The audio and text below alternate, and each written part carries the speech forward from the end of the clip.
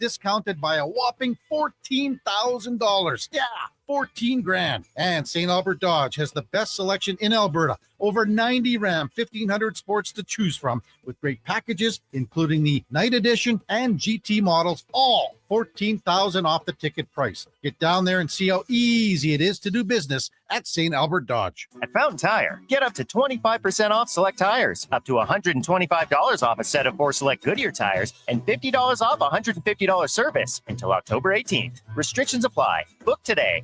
Fountain Tire. We're on this road together, Canada.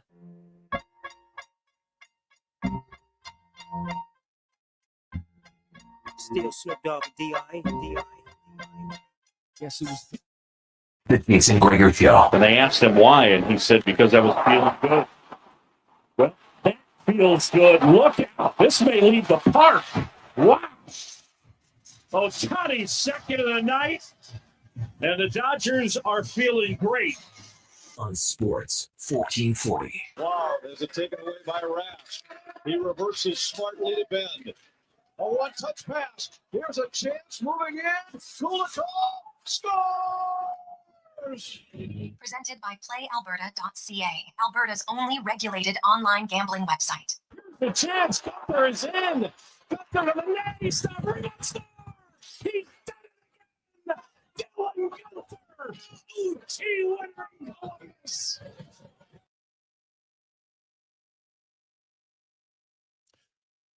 Oh, baby. Welcome to the Wednesday edition of the Jason Gregor Show on Sports 1440, sports1440.ca, YouTube, Facebook, X, and Instagram. As always, brought to you by playalberta.ca, where use the promo code Gregor50, make a $50 deposit, and then they will match you and give you a free $50 play. It's like 2 for 1. So get it all the time at playalberta.ca. It's nice. And it's not just limited to once a month anymore. So if you want to do it more, feel free. Just $50 every time. Way you go. Double your money. Good luck. Good now. If you were at playalberta.ca today, you know what? Lots of time you're probably taking the under in these games. It's been pitching battles, except that LA game yesterday when there was 15 runs, but it's low-scoring games. Cleveland, Detroit continuing that trend. Cleveland had 2 hits until the 8th inning. They got 3 hits, including another home run, and now they're suddenly leading 3-1 and could become only the 3rd team out of 13 who lost the first game but managed to stretch it to 3 games. Since the MLB wildcard became a best of 3 in 2022, there's been 12 series. 10 of them have been sweeps. Only 2 teams managed to force a game 3 after losing game 1. So, maybe we shouldn't be surprised it's Cleveland based on how their season has gone. This is a team that after 90 games was 6 games under 500. And most people thought that they weren't even going to, at that point, no one even thought they were a playoff team. But that's why you play the games, boys and girls, because you never know. And man, baseball playoffs is wild. The Jays could be taking on the Red Sox. Everybody thought it was going to be the Yanks, but Yanks lose game 1, so we'll see if they can recover. We got a loaded show for you today. Hour number 1, going to have a lot of hockey talk. Mike Rupp is going to join us. He's back for another season of NHL Chatter with us on Wednesdays. It's actually going to join us right away. We got Kevin Woodley, a special edition of Woodley. Why? Because Connor Ingram is now a member of the Oilers organization. Now, he'll start in Bakersfield, as he should. He hasn't even taken part in training camp. Okay, and I know some people think, oh, my God, he's going to be the starter in Edmonton right away. Well, let's pump the brakes. You know what? He had 2 good seasons in 23, 24, 77 games played. He was, I think at that point there was 48 goalies who played at least 50 starts in that time. And he had 74. He was 18th overall in save percentage. So decent numbers for 2 stretches. Now, before that and after that, he's been in the NHLPA assistance program. He had OCD is when he went in. He said it was undiagnosed, and so he wanted to go in for that. And he went back in March, came back out, and is feeling good. But he's just got to get to play and get hopefully everything in his personal life set away, and he's ready to rock and roll. And you know what? This was an acquisition by Stan Bowman. That's the only thing it cost the Oilers is actual cash, because The Mammoth are retaining $800,000 of his $1.95 million salary. So he's a $1.15 million player. And guess what? You can put a player at 1.15 in the minors and they don't count against your cap. You just have to pay him the money. So obviously the organization felt, hey, we want to do it and we'll see. I think in the case of Connor Ingram, probably got to give him a month minimum down in Bakersfield, see how he's doing, and then kind of go from there. So it'll be interesting to watch. Your Remchuck will be by. Cam Tate, 2-minute warning. Steve Gardner will join us. Of course, we'll talk about a busy day in baseball yesterday and again today. Spec will be by. Ian Furness, our good buddy from Seattle, will join us in the 5 o'clock hours. You set up a preseason game, Oilers and the Kraken. And hey, folks, you better all tune into this game because it must be unbelievable because all the lineups are secretive. No one can tell you what the preseason lineup is. Pre-freaking season, and you can't get the lineup. What are we doing? What are we doing? Anyway, let's go in the room right away. Brought to you by Action Electrical. They are hiring second, third, and fourth year electricians. So your opportunity, get in a good company, stay with them, work your way up. It's fantastic. Apply today at careers@actionelectrical.com. So very simple. Okay. Check it out. As we welcome to the show, he will be our regular Wednesday contributor, Mike Rupp from the NHL Network, also on Daily Faceoff, the DFO Rundown as well. Rupper, how you doing, my man? I'm good, Greg. It's good to see you. Yeah, you too, man. Are you a big baseball guy? So I used to be. We were talking about this the other day. I used to be really dialed in with baseball. And then I think the more I started doing this kind of covering hockey, like when I played hockey, I watched every other sport. I barely watched any hockey. And then when I retired and started doing this covering hockey, now it's pretty much just that. So yeah, I mean, I'm one of those maybe just jump on the bandwagon in the playoffs, but I've been paying attention since the playoffs have started. Yes. Okay. Well, hey, you know what? I get it. 162 games is a big commitment, man. You got to be a real diehard to watch it all year long. Yeah. But playoffs in any sport, sign me up. I'll watch it all the time. And in baseball is unique because every pitch can make a big difference, right? That's what makes it fun, especially late in the game. You just got to hit a home run, and we just saw it in the last inning by Cleveland. Give me your thoughts. Some big contracts here to discuss. Let's start with the one today, Luke Hughes, and with the Devils, 9 sheets per year for him with New Jersey. What do you make of this deal? So I think the first thing was, I think a lot of people wanted to kind of read the tea leaves on the contract length because people think, and probably still think, and I'm one of those people, that maybe this is tipping the hand of what the plans are for Quinn Hughes and maybe Jack down the road. So I think Devils fans they certainly want him long-term, but you start to think, all right, maybe there's a possibility here that you can get all 3 of those guys. I don't know if that will ever happen, but I think that's first and foremost long-term. Great thing for the Devils. Great thing maybe to keep the Hughes brothers, or how many brothers in New Jersey. The other side of it, I mean, is it an overpayment right now? Yes, it is. But it's also a guy that you've located. You've said already, he is our pillar on the back end. We're going to pay him, he's the highest paid Hughes brother right now, which feels kind of funny, but he's a stud and he's going to continually get better. And I think as you start getting into this deal a little bit later, it's going to end up just like a lot of times we talk about. It's going to be a steal, I think, down the road. But right now, when you look at it, surface level, 7 times 9, that's a big contract for Luke Hughes. Oh, God. I agree with you what you said. Like, when you put it in that perspective, he's the highest paid Hughes brother. And you're just like, man, his 2 brothers have definitely achieved a lot more. And, you know, obviously the organization felt like this was a guy that they firmly believe in. When you look at Luke Hughes, and I'm not going to, compare him to anybody, but what do you think is like best case projection? Like, can he be as impactful as Quinn, or is that unrealistic? I'm a big Luke fan. I don't see him being that Quinn is offensively. Now he's got we know he's the biggest as far as stature and how his size, as far as height and reach. He's got that. Now, I wouldn't say defensive play is a huge strength of his at this point, but he's certainly willing and capable of doing it. And he does do it. I don't think he shies away from it. I don't know. It depends what he's willing to dig in for here. If he commits to the defensive side of the game, I think there could be an argument down the road that he would be more valuable than Quinn. But I don't think he's going to be more valuable just straight up offensive. And that's really what he is right now. So if you're comparing the two right now, I don't think there's a comparison. And that's not really fair to do to the young Luke. It depends what getting in between his ears. Is he willing to be a two-way defenseman and lean into that a little bit more on the defensive side? I'd love to see that. If he could, man, he'd be an absolute stud down the road.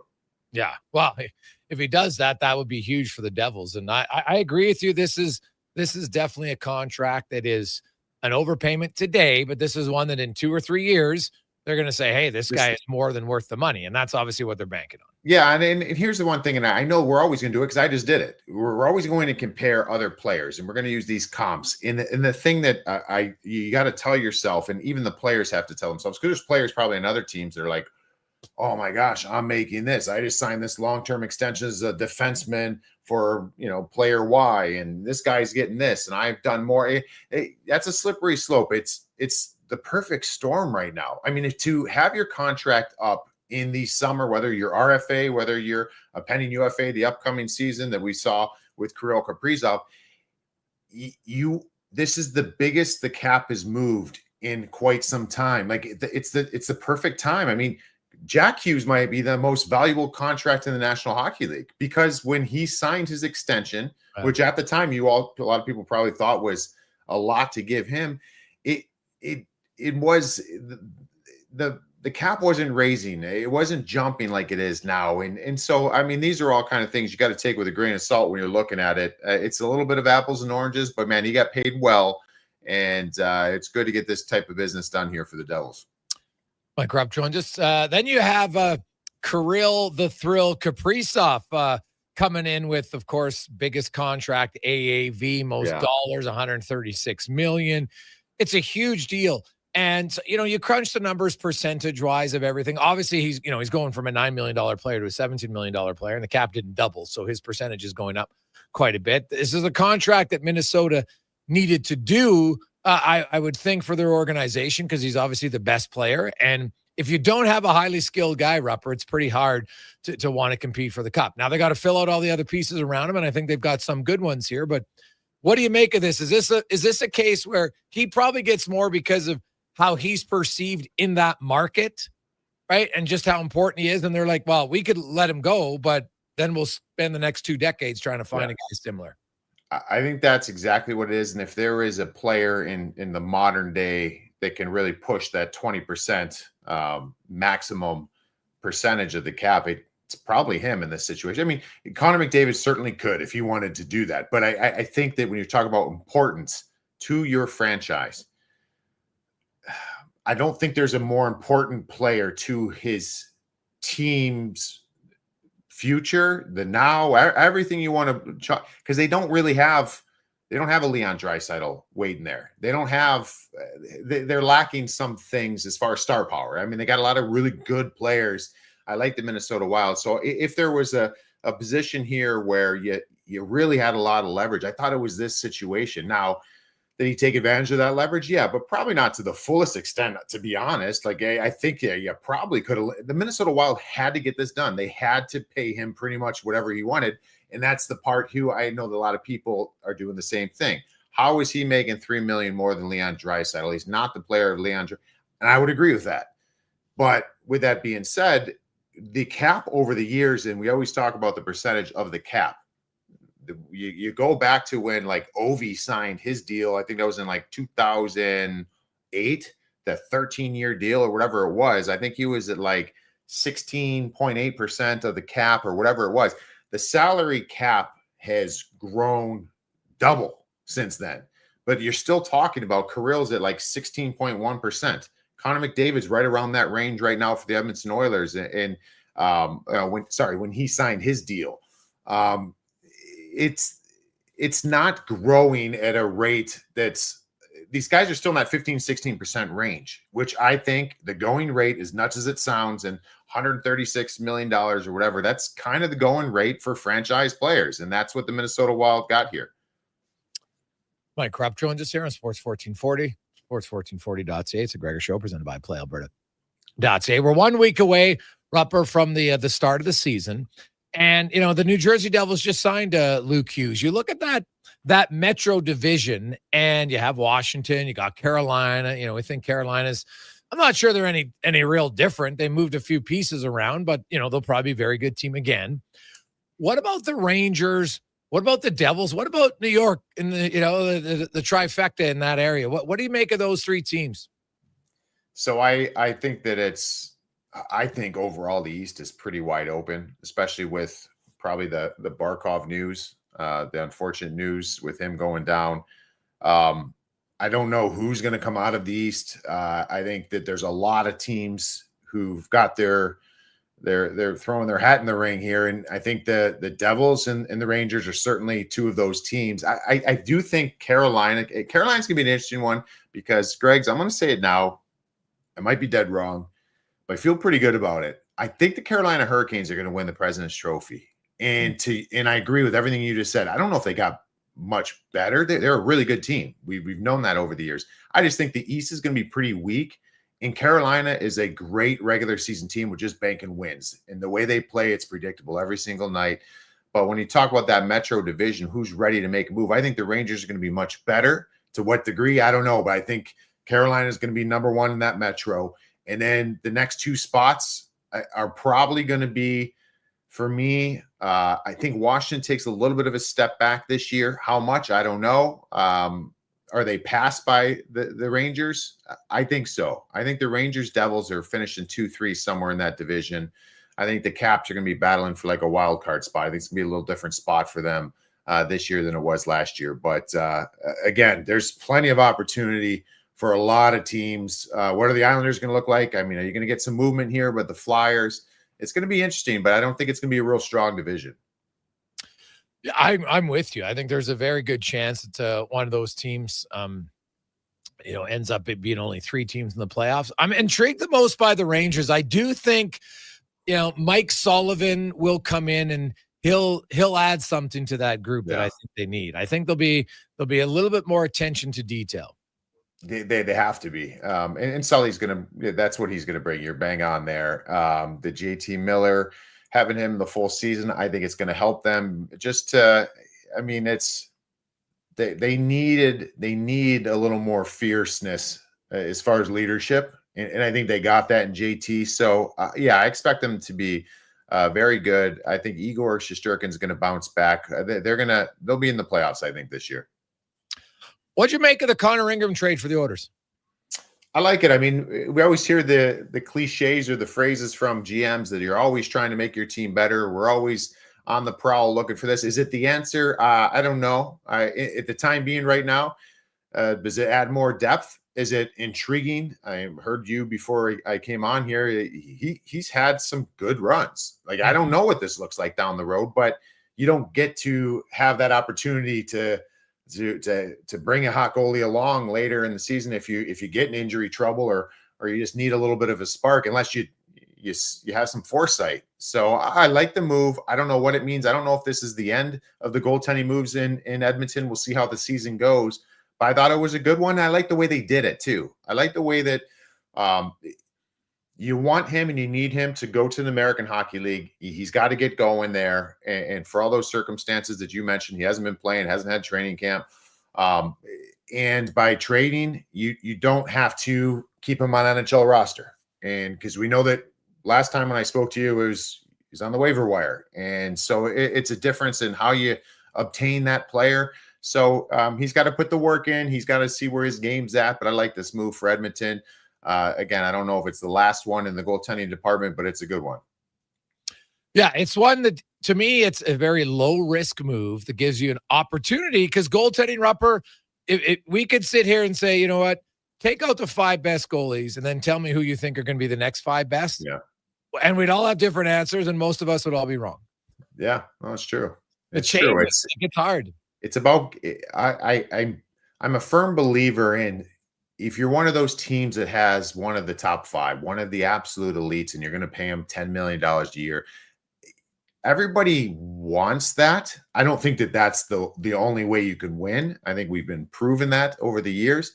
You need a hot goaltender. You know, I seen in my career, you remember, I don't know, this is dating back a little while, probably like around 2008 time, maybe 2007, somewhere around there. But Marty Brodeur in New Jersey had his torn bicep. All right. And Scott Clemenson, who in New Jersey, we had backup goaltenders who didn't play many games because Marty was playing so many. So you just needed a pro, a guy that's going to take care of himself, be ready, be in shape, challenge players in practice. And that's what Scott Clemenson did. Scott Clemenson went on a run, and he wasn't necessarily a NHL goalie full-time, even as a backup. And he was hot. I want to say he went on some crazy run where he had maybe like 16-4 in the 20 games that we needed him to, and he was hot. You just need a hot goalie. And sometimes having capable goaltenders and having a stable of them is all you need. So maybe that's what the Edmonton Oilers have here. Rupert, it's great having you back, buddy. We look forward to talking to you every Wednesday on the show. Have yourself a great day, and we'll actually have NHL hockey to talk about next Wednesday because there's some games on Tuesday, so it'll be fun. I cannot wait. So great to be back, and we'll get this thing going here quickly. Yeah, we'll talk to you Friday on the Rundown. All right, perfect. There you go. That's Mike Grupp from the NHL Network, also now my Friday co-host at the DFO Rundown. It is final. They're going to Game 3. The Guardians came back and won. So they've become only the 3rd team out of 13 to force a Game 3 after losing Game 1. So Yankees fans, Cincy fans, Padres fans, dare to dream. You never know. You never know. So it makes it fun. Quick, we'll actually switch right over. That's a great thing about baseball now is we can go right to the San Diego game. It's unreal. Coming up, Kevin Woodley. We're going to go in depth on Connor Ingram. Is it hard to predict what he's going to be? Now, the first, because Connor Ingram has used the NHLPA assistance program twice in his career. Once when he's a member of Nashville, and then again this past March, and he was cleared from the program in August, wants to resume his career. Didn't take part in the Mammoth training camp. And so that's why, anybody suggesting he's going to come up right away, I think you got to be realistic about it. But what should we expect? What are his strengths? What are his weaknesses? Kevin Woodley will break it down next on the Jason Gregor Show, presented by PlayAlberta.ca. Scott McGilvery here, HGTV host and renovation expert. The one upgrade I know homeowners will love: better, fresher Culligan water straight from the tap. Culligan's Aquasential reverse osmosis filtration system takes your water to the next level. With up to 7 stages of filtration and 14 filter options, they're certified to reduce over 90 contaminants. Your tap water is about to get a major upgrade. Safer water that tastes great. Get started with a free in-home water test at Culligan.com. Culligan, water you love. You'll see us digging holes. No, we're not looking for buried treasure. You'll see us digging trenches as well. And no, we're not building a fort. We're GS Construction, and you'll see us in neighborhoods throughout the Edmonton area. So what are we doing? GS Construction provides rehabilitation and upgrade services to Edmonton and surrounding communities. Some of our underground utilities have served us for years and are past their useful lives. We replace them, so they're around for years to come. Find out more at gsconstruction.ca. Whether you're a craft beer connoisseur or more of a wine aficionado, there's always something new to discover at Sherbrooke Liquor, a unique, family-owned, independent liquor store. The selection? Incredible. The non-alcohol section is also very impressive. Sherbrooke Liquor, expert, knowledgeable staff with a passion for unique finds. More than just a liquor store, we're a community. Alberta's best, the one and only Sherbrooke Liquor. Wine, spirits, and oodles of beer. Visit SherbrookeLiquor.com. You got a go-to coffee spot, a trusted barber, even a lucky game day jersey. But when it's about looking your absolute best, there's only one name you need: Mr. Dirk. Family run since 1939, we're experts in crafting impeccable tailor-made suits and offering a wide variety of everyday styles. Pair that with personalized one-on-one fittings and the convenience of on-site tailoring. Mr. Dirk, elevate your style game. Visit our Edmonton store or explore MrDirk.com. Score big on style with Mr. Dirk.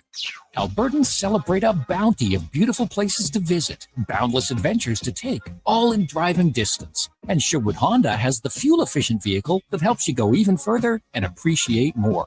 Hybrid CRVs and Civics mean more thanks in your tanks, more great trips to be grateful for. And of course, Sherwood Honda is thankful for the chance to help you get there. It's a beautiful time of year, and it sure would be nice to hit the road with Sherwood Honda. From the first face-off to the final, Sports 1440 is your home for hockey talk. with live coverage. Expert analysis and pre- and post-game shows. We bring you Closer to the game. Tune in 24/7. Only on Sports 1440. Edmonton's sports station.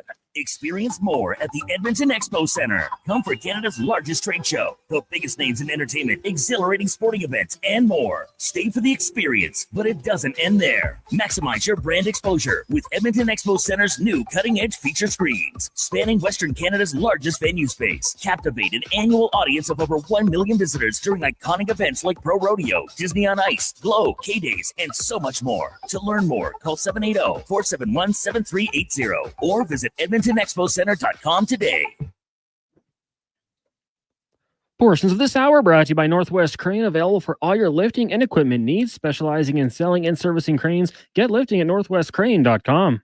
The Jason Gregor Show, the best of Edmonton's. The Jason Gregor Show, the best of Edmonton sports talk And beyond. This is Sports 1440. Presented by PlayAlberta.ca, Alberta's only regulated online gambling website.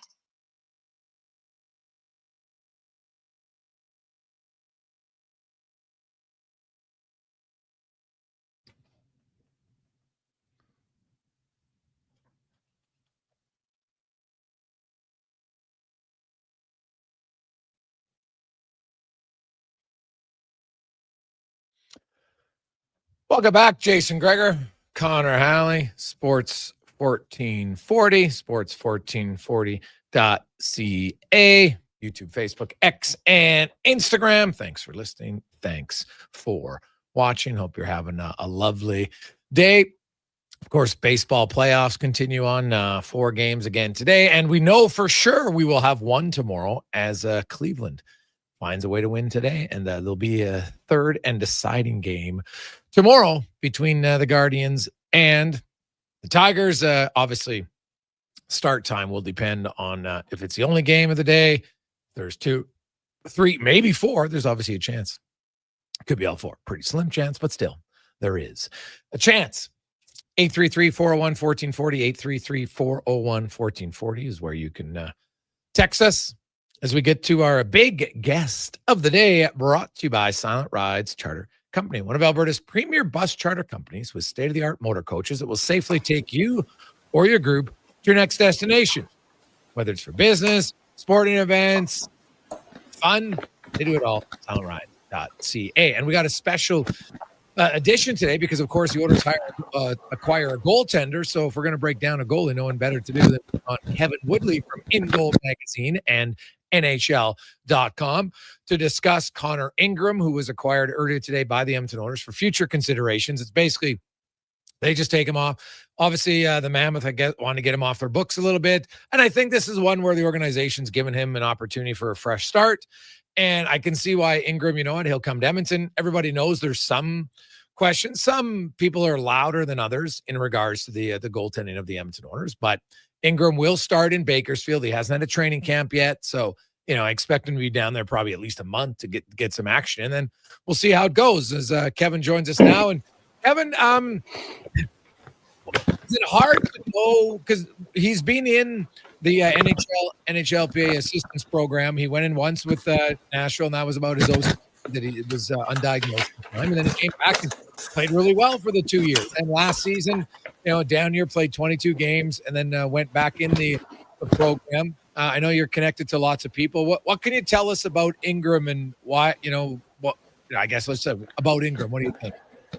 Well, I mean, like, honestly, Jason, on the personal side, I I can't tell you much. Like we know that there was a personal loss last year that affected him, obviously, as it would affect anyone mentally. He took the leave away from the team, was in the program. Beyond that, I just don't know, right? Like at the end of the day, I can tell you this. When he's right from that side of things, when everything is sort of in a good place from that side of things, he's an exceptional goaltender.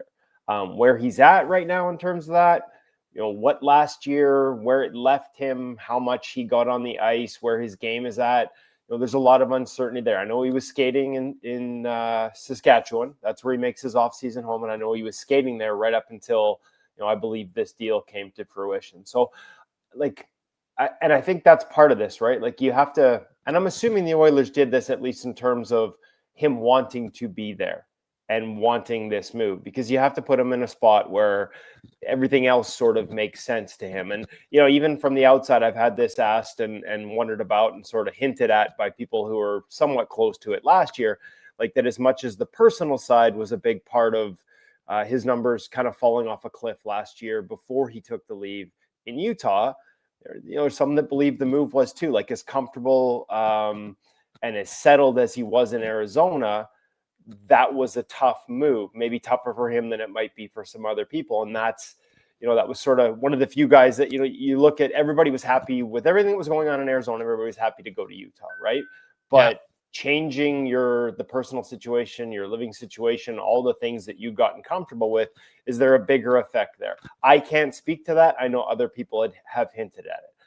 What I can tell you, so actually, and I do think, to pause there, you have to take that into consideration in terms of what you're asking him to do right now, which is go to Bakersfield, which is not Arizona, which is not Edmonton, which is like, it's not high on a lot of guys' lists of places they want to go in the American Hockey League. So, the organization being cognizant of that and making sure he's in a comfortable position there is important. And I'm sure they've considered that.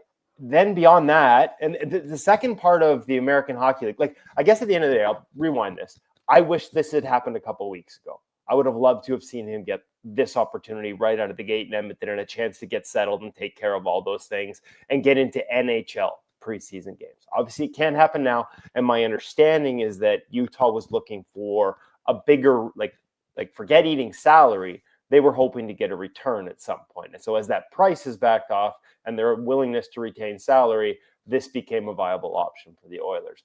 But in terms of starting points, I don't think Bakersfield's ideal based on some of those things I just outlined. It'll be on the organization to make sure there's a comfort level there. The other reason I don't think Bakersfield's ideal, and again, so something they have to be very aware of, I don't know that you're going to see his best in the American Hockey League. And that's just, we've talked about the different styles of games.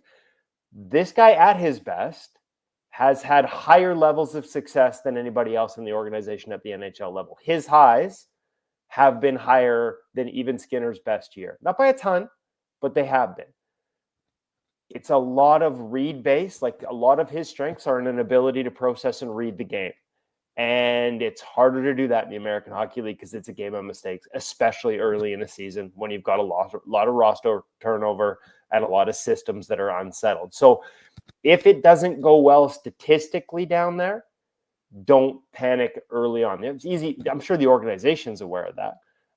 But from fans that are watching, like if the numbers don't look great a month into the season, don't be like, oh, Connor Ingram's a bust for the Edmonton Oilers, because I'm not sure it's an ideal environment in a lot of ways. So let's flip the switch. Let's talk about the NHL, because from the 2 seasons he spent in Arizona, and I was somebody who was on the record in Arizona media as saying he was a guy, because that year they had no backup goaltender. They were really unsettled. I liked the underlying numbers I had access to from a brief stint with the Nashville Predators, including a game, I think, in Edmonton where he gave up 4, but actually was outstanding when you watched the game and when you looked at the numbers after. There was a goalie there in the underlying numbers, and I remember being a part of a piece in Arizona saying this is a guy they should target.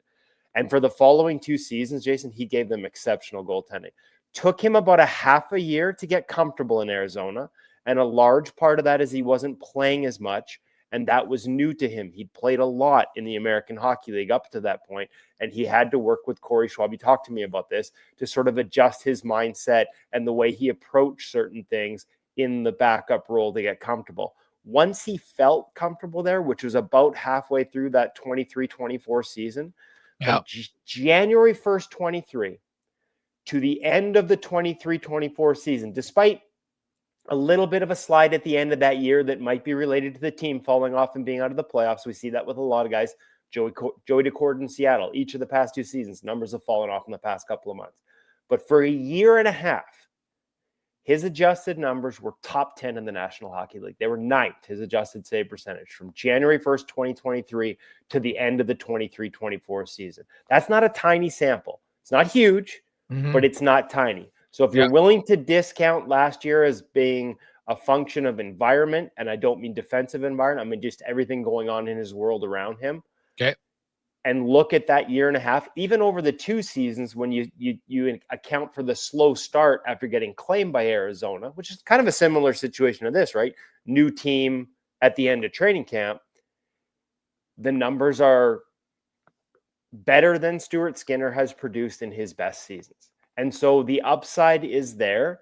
It's not significant, though. We're not talking about this is not Vezina candidacy stuff. But even including his bad stretches in those 2 years, they're still better overall than what the Oilers have gotten. And in his hottest stretch, that ceiling has been higher than what the Oilers have right now. Whether they get that guy, I can't tell you. But that goalie is in there. So if they can sort of get him comfortable, then that's pretty encouraging upside, especially when you consider the acquisition cost.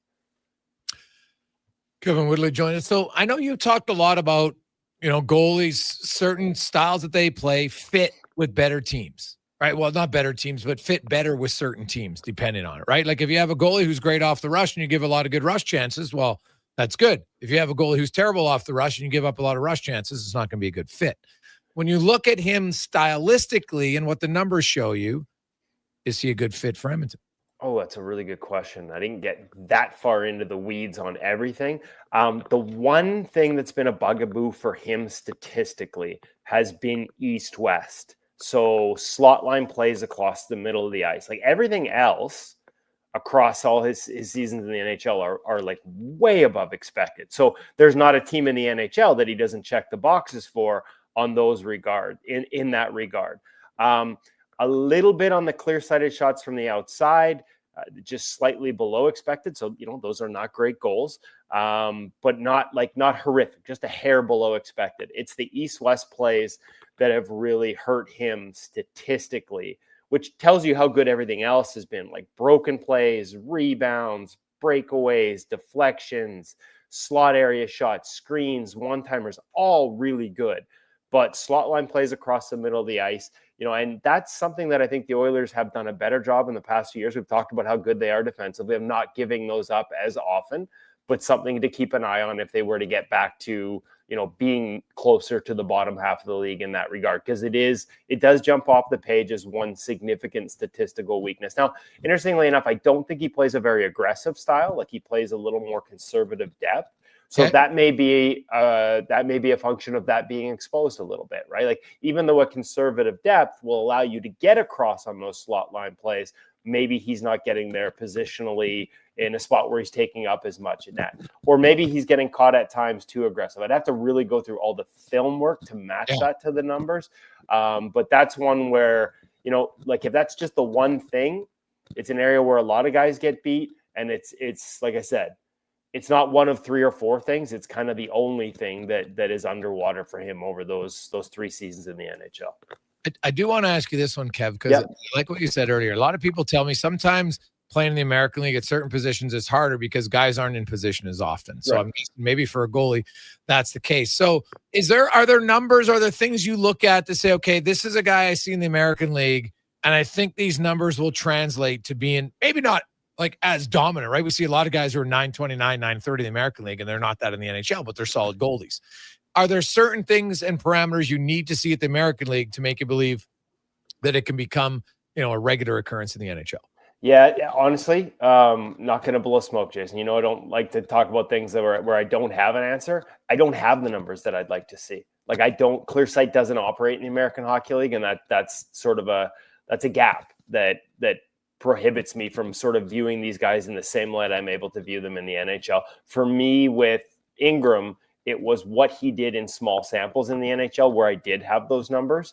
In the American League, without those numbers, it's really hard to tell. And the ultimate example, and we'll ultimately see where this comes out, would be Archer Shelovs with Vancouver and what he did in the Calder Cup to get them a Calder Cup championship last season. When you talk to a lot of goalie people and a lot of even head coaches from other teams that they played, like as much as people were in Vancouver were clamoring for him to stay because he won a title, and I'm not discounting that. When you talk to the people that were trying to beat that team, they talked about how little offense they were able to create against them. So really hard to measure how much of that was his performance. And he was the MVP, but how much of it was his performance versus how little quality they gave up. And so without that context, it is hard.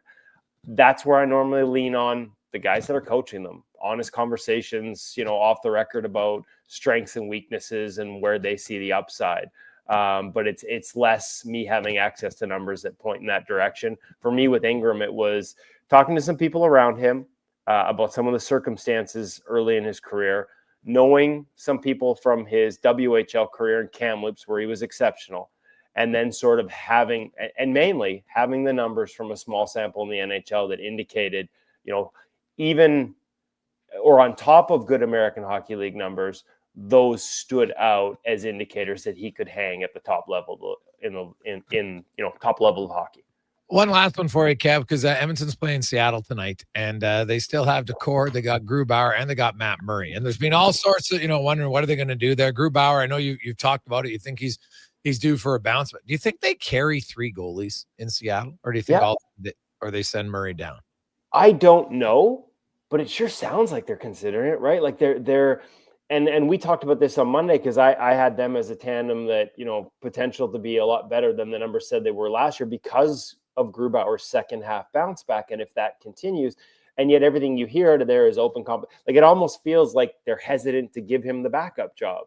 And so maybe that's, bitten once, twice shy, whatever it is, that the way it went last year has them nervous. They want to make sure he's got somebody pushing him. But keeping 3, I will say this. I've thought about this a lot in the last week and talked to a handful of people about it. How you manage your 2, and maybe keeping 3 is going to be one of the options for several teams, but how you manage your 2 is going to be so important this year, like so important because of this condensed schedule. Connor Halley talked about, I can play 70 games and the fact that there shouldn't be this, everybody needs to have 2 and split workloads, that he thinks that's largely because teams don't manage their practice schedules well. So with the condensed schedule, with the Olympics and the fact that it's not just a trip to Montreal and Boston for a week, it's overseas for 3 or at least a couple. I think it's going to be really important to manage practice time. And without the practice goalies and the e-bugs mandated until next season, maybe keeping 3 is a way to sort of handle that. So I don't have the answer in Seattle. It sure seems like they're hesitant just to say this is Philip Grubauer's job. Certainly aren't willing to do it based on what happened last season. Otherwise, we wouldn't have all these conversations about Matt Murray and about keeping him and about giving him every opportunity to win that job, which they very much seem to be doing right now. Interesting. Kev, great stuff, man. As always, we appreciate it. Thanks for joining us on short notice. We appreciate it. And we will chat with you on Monday as we will be on the eve of the NHL season. Yeah, I look forward to it, Jason. Thanks for having me. And like I say, above all else, I just hope this really works out well for Connor Ingram, the person. Because having had a chance to dig into sort of his background and talk to him a little bit about his path on the In Goal Radio podcast in the past, like really, really great guy, easy to like. I hope you guys get to see him up there in Edmonton and get to know him in the media soon because he is, he's a guy that it's easy to root for. Awesome. Thanks, Kev. Have a great day. That is Kevin Woodley from In Goal Magazine and NHL.com. Anytime we're talking goal, it's always good to get Woodley on, get a sense of it. And I think it's really important because we have a lot of texts coming in at 833-401-1440. People talk, hey, when's Ingram coming? Like, well, I don't know the answer to that. You got to remember, he hasn't even had training camp. He is you don't got to get in the right headspace, be in a good position, and then obviously you can play well. Doesn't matter what job you have. If you feel better, you have a better chance of performing better. It's just that simple. So hopefully he gets to that. I think this is an acquisition by Stan Bowman, who we're going to hear from next, by the way, that just gives them some organizational depth. Didn't cost them any assets. What it cost them is paying the salary, NHL salary of $1.15 million in the minors. That's what it cost them. So obviously, owner feels, hey, it's worth it to pay a guy $1 million in the minors to give us some added depth, and we'll see if it works out. And maybe he plays in Edmonton, maybe he doesn't. I can't say for certain. We'll see. He's got potential, right? He's shown he can be an NHL goalie. Can he get back to being an NHL goalie? That's going to be the question. We'll return on the Gregor Show, presented by PlayAlberta.ca. Stan Bowman is next on Sports 1440, sports1440.ca. Ready for a silly hockey fans. Your partner in power just skated onto the ice. EWEL.ca, the new e-commerce website for electrical wholesalers Edmonton, is ready for the power play 24/7, 365. UL skates to where the puck will be in 5 years. Now that's forward thinking. Killer selection, slamming products from the best brands, and legendary service. Don't sit on the bench. Get your account today at ewell.ca and win that project. Plug into your partner in power. Get an EWEL.ca account today.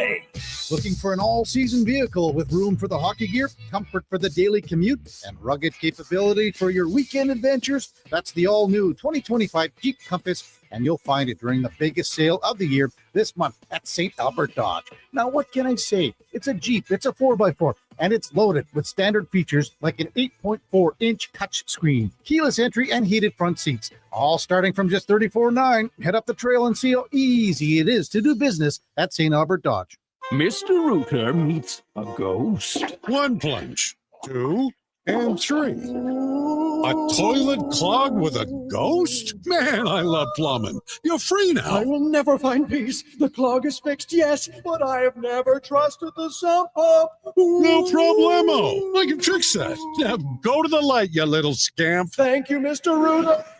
To resolve your unfinished plumbing business, trust one plumber, Mr. Rooter. Sure, your couch is comfortable, but watching the game is always better and on the rocks. With crystal clear TVs, you won't miss a single play, and the specials are a major league win. Pre-game warm-up starts with specials 30 minutes before the puck drops. Get 69-cent wings and $5.75 Molson Canadian and Coors Light drafts, and play score and win every game for your chance to win big. Be part of the action this hockey season. See the menu online at ontherocksyeg.com. Hey, sports fans, we've got a clear choice for you. At Crystal Glass, we provide customers with the perfect glass for any job. From home to auto and even commercial, installation or repairs, we're your team. Call 310-GLASS or visit crystalglass.ca. Crystal Glass. I'm tired of waking up tired.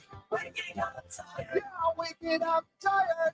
Are you tired of waking up tired? Come visit our sleep experts at the Brick Mattress Store. Get Canada's guaranteed lowest prices on all things sleep. Plus, try your new mattress for 6 months. If you don't love it, we'll find one you do. Some conditions apply. Stop waking up tired. Get the right mattress, guaranteed. Only at the Brick Mattress Store. As members of the Federation of Alberta Gas Co-ops, Alberta's rural natural gas utilities are here to fuel your life affordably, reliably, and safely. Across the province, natural gas keeps Albertans warm and connected every day. It's local, dependable, and it's ours. For more information on the Federation of Alberta Gas Co-ops and its members, or to learn more about how natural gas fuels your community, please visit us at fedgas.com. That's fedgas.com.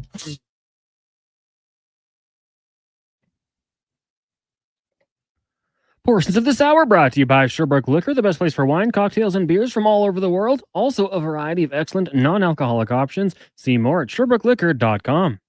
Tricks, touchdowns, and home runs. Get it all with the Jason Gregor Show on Sports 1440. Presented by PlayAlberta.ca, Alberta's only regulated online gambling website.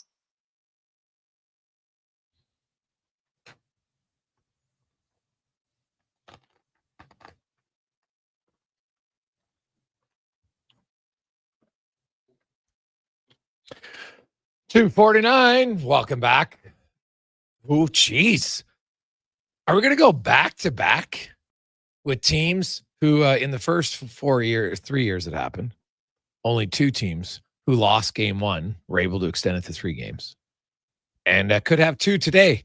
We already had Cleveland come back and win, and now the Padres are leading the Cubbies 3-0 in the latter part of that game. So now still obviously lots of at-bats left, but something to watch for sure. Now, let's get to the oil report brought to you by Go Auto, where you can shop over 15,000 vehicles at goauto.ca, who have been proudly partnered with Connor McDavid since 2016. See all your rides at goauto.ca. The Edmonton Oilers, Stan Bowman, just talked about the acquisition today of Connor Ingram, and what does he see as the plan for his newest goalie? Plan for him is to go to Bakersfield. He's not been in training camp right now, so we need to get him going, get him, up to speed. And so I just spoke to him a few minutes ago, and he's excited for a new opportunity, for a fresh start. And so the plan is for him to go to Bakersfield. The way we look at it is this is a great depth option for us.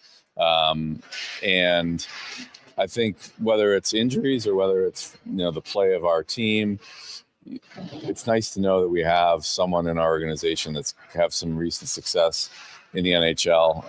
We have Matt Tompkins as well. So I think goalie's that one position where when you need it, it's really difficult sometimes to find it, because if a guy gets hurt, you're sort of at the whim of who's available, and oftentimes there's nobody available. So we want to get him back going, and when he's at his best. That's how I like to measure players, is when he's playing well and he's on top of his game, we know he can be a really good goaltender. So we got to help him get back to that point. I know he's excited for a fresh start. So he's going to be in Bakersfield, and then we'll just kind of take it from there. There's no set program for when he could be there for the whole season. We don't know. So the plan is not to just get him up to speed and then bring him to Edmonton.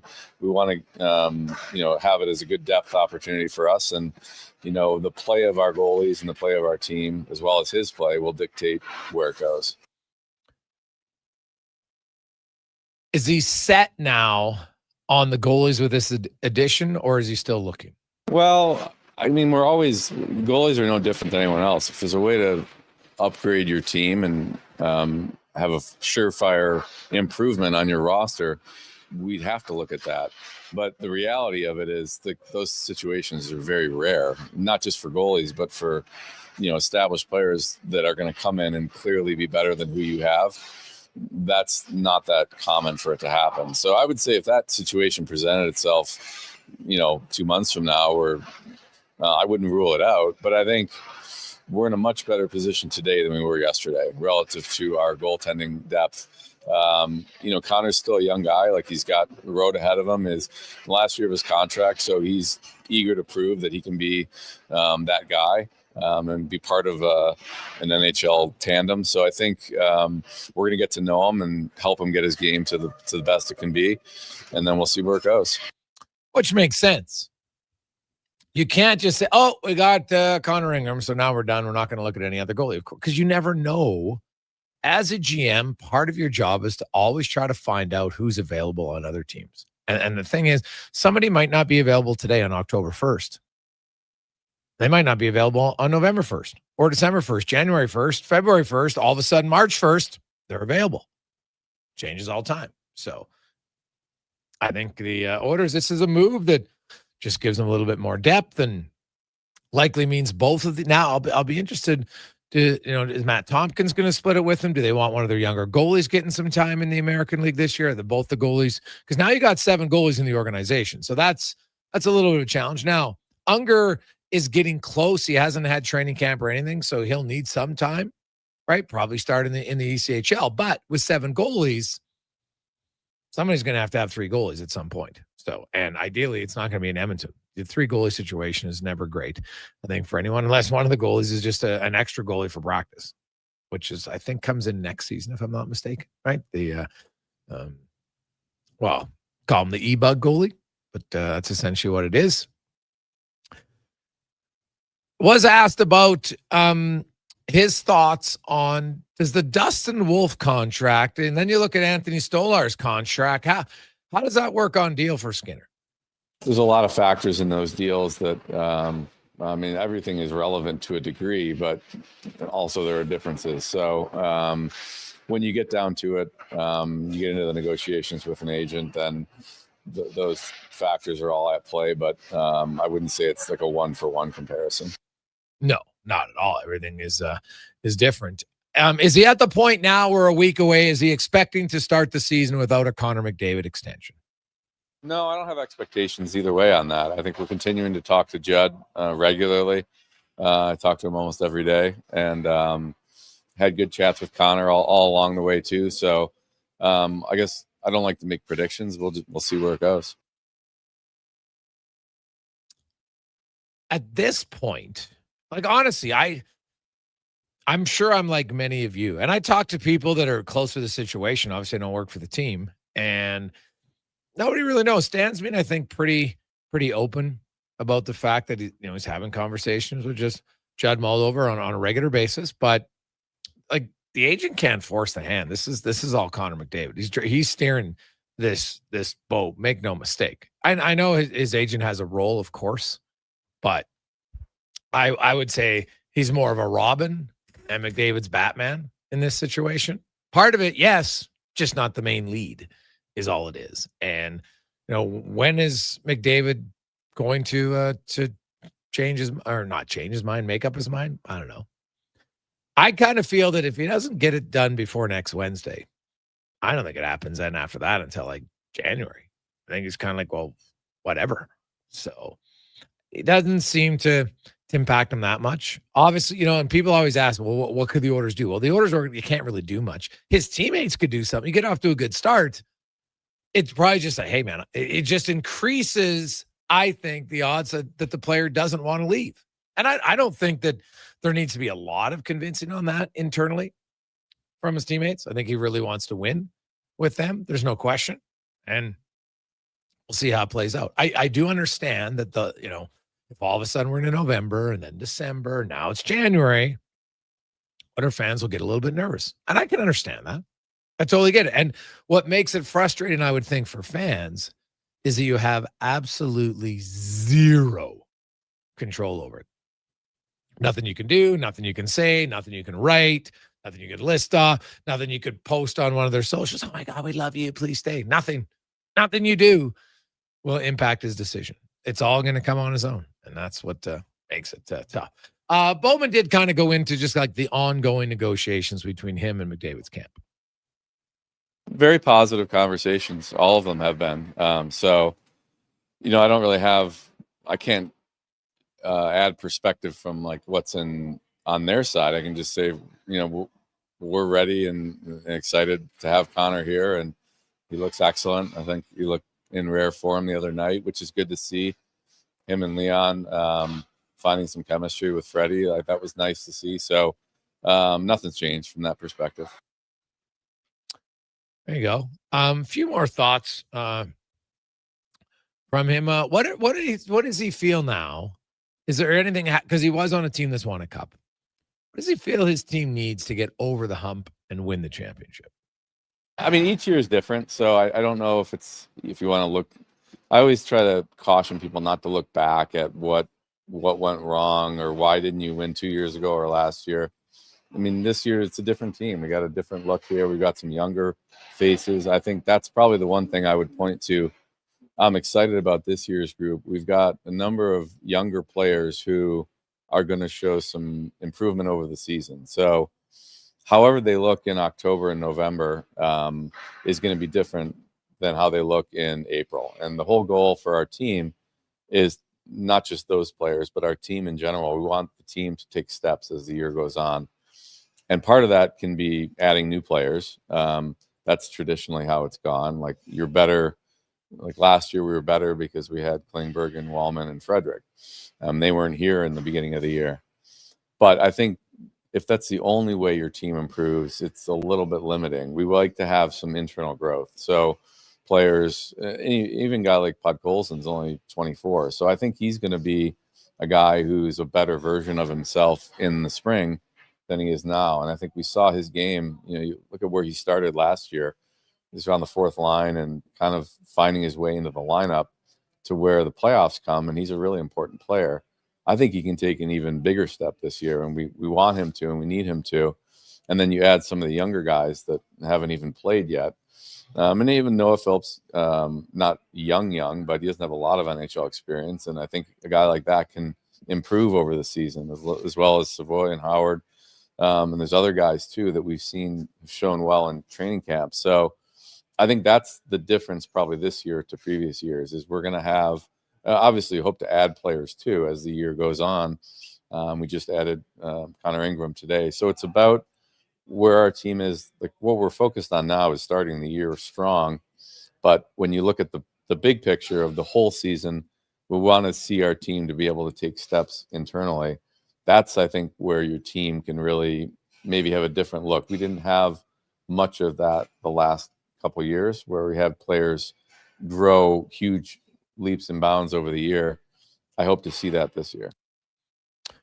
Yeah, that's what you need, right? You want guys to improve. Now, Howard and Savoy, those are some young guys. How is he going to balance keeping them in Edmonton over development time in Bakersfield? We saw how much it helped Savoy last year. How much is that playing into the conversation this year? It's a balancing act. I think that's where our coaching staff is. We're going to rely on them to do the proper amount of encouragement, giving them, trying to build up their confidence. But at times, if they're not ready, they may not play every game, and that's okay. It's not, it's an adjustment. The NHL game is different. No matter what you say, it's certainly harder than college hockey, and it's a step up from the American League. So, learning to deal with the rigors of the league is part of that process. And, we'll kind of take it as it goes. We're trying not to script it out, like how it's going to work. Part of it's going to be how our team's performing. Part of it's going to be how they're doing individually. Want to build their confidence up, and also they have to find their role on the team, and it might be different than the role that they've played elsewhere. And that's all part of young players assimilating is, they might not get the opportunities they did in years past, which is okay. If they can learn to contribute in different ways, and that's part of their evolution to being an NHL player. And it's going to happen. It's just a matter of how quickly and how smoothly it happens. That's a process our coaches are going to work with.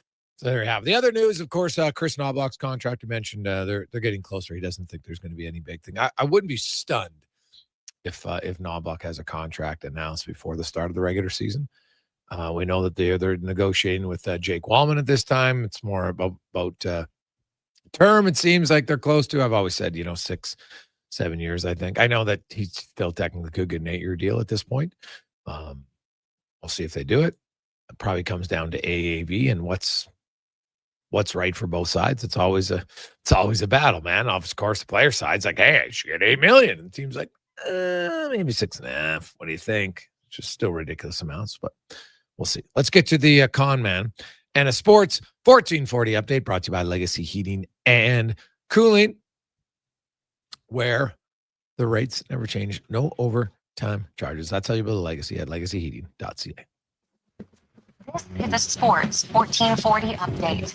The Edmonton Oilers acquired goaltender Connor Ingram from the Utah Mammoth with salary retained for future consideration. The team then assigned him to the AHL's Bakersfield Condors. Ingram has a career record of 39-44-15 with a .902 save percentage and a 3.14 goals against average. Oilers on the ice tonight down in Seattle taking on the Kraken just after 8 o'clock.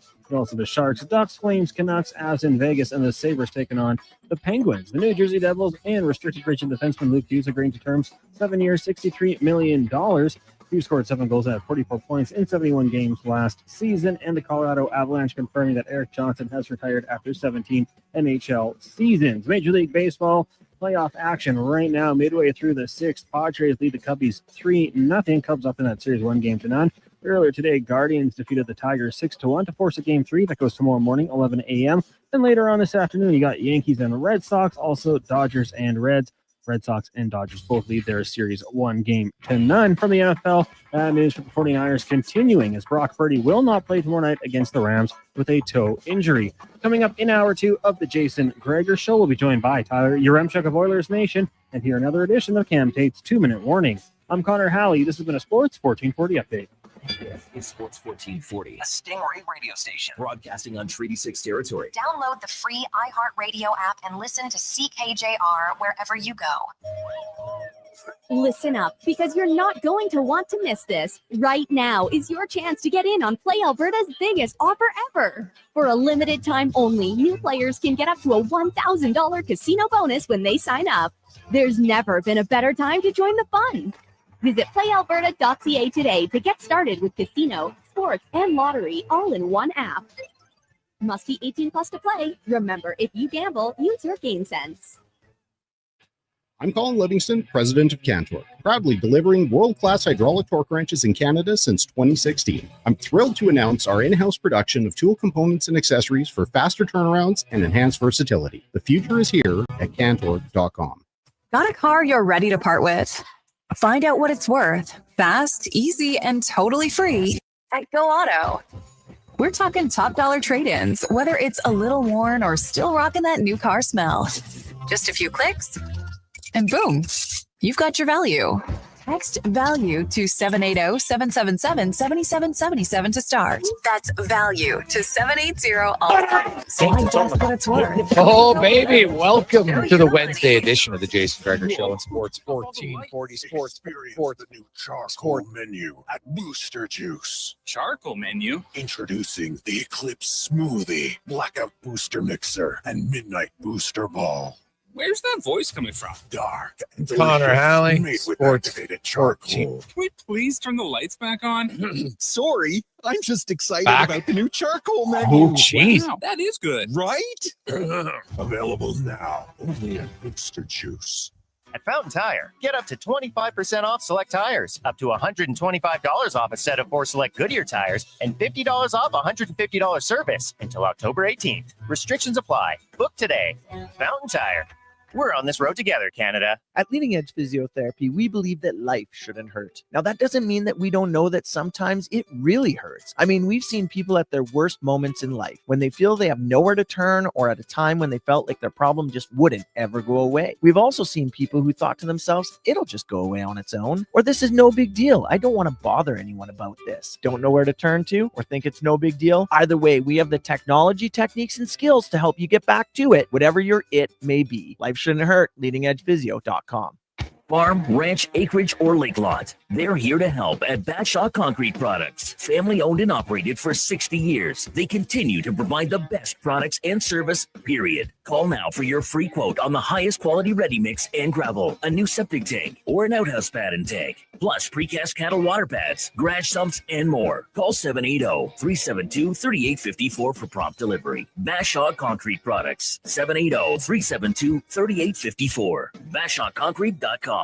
Hey, sports fans, we've got a clear choice for you. At Crystal Glass, we provide customers with the perfect glass for any job. From home to auto and even commercial, installation or repairs, we're your team. Call 310 Glass or visit crystalglass.ca. Crystal Glass.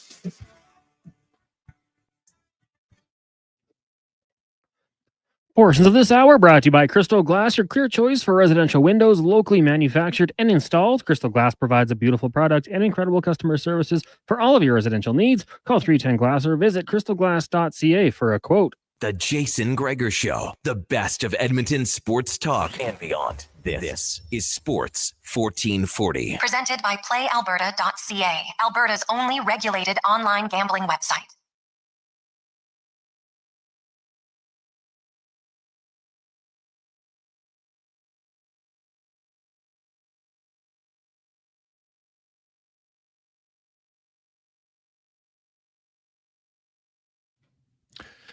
Just after 3 o'clock, welcome back. Jason Gregor, Connor Halley, Sports 1440, sports1440.ca, Oilers Nation, YouTube, Facebook, X, and Instagram, as well as Sports 1440. I think we got us on both YouTube and the X for the D-Man running the show. So I love it. Busy show, great first hour.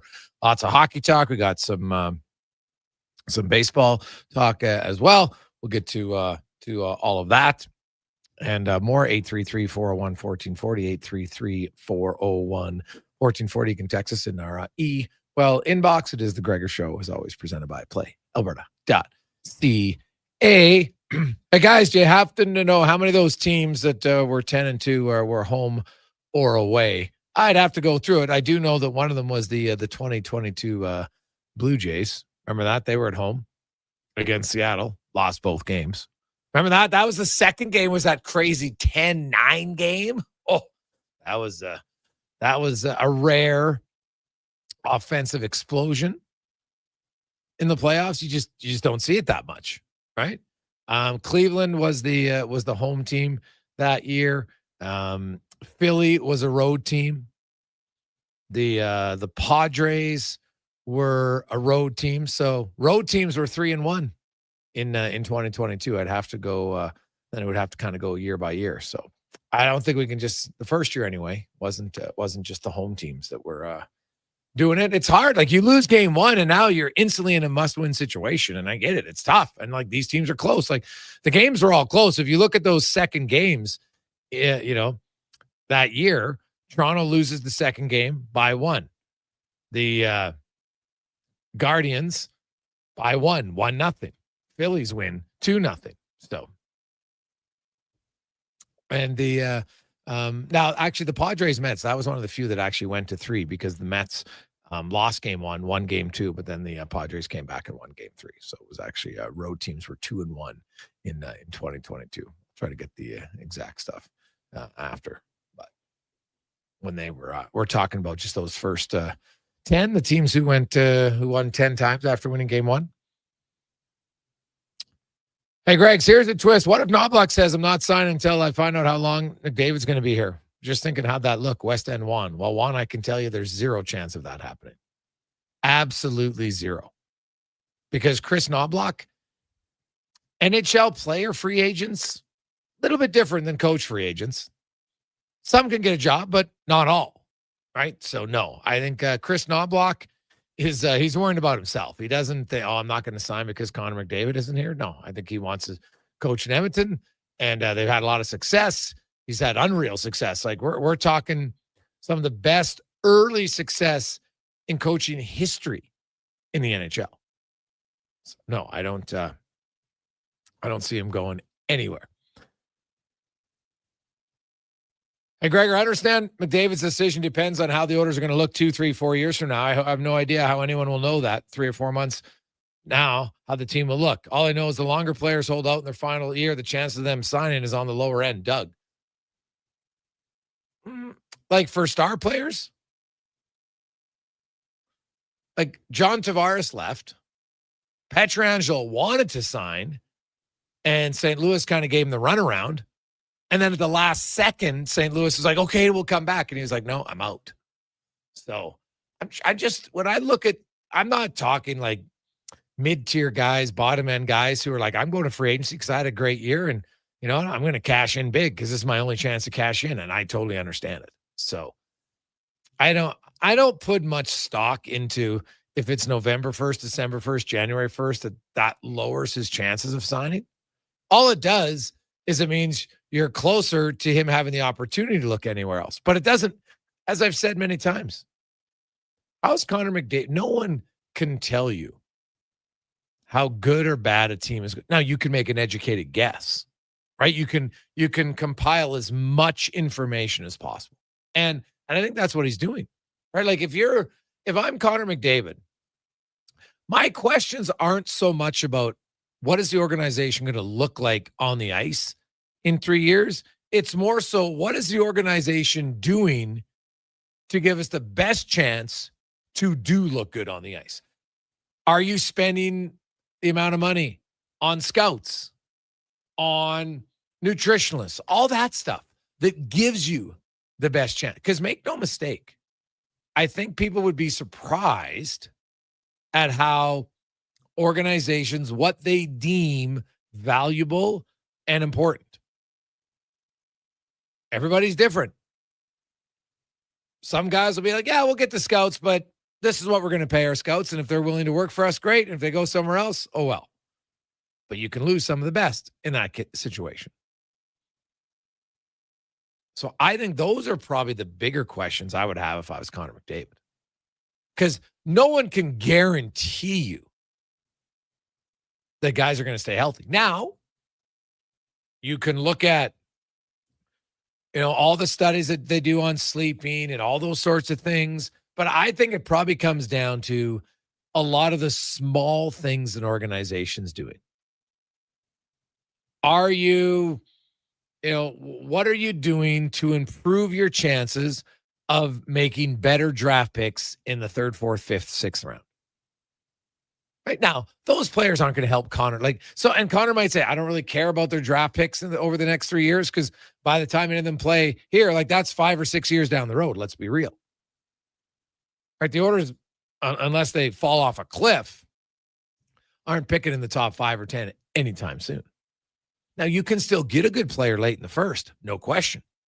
But that's where I think scouting comes into play, but a lot of it comes into development.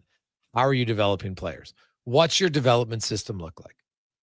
Those are probably the more important questions because how can anyone tell you, okay, the Oilers are in the playoff. God, their team's really deep. They got a good second line center. They got a good first line center. They got really good wingers. They got really good defense. They got competent goaltending, yada, yada, yada. And then 2 injuries occur. Now what happens? You lose and you're like, what did we do wrong? Nothing. Life happened. The unpredictability of sports happened. So while Connor says, you know what, sure, but you can only do so much of, quote, predicting the future when it comes to the NHL. And so for him, it'll just come down to, as he said, it's a feeling like, does this feel right? And I don't know the answer. I can't get inside Connor's head. I don't think you can get inside his head. I'm not even sure his teammates can. Right? It'll come down to him. Obviously, his wife will have lots of conversations, I would hope, I would assume, with him. He'll trust his inner circle, his parents, his brother, his agent. I'm sure there's some other people that he really trusts for their opinion, but ultimately, he's going to make up his own mind. And I would be surprised if he left. I'd be equally surprised if he signed a long-term deal. Both could happen. He could leave. He also could sign a long-term deal. I just think a short-term deal is the one that's the most realistic at this time. 833-401-1440, 833-401-1440. It is the Jason Gregor Show, presented by PlayAlberta.ca. Hey, guys, I honestly don't see another team with a better opportunity than Edmonton, especially at the number 2 locked up and number 29. If you get warm,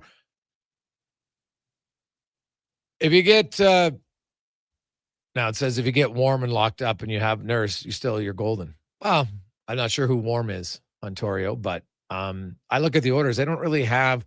So you've got, maybe he means Wallman. So Wallman locked up, sure. Like, I like Jake Wallman, but do we know for sure? Like, are you guys, how confident are you that you know exactly what Jake Wallman is? I don't know. I like what I saw from Jake Wallman a lot, but was that a 50 gamer? Is that the best of Jake Wallman, or is there still a little bit more? Is there a little bit more juice to squeeze? I honestly don't know. I haven't seen him enough.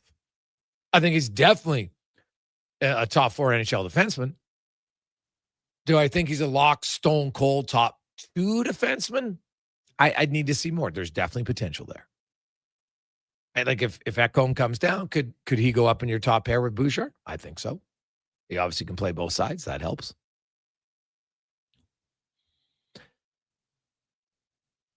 Hey guys, I'm curious with the potential teacher strike. Do you guys have any ideas on what to do to keep kids excited? Well, I don't know. Is it any different than some? Well, I guess it's maybe different for some people you're working, but it's kind of like when your kids got 2 months off in the summer. All I know is talking to young kids. Now, I would think it's going to be very challenging for someone who's in high school, right? They're going into grade 12.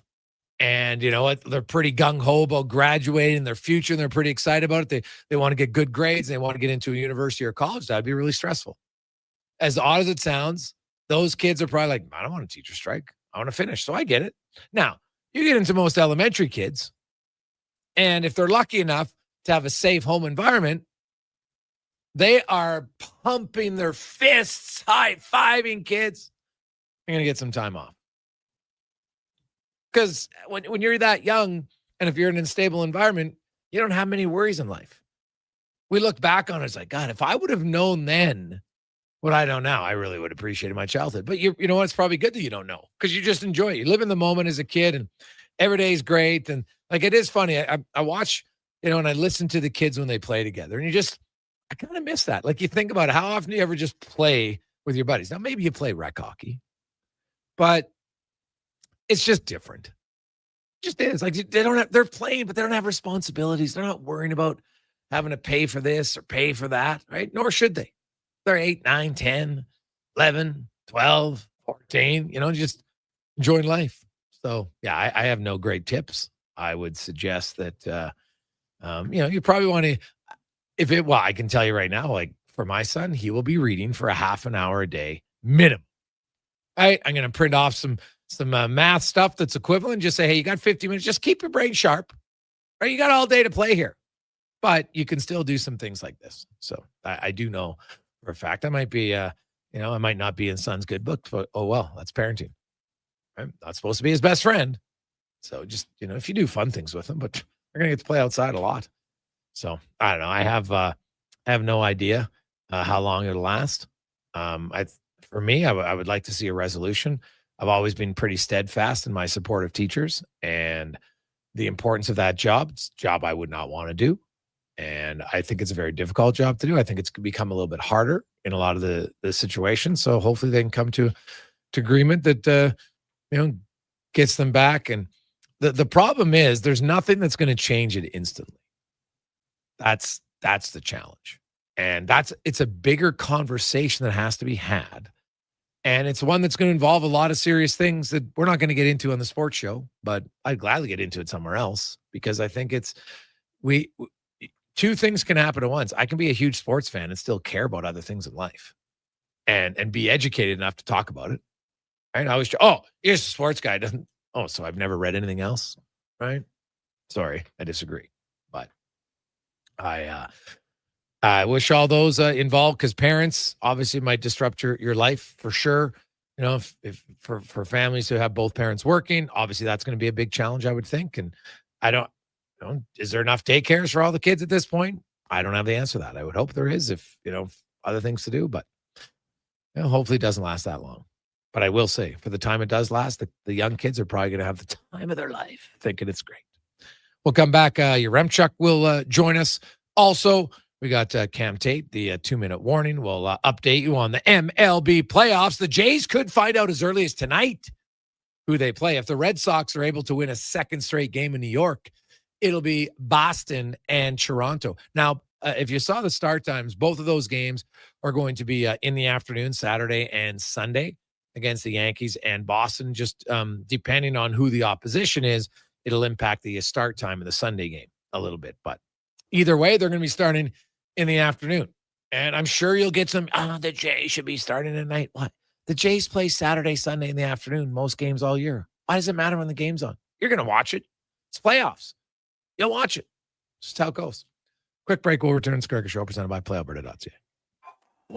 Ready for a silly hockey fans. Your partner in power just skated onto the ice. EWEL.ca, the new e-commerce website for electrical wholesalers Edmonton, is ready for the power play 24/7, 365. UL skates to where the puck will be in 5 years. Now that's forward thinking. Killer selection, slamming products from the best brands, and legendary service. Don't sit on the bench. Get your account today at ewell.ca and win that project. Plug into your partner in power. Get an EWEL.ca account today. Sure, your couch is comfortable, but watching the game is always better and on the rocks. With crystal clear TVs, you won't miss a single play, and the specials are a major league win. Pre-game warm-up starts with specials 30 minutes before the puck drops. Get 69-cent wings and $5.75 Molson Canadian and Coors Light drafts. And play score and win every game for your chance to win big. Be part of the action this hockey season. See the menu online at ontherocks.yeg.com. Mr. Rooter meets a ghost. 1 plunge, 2, and 3. A toilet clogged with a ghost? Man, I love plumbing. You're free now. I will never find peace. The clog is fixed, yes, but I have never trusted the sump pump. No problemo. I can fix that. Now go to the light, you little scamp. Thank you, Mr. Ruda. To resolve your unfinished plumbing business, trust one plumber, Mr. Rooter.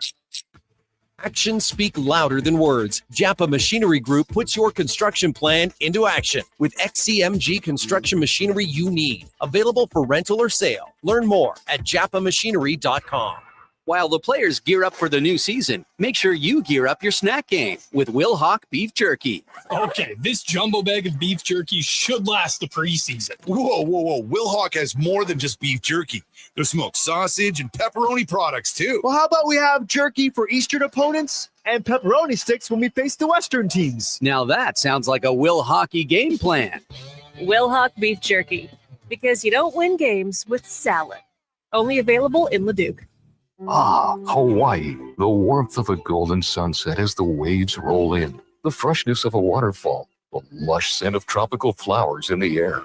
You don't need to travel to enjoy all Hawaii has to offer. You just need to order pizza. Bring Hawaii home with the Aloha Trio, available for a limited time at Papa John's. Try our classic Hawaiian, Super Hawaiian, or Hawaiian barbecue chicken for just $19.99 each. Better ingredients, better pizza. Papa John's, proudly locally owned and operated. Yeah, can I get a... yes. A common reaction from a veggie lover. Always scanning, searching, longing. But wait, what is this we see? The new McVeggie, now at McDonald's. When it comes to choosing a hair clinic, the difference is in the doctor. I'm Dr. Vance Elliott. Transforming how you feel about yourself is a very personal experience, and I'll work directly with you every step of the way. Physicians come from all over the world to learn from Dr. Elliott. When your personal goal is to help other people achieve theirs, you must deeply understand the latest treatments. Want to feel confident and comfortable? The difference is in the doctor. I'm Dr. Vance Elliott at drvanceelliott.com. Portions of this hour brought to you by Papa John's. Get the Gregor special. Enjoy 20% off any regular price order when you enter promo code Gregor at papajohns.ca or on the Papa John's app. The Jason Gregor Show, the best of Edmonton sports talk and beyond. This is Sports 1440. Presented by PlayAlberta.ca, Alberta's only regulated online gambling website.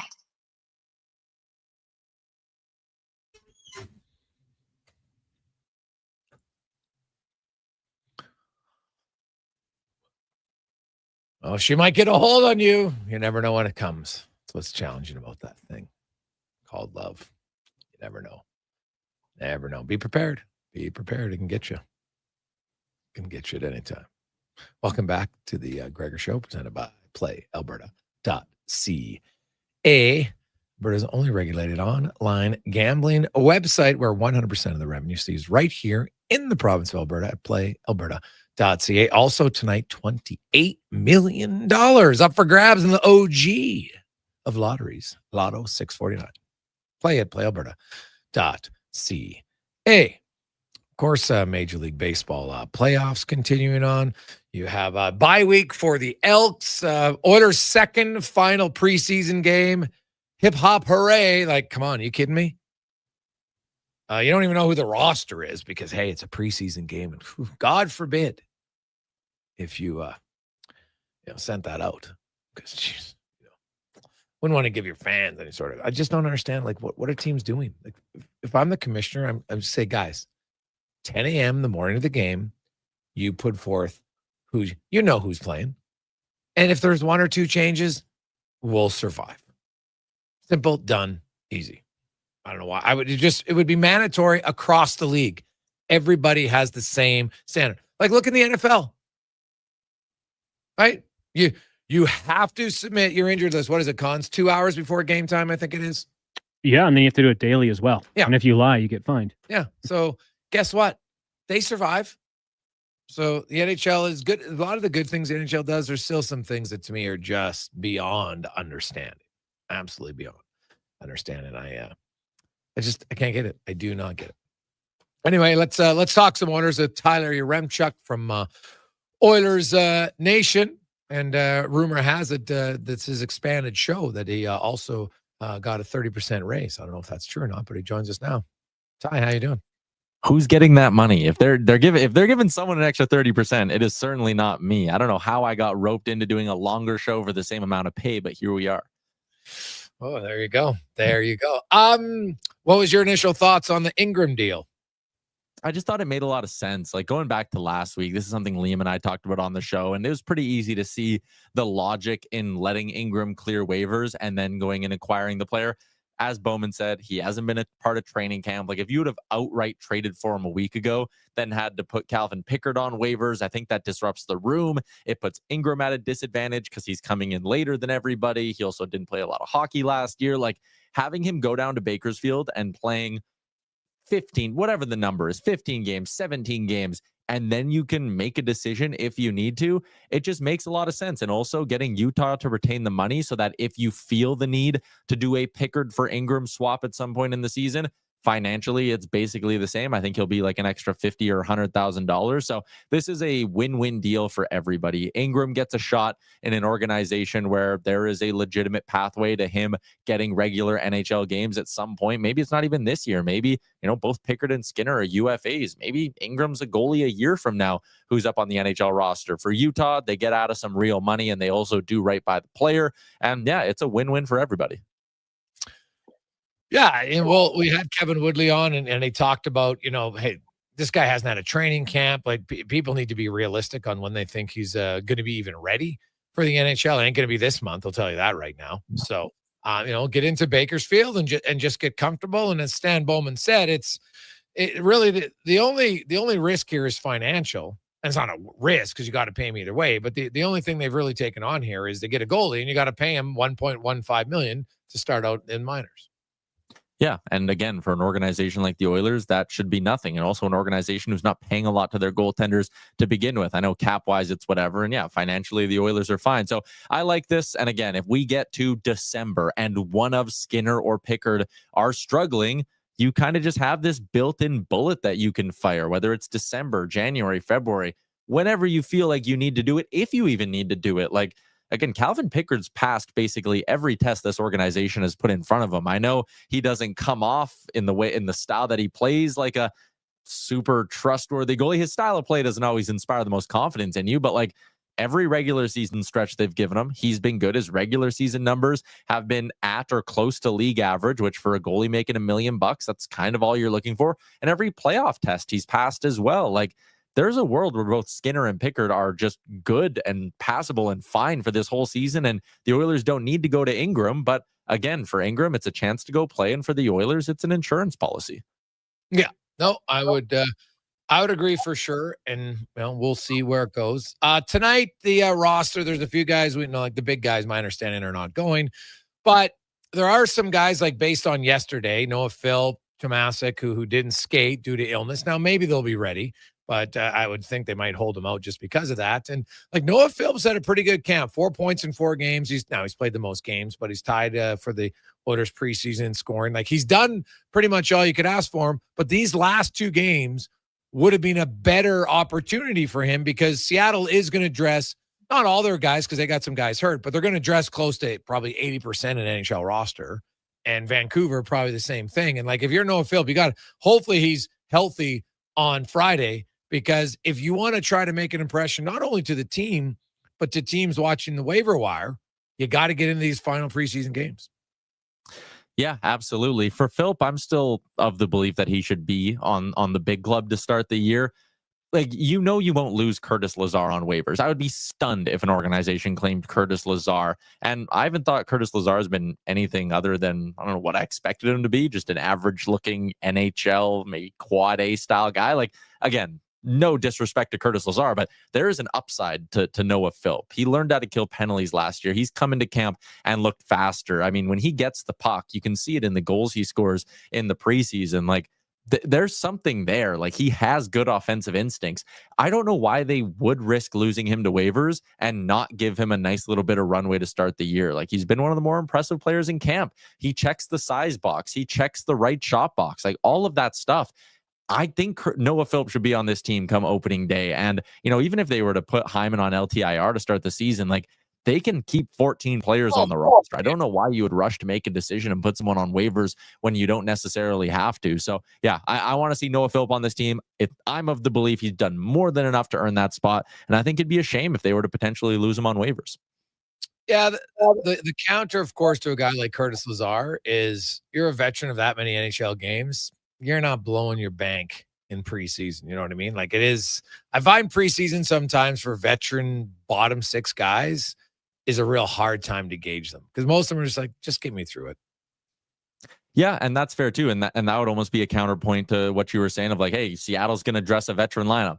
Okay, how hard are those veterans going, right? The guys who are on the bubble are busting their behind trying to crack a team here. But for a guy like Lazar, who barely played last year, I don't know. I would maybe look at that and go, you should be just as hungry as a Hamblin or a Philp. Like, he should be fighting to keep his NHL career alive at this point after not really playing a ton in New Jersey. I know health was a big reason for that as well. And, he says he hasn't been at 100% the last year or so. But still, to me, open competition for a job like the fourth line center, I give it to the hungry kid. And you know what? If it doesn't work and it's middle of November or the start of November and you're like, Noah Philp doesn't have it, make the swap at that point. Say, we're putting you on waivers. If someone claims you, shake hands and best of luck. If not, you go down to Bakersfield. But I think, basing it off training camp for a job like that is more than okay. And Phillips won the job.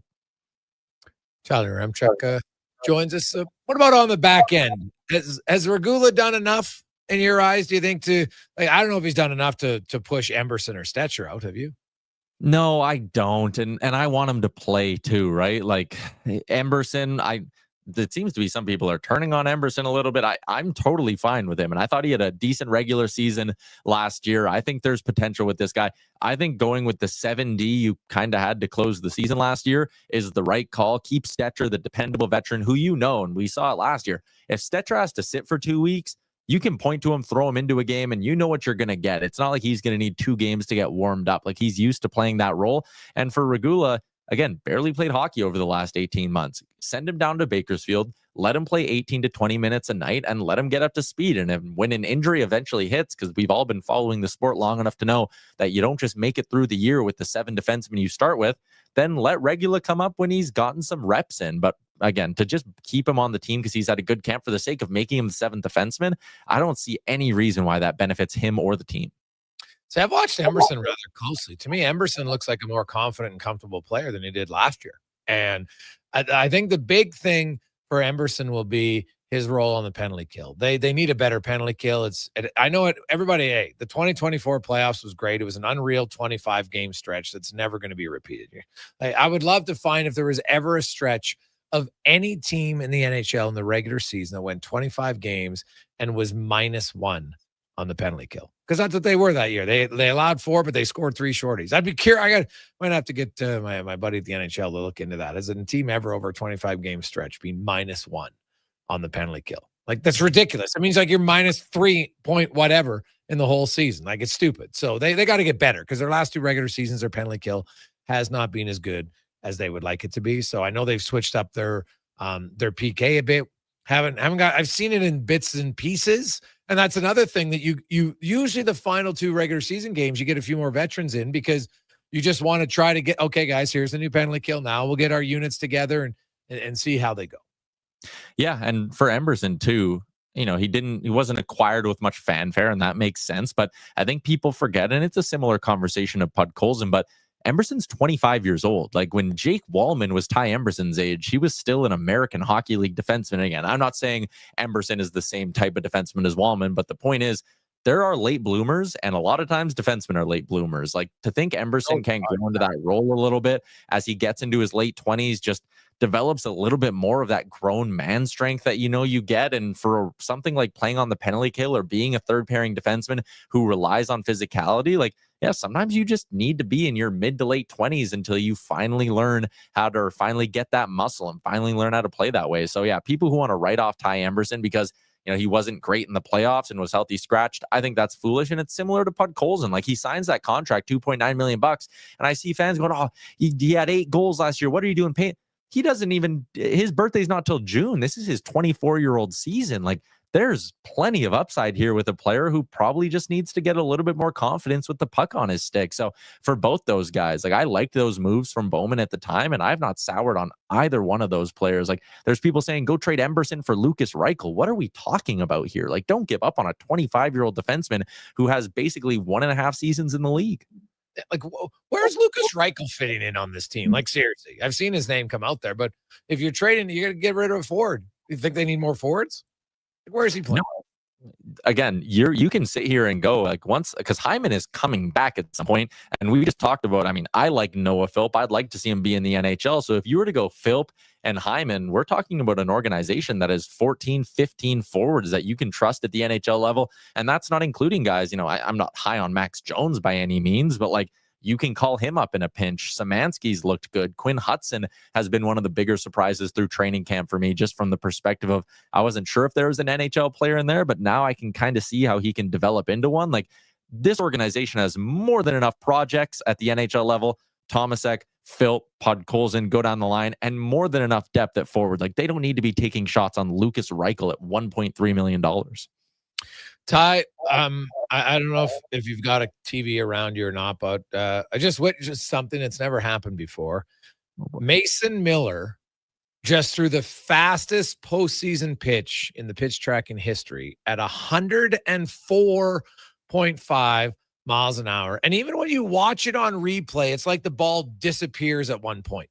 It is, I'm like, how do these guys, like, he's just mowing guys down. And you look at the game today, obviously, I know your good buddy Eric and his Guardians, that's all they've done for the last 2 months is play must-win baseball. So they're probably pretty comfortable in that situation. But give me your thoughts quickly on what you've seen early in the postseason. And do you believe the Red Sox are an infinitely better matchup or just a little bit better matchup for the Jays, if it happens?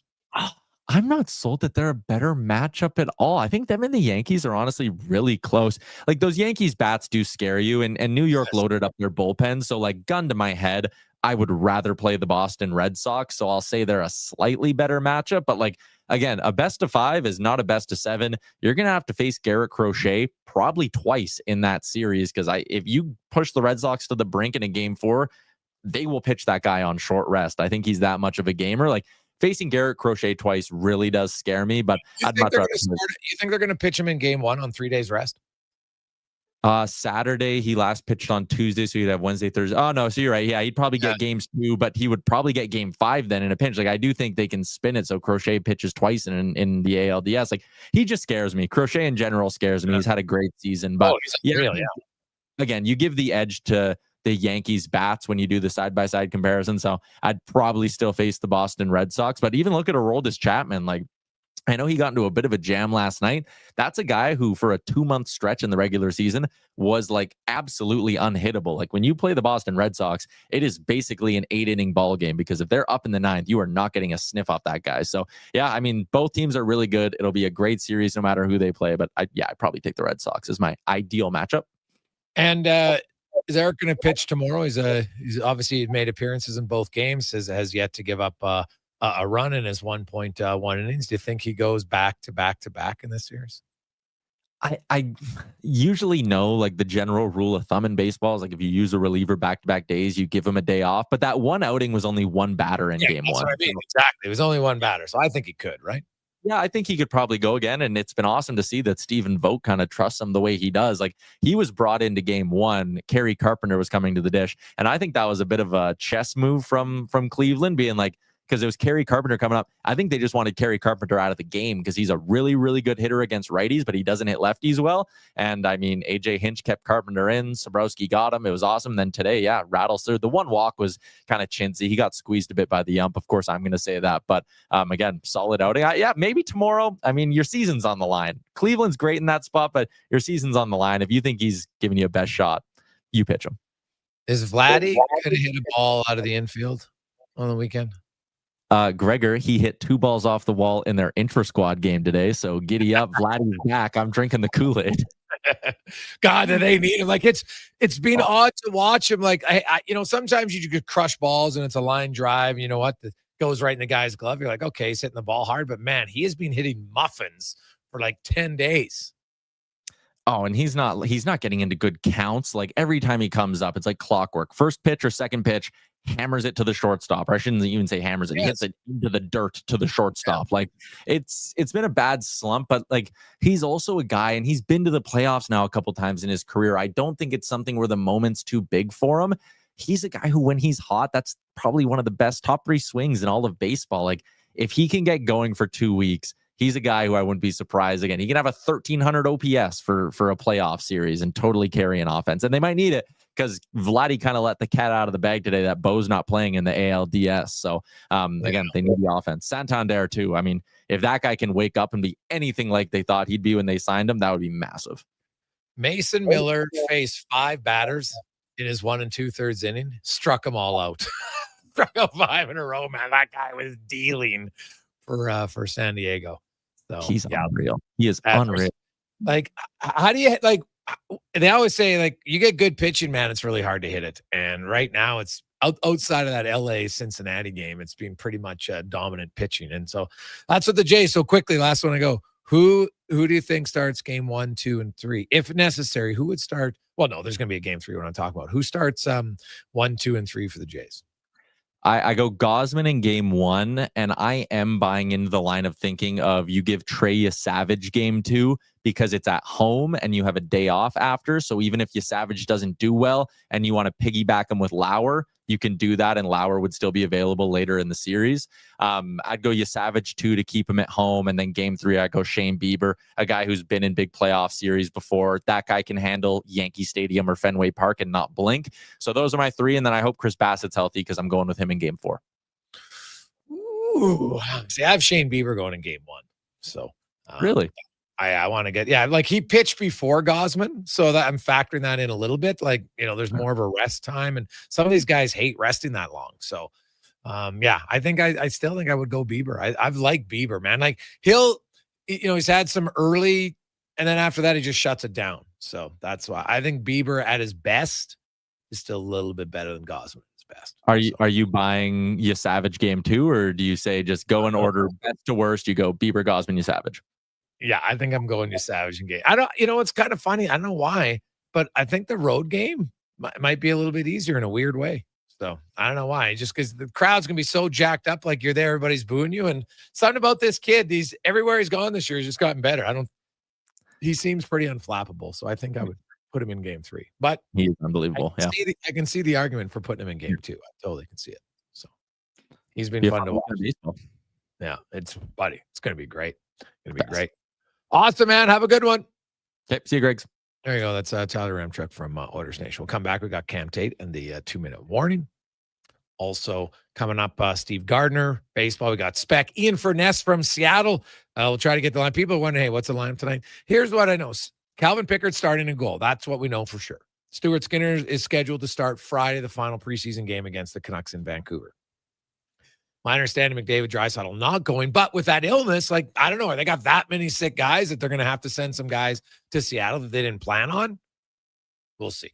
So it's still up in the air on that. Some guys that, as of yesterday, Savoy, Howard, those guys were playing, and you'd hope they're not all sick, but it's definitely going around. I talked to some guys. Obviously, I didn't go there yesterday. We had the day off, but they're saying there's quite a few guys hacking around. So you're almost like, do I really want to go there and get the sickness? So it can spread pretty quickly when you're hanging out in a close vicinity all the time. Take a quick break, and we'll return to the Gregor Show, presented by PlayAlberta.ca. The job isn't done until the last load is hauled, and having a semi-trailer out of commission is not an option. Whether replacing or adding to your convoy, Edmonton Trailer has a huge inventory of new and used semi-trailers, trusted by the gravel, logging, oil field, fluids, and freight industries. Find a trailer right for you online or at one of their 3 locations. For sales, service, parts, rental, and finance, when you're in it for the long haul, Edmonton Trailer. You've probably heard the term supply and demand. Something is needed and someone supplies it. We're GS Construction, and we're in the supply and demand business with you. Edmonton and the surrounding area continue to grow. Infrastructure has to be continually replaced and upgraded to keep up with demand. You see it with new buildings and new roads, but what about below ground, where all sorts of pipes bring you water and take wastewater away? That's where we come in. For more on what we do, go to gsconstruction.ca. Whoa, who turned off all the lights? Experience the new charcoal menu at Booster Juice. Charcoal menu? Introducing the Eclipse Smoothie, Blackout Booster Mixer, and Midnight Booster Ball. Where's that voice coming from? Dark and delicious, made with activated charcoal. Can we please turn the lights back on? Sorry, I'm just excited about the new charcoal menu. Wow, that is good. Right? Available now, only at Booster Juice. Bringing every project to life requires the right team. By joining the Japa Machinery Group service or sales teams, you can be part of setting a new industry standard. Celebrating a legacy of excellence with Japa. Learn more at japamachinery.com. Listen up, because you're not going to want to miss this. Right now is your chance to get in on Play Alberta's biggest offer ever. For a limited time only, new players can get up to a $1,000 casino bonus when they sign up. There's never been a better time to join the fun. Visit playalberta.ca today to get started with casino, sports, and lottery all in one app. Must be 18 plus to play. Remember, if you gamble, use your game sense. At Fountain Tire, we're fluent in saving you money. Fluent? Yes, we've mastered the language of deals. Like right now, you can save up to 25% off select tires and up to $125 off a set of 4 select Goodyear tires. Plus, $50 off $150 service when you buy those tires. All until October 18th. I'm sorry, I don't speak deals. Spend less, save more when you buy Round Black things from us. Oh, got it. Restrictions apply. Book your appointment online today. Fountain Tire. We're on this road together, Canada. An Electrical Solar Team is now making a play for sustainability and savings. They're specialists in powering up for a greener future. That's the strategy. Designing and installing high-efficiency solar panels. They're helping homes and businesses combat rising utility costs by harnessing the power of the sun. A smart move for efficiency and the environment. Hire the Action Electrical Team to bring home a win for your project. Visit actionelectrical.net. Albertans celebrate a bounty of beautiful places to visit, boundless adventures to take, all in driving distance. And Sherwood Honda has the fuel-efficient vehicle that helps you go even further and appreciate more. Hybrid CRVs and Civics mean more thanks in your tanks, more great trips to be grateful for. And of course, Sherwood Honda is thankful for the chance to help you get there. It's a beautiful time of year, and it sure would be nice to hit the road with Sherwood Honda.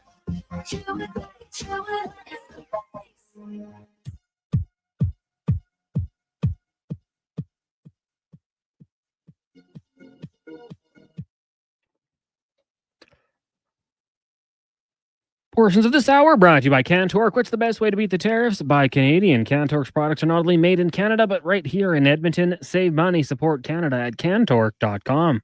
From puck drop to kickoff, it's the Jason Gregor Show on Sports 1440. Presented by playalberta.ca, Alberta's only regulated online gambling website.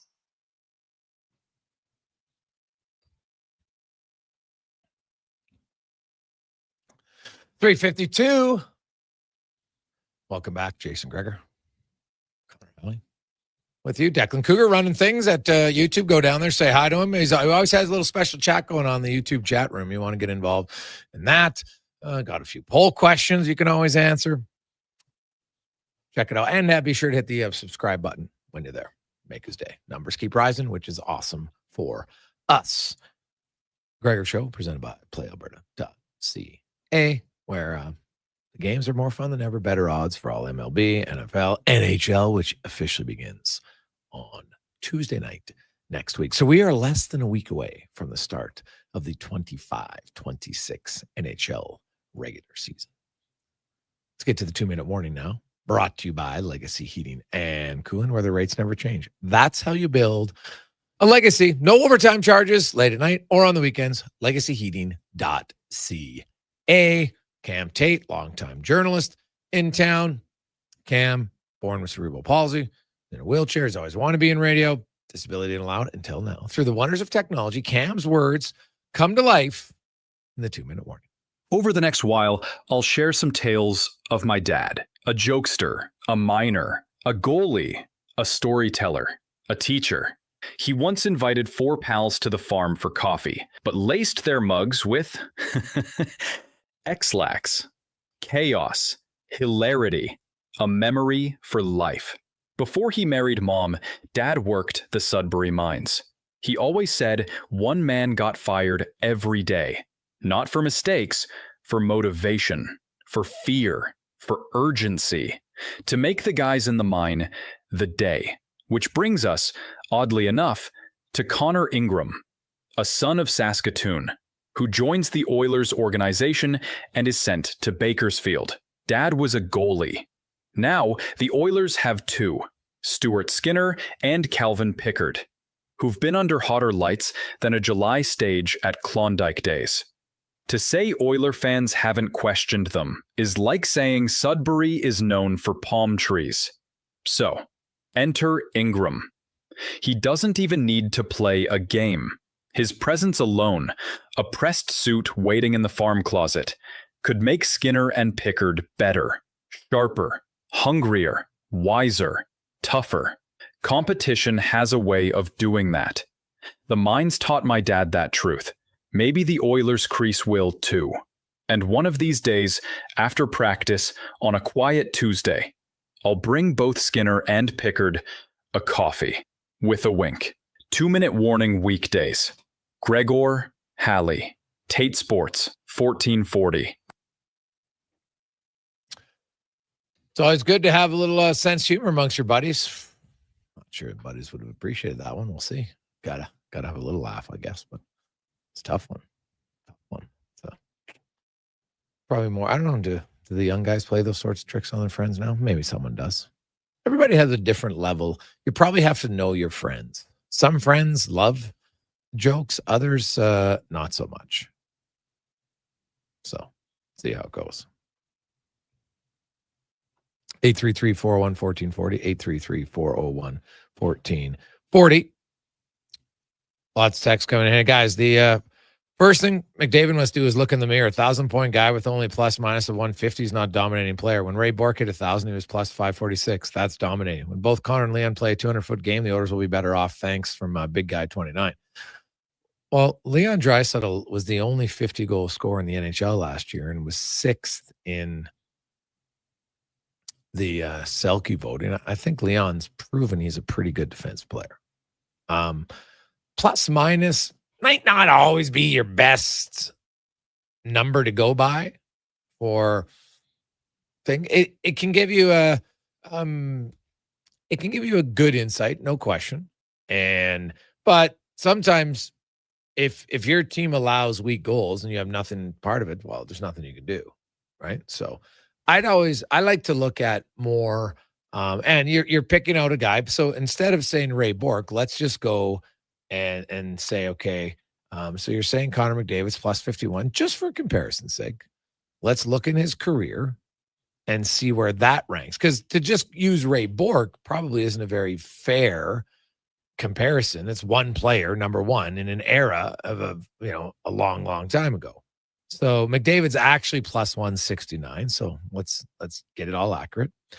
And in that time, the only forward who has a better plus minus, and by the way, he played 554 games, is Patrice Bergeron at plus 179. There's no other forward in the game in the 10 years that McDavid played who has a higher plus minus. So if you're going to use the plus minus,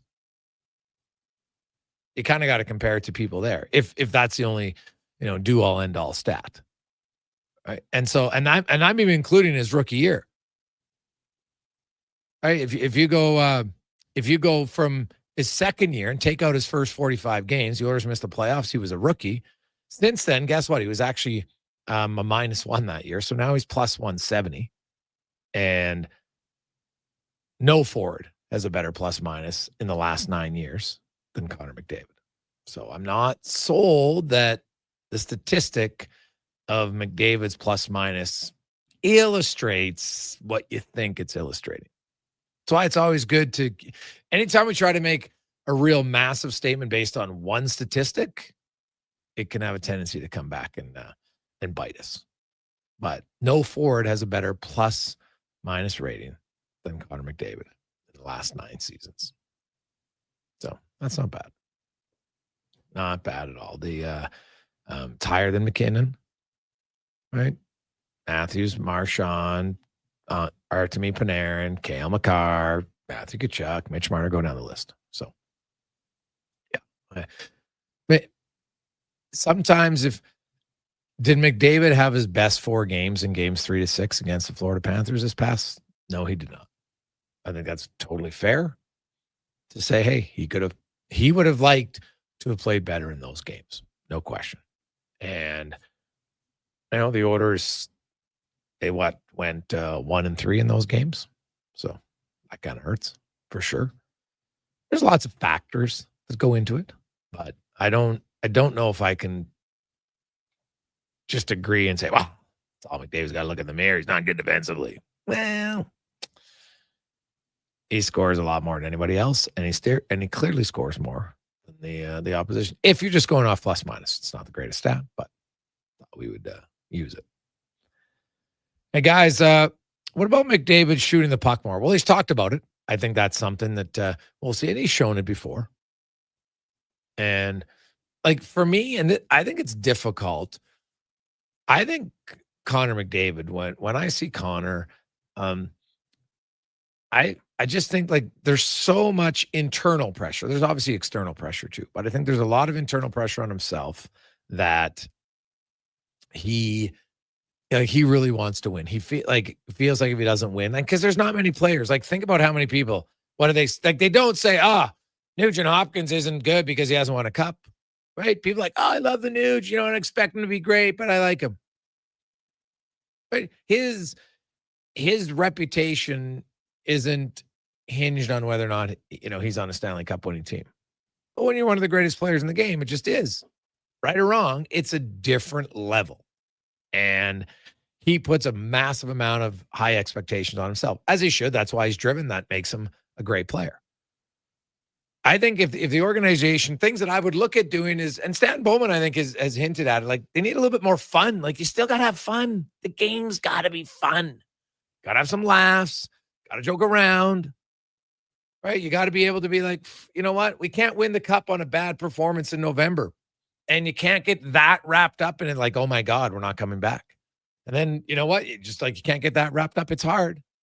Right? Because I'm not, even Leon Draisaitl, as good as Leon Draisaitl is,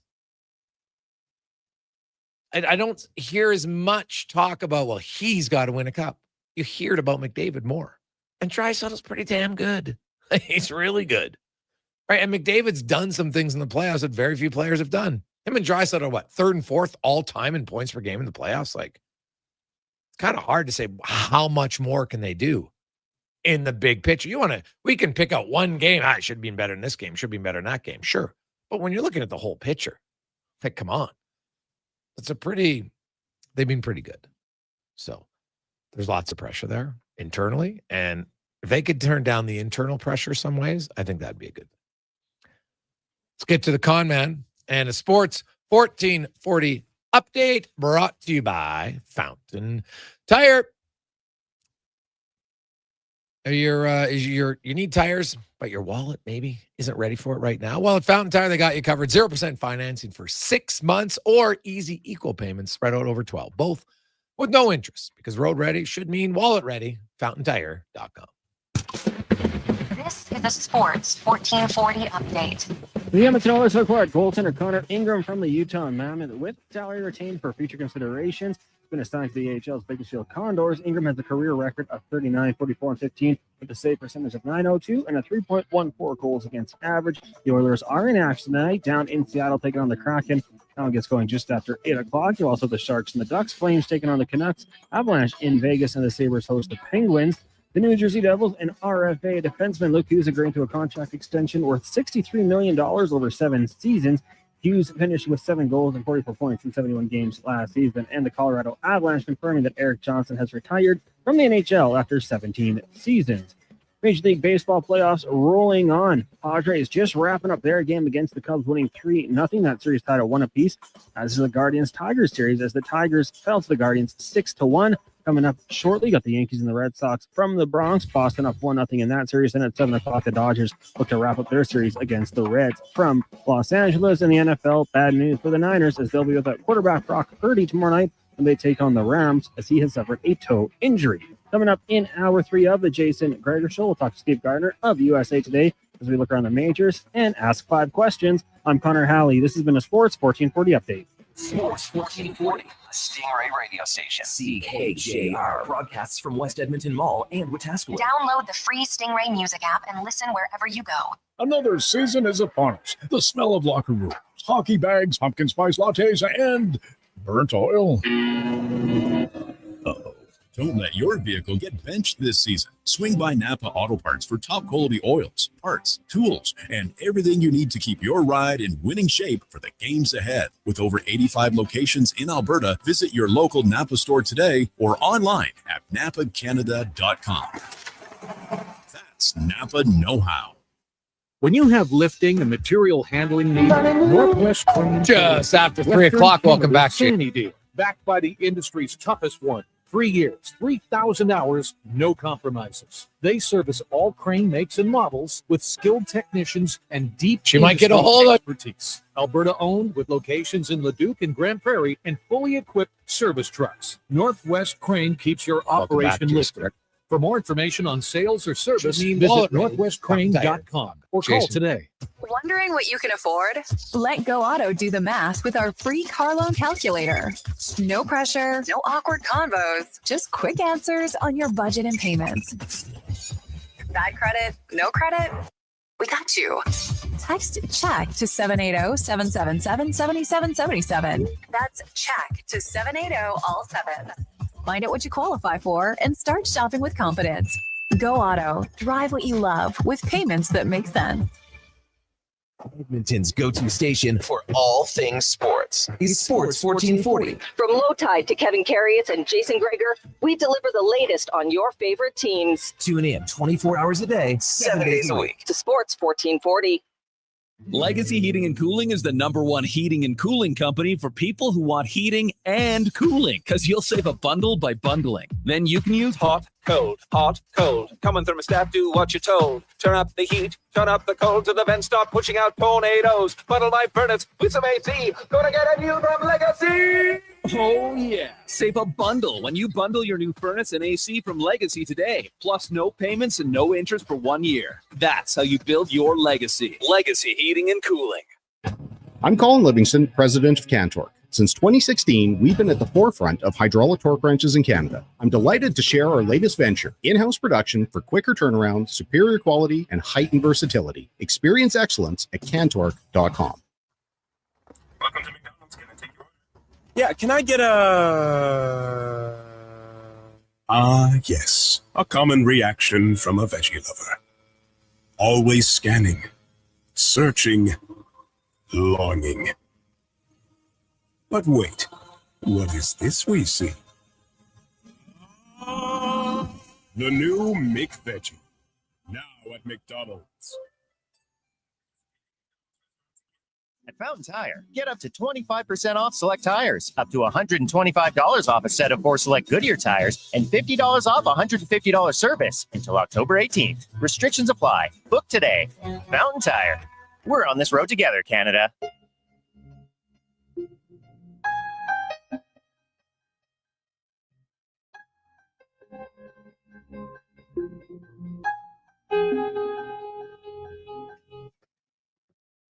Portions of this hour brought to you by Leading Edge Physio, from weekend warriors to professional athletes, kids playing soccer to grandparents in the garden, rotator cuff tears and tendinitis to post-surgical knees and hips. We fix your body. Life shouldn't hurt. LeadingEdgePhysio.com. The Jason Gregor Show, the best of Edmonton sports talk and beyond. This is Sports 1440. Presented by PlayAlberta.ca, Alberta's only regulated online gambling website.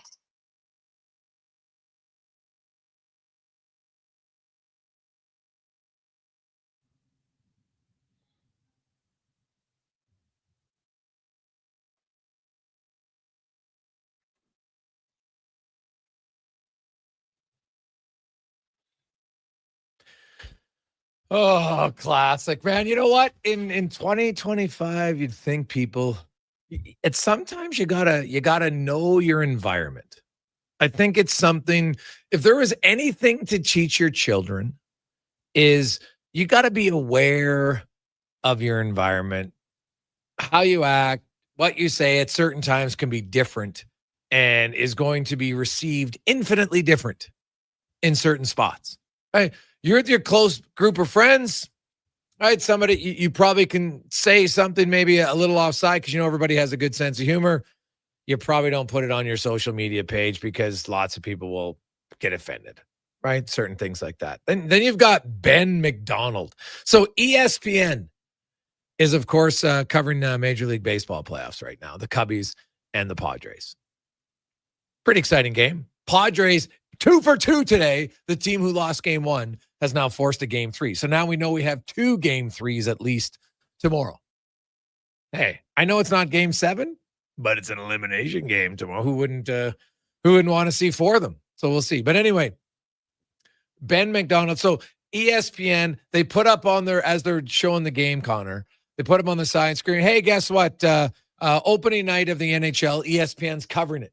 Okay? This guy's on ESPN. I just want to repeat this. Opening night coverage. Blackhawks, Panthers are talking about it. And he goes, there's zero chance I'll be watching. I'm just going to be honest with you. Like, what an idiot. Like, geez. Hey, you know, buddy, like, are you that insecure that you need to get in with the baseball group? Hey, you know what? The hockey sucks, man. Like, I'm a baseball guy. That's all I'm going to watch. No one's asking you to watch, but it's a partner. Like, what an absolute donkey to say something like that. Now, hey, he's entitled to it. Like, because I think people forget, well, freedom of speech. Yeah, he's free to say whatever he wants.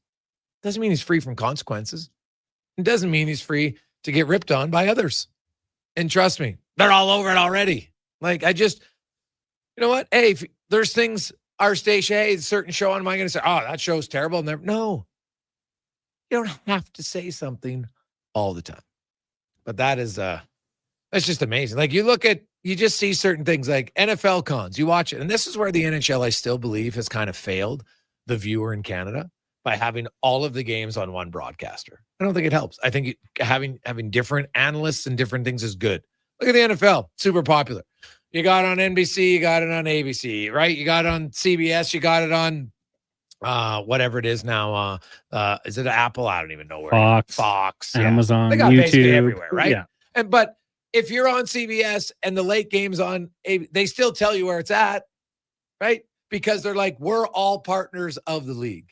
And I'm just like, I'm very curious to see how that one goes. Now, I'm not saying I don't need to overreact and have the guy be fired. Like, I hate that.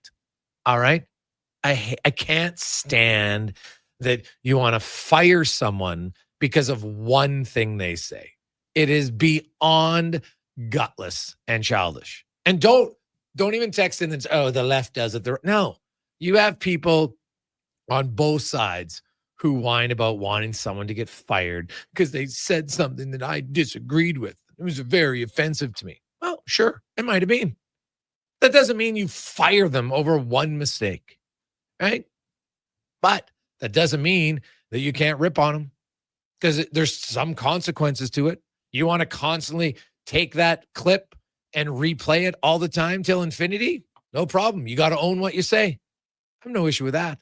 But you need to fire. Now, there's certain things that are more fireable offenses than others. Saying I'll never watch, I'm not going to watch that game.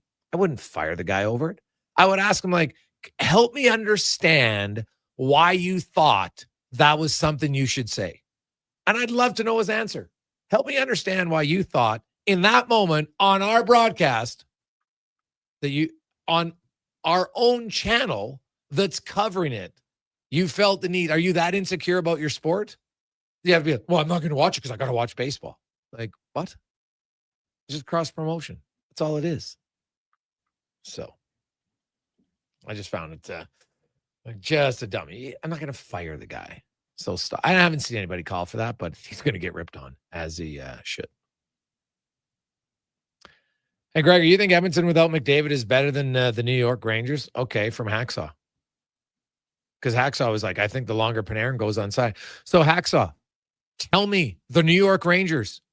Tell me their forwards after Panarin. Because now Panarin's gone, is what you're telling me. So tell me how their forwards are infinitely better than the current forward group. Who's close to Draisaitl on their team? Can you tell me? Like, what are we talking about here? They got a better goalie. That's it. Lots of teams have better goalies. Do they get to the Stanley Cup final? You think the New York Rangers have better 1 through 5 defense than the Edmonton Oilers? Go compare it, man. But honestly, tell me the forwards in New York, because now that Panarin's gone, and this is your scenario, not mine. This is your scenario. So tell me how the New York Ranger forward group, without Panarin being the number 2 supporting guy, is better than the Oilers, right? Because guess what? You're going to go Mika freaking Zibanejad. That's their next high-scoring forward. Vincent Trocheck. Look at the age of these guys. Why the hell would Connor McDavid go to the New York Rangers? So Panarin's gone because they're not going to sign both of them, right? You got Mika Zibanejad, who's going to be what, 33 next year? And then you got Vincent Trocheck, who's going to be what, 33 or 4? Right? Alexis Lafreniere, yeah, good player. Is Zibanejad better than Hyman? Honestly, I think he's better than Hyman. So no, I don't. I guess you got JT Miller. Okay. I like JT, but JT ain't Leon Draisaitl. So if Draisaitl's better than JT Miller, I'm not sold Zibanejad's better than Hyman. So how are they better? I don't get it. Right? Like, that's why when you go to teams, you got to look realistically at their whole team. Then look at the Rangers defense core now. They got rid of Keandre Miller, which is, I'm still a little perplexed by that decision, to be honest. I'm curious how it's going to work for the Rangers on the blue line. But look at their blue line. So they got Adam Fox, Gavrikov, Will Borgen, Carson Soucy, and Braden Schneider. Those are their top 5. You're going to compare those 5 to Bouchard, Ekholm, Wallman, Nurse, Kulak, and you're going to tell me that they're better? Come on, Hacksaw. I know you're better than that, and I know you're smarter than that. So, just a bad take. You're a loud one, but that was a bad one. Bad one. Gregor, the Rangers owner alone is the reason not to go there from Walter. It's actually a pretty good point, Walter. It's a pretty good point. Welcome back to the Gregor Show, presented by PlayAlberta.ca. We do have the Yankees and the Red Sox getting going right away. And Con's like, if I'm a diehard Toronto fan, I think I'd rather play Boston. Doesn't mean I'll win, but here's why I would avoid New York. Because what's the thing the Yankees do best? They hit home runs. What's the one weakness of the Jays pitchers? They give up a lot of home runs. I think it's like they'll be pitching great, and then just one bad one, teams make you pay. I don't want to be pitching against a team that has that much power as the Yankees. Not saying they can't beat them, but I think it'd be a tougher matchup. Oh, I'm totally with you. And that's it, right? Like, we've seen Gausman look really good. We've seen him give up dingers. A lineup that can throw out Aaron Judge, Grisham at 34 this year, Jazz Chisholm, Bellinger, Giancarlo Stanton, although battles some injuries, still hit 24 home runs. Like, they've got players on that roster that can make you pay. And like you said, that's game changing. It's not the Mariners a couple of years ago, death by 1,000 cuts, where it's just kind of small ball. This is one swing of the bat, and all of a sudden the outlook on the game is totally different. So I'm with you. I will say, as a longtime Jays supporter, I'm happy to see one of these teams go. I'd love to see it go 3 games and see one other fan base really upset about losing. But if I had to pick one, pinstripes all the way. See ya. Oh, yeah. But it is nice. It is nice to see these two teams. Well, it's not beating up on each other physically, maybe, but eliminate the other. Pretty nice. I really hope, though, that the Yankees win today, because I want to see a game 3. Just, as a impartial observer, I don't really like or dislike one team way more than the other. So that's why I'd be I'm interested to just I like when you've got a bunch of games and they're all elimination games. Now, I think since he's going to be in tough tonight to beat the Dodgers for sure. I'd love to see it happen. Like, I don't really love the Dodgers, to be honest. Like the Dodgers now, they just spend way more than everybody else. Like I don't think it's a great accomplishment to win when you're spending not infinitely, but significantly more money than all the other teams. I'm not a big fan. Like, oh, look at what a great job we did just by paying guys way more money than everybody else. Now, some would say that other teams got to fall in their footsteps because their owner, they're clearly still making big money. And he's like, I don't care. I'm taking, I'm going to pay back. I'm getting this much in revenue. I'm going to pay more of it out in contracts because I got a lot of money and I don't really care. And clearly it works because they're ultra competitive. And their fans, like if you're a fan of that team, I get why you like it. I totally get it because you're like, hey, my job is to be a fan and cheer for my team. I don't care if we're doing things that other teams don't do. It's not cheating. You're allowed to do it. It's not illegal. It's not steroids. Right? It's not morally incorrupt. They're just saying, hey, we're going to spend more than anybody else. And they're pretty good at it. Hey, Gregs, do you think Howard and Savoy realistically could be full-time top 6 players all year long in Edmonton from Stewart? Realistically, Stewart, no. It is. I'm trying to think the last team who had 2 rookies, and then when I say like a top 8 team in the NHL who had 2 rookies full-time in their top 6. You can have 1 every now and then, but 2, man, I have to go back and look. Nothing jumps out for me. Like I know Carolina had 2, but is Jackson Blake a top 6 forward? Stankoven, they came over in trade, so they played in the playoffs last year.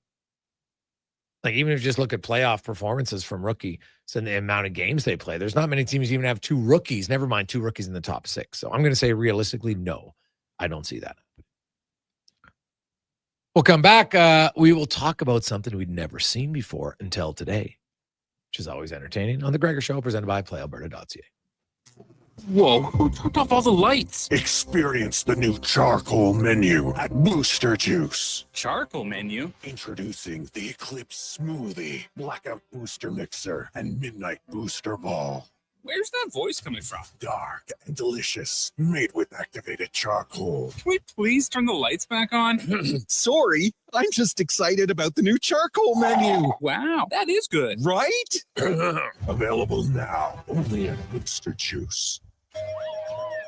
Listen up, because you're not going to want to miss this. Right now is your chance to get in on Play Alberta's biggest offer ever. For a limited time only, new players can get up to a $1,000 casino bonus when they sign up. There's never been a better time to join the fun.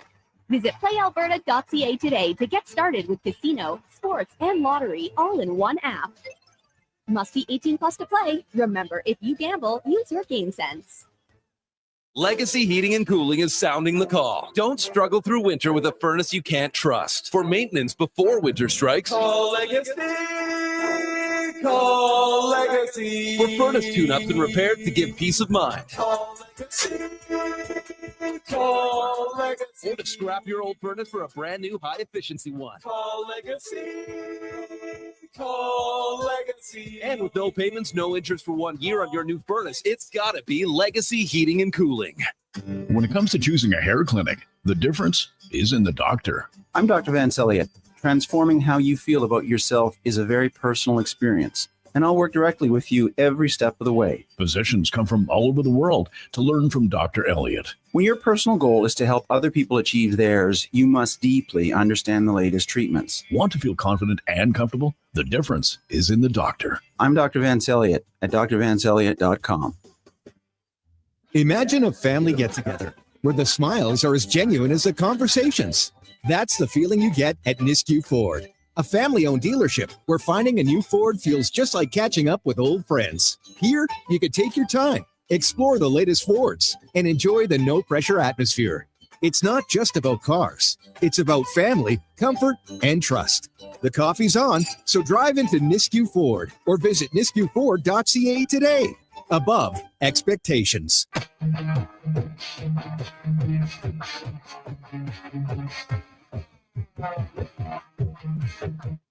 Portions of this hour brought to you by On the Rocks. The Oilers are back in action, and OTR is ready to be your hockey headquarters. $5.75 Molson Canadian and 69 cent wings. Plus, you can play, score, and win every game. See more at ontherocks.yeg.com. The Jason Gregor Show, the best of Edmonton sports talk and beyond. This is Sports 1440. Presented by PlayAlberta.ca, Alberta's only regulated online gambling website.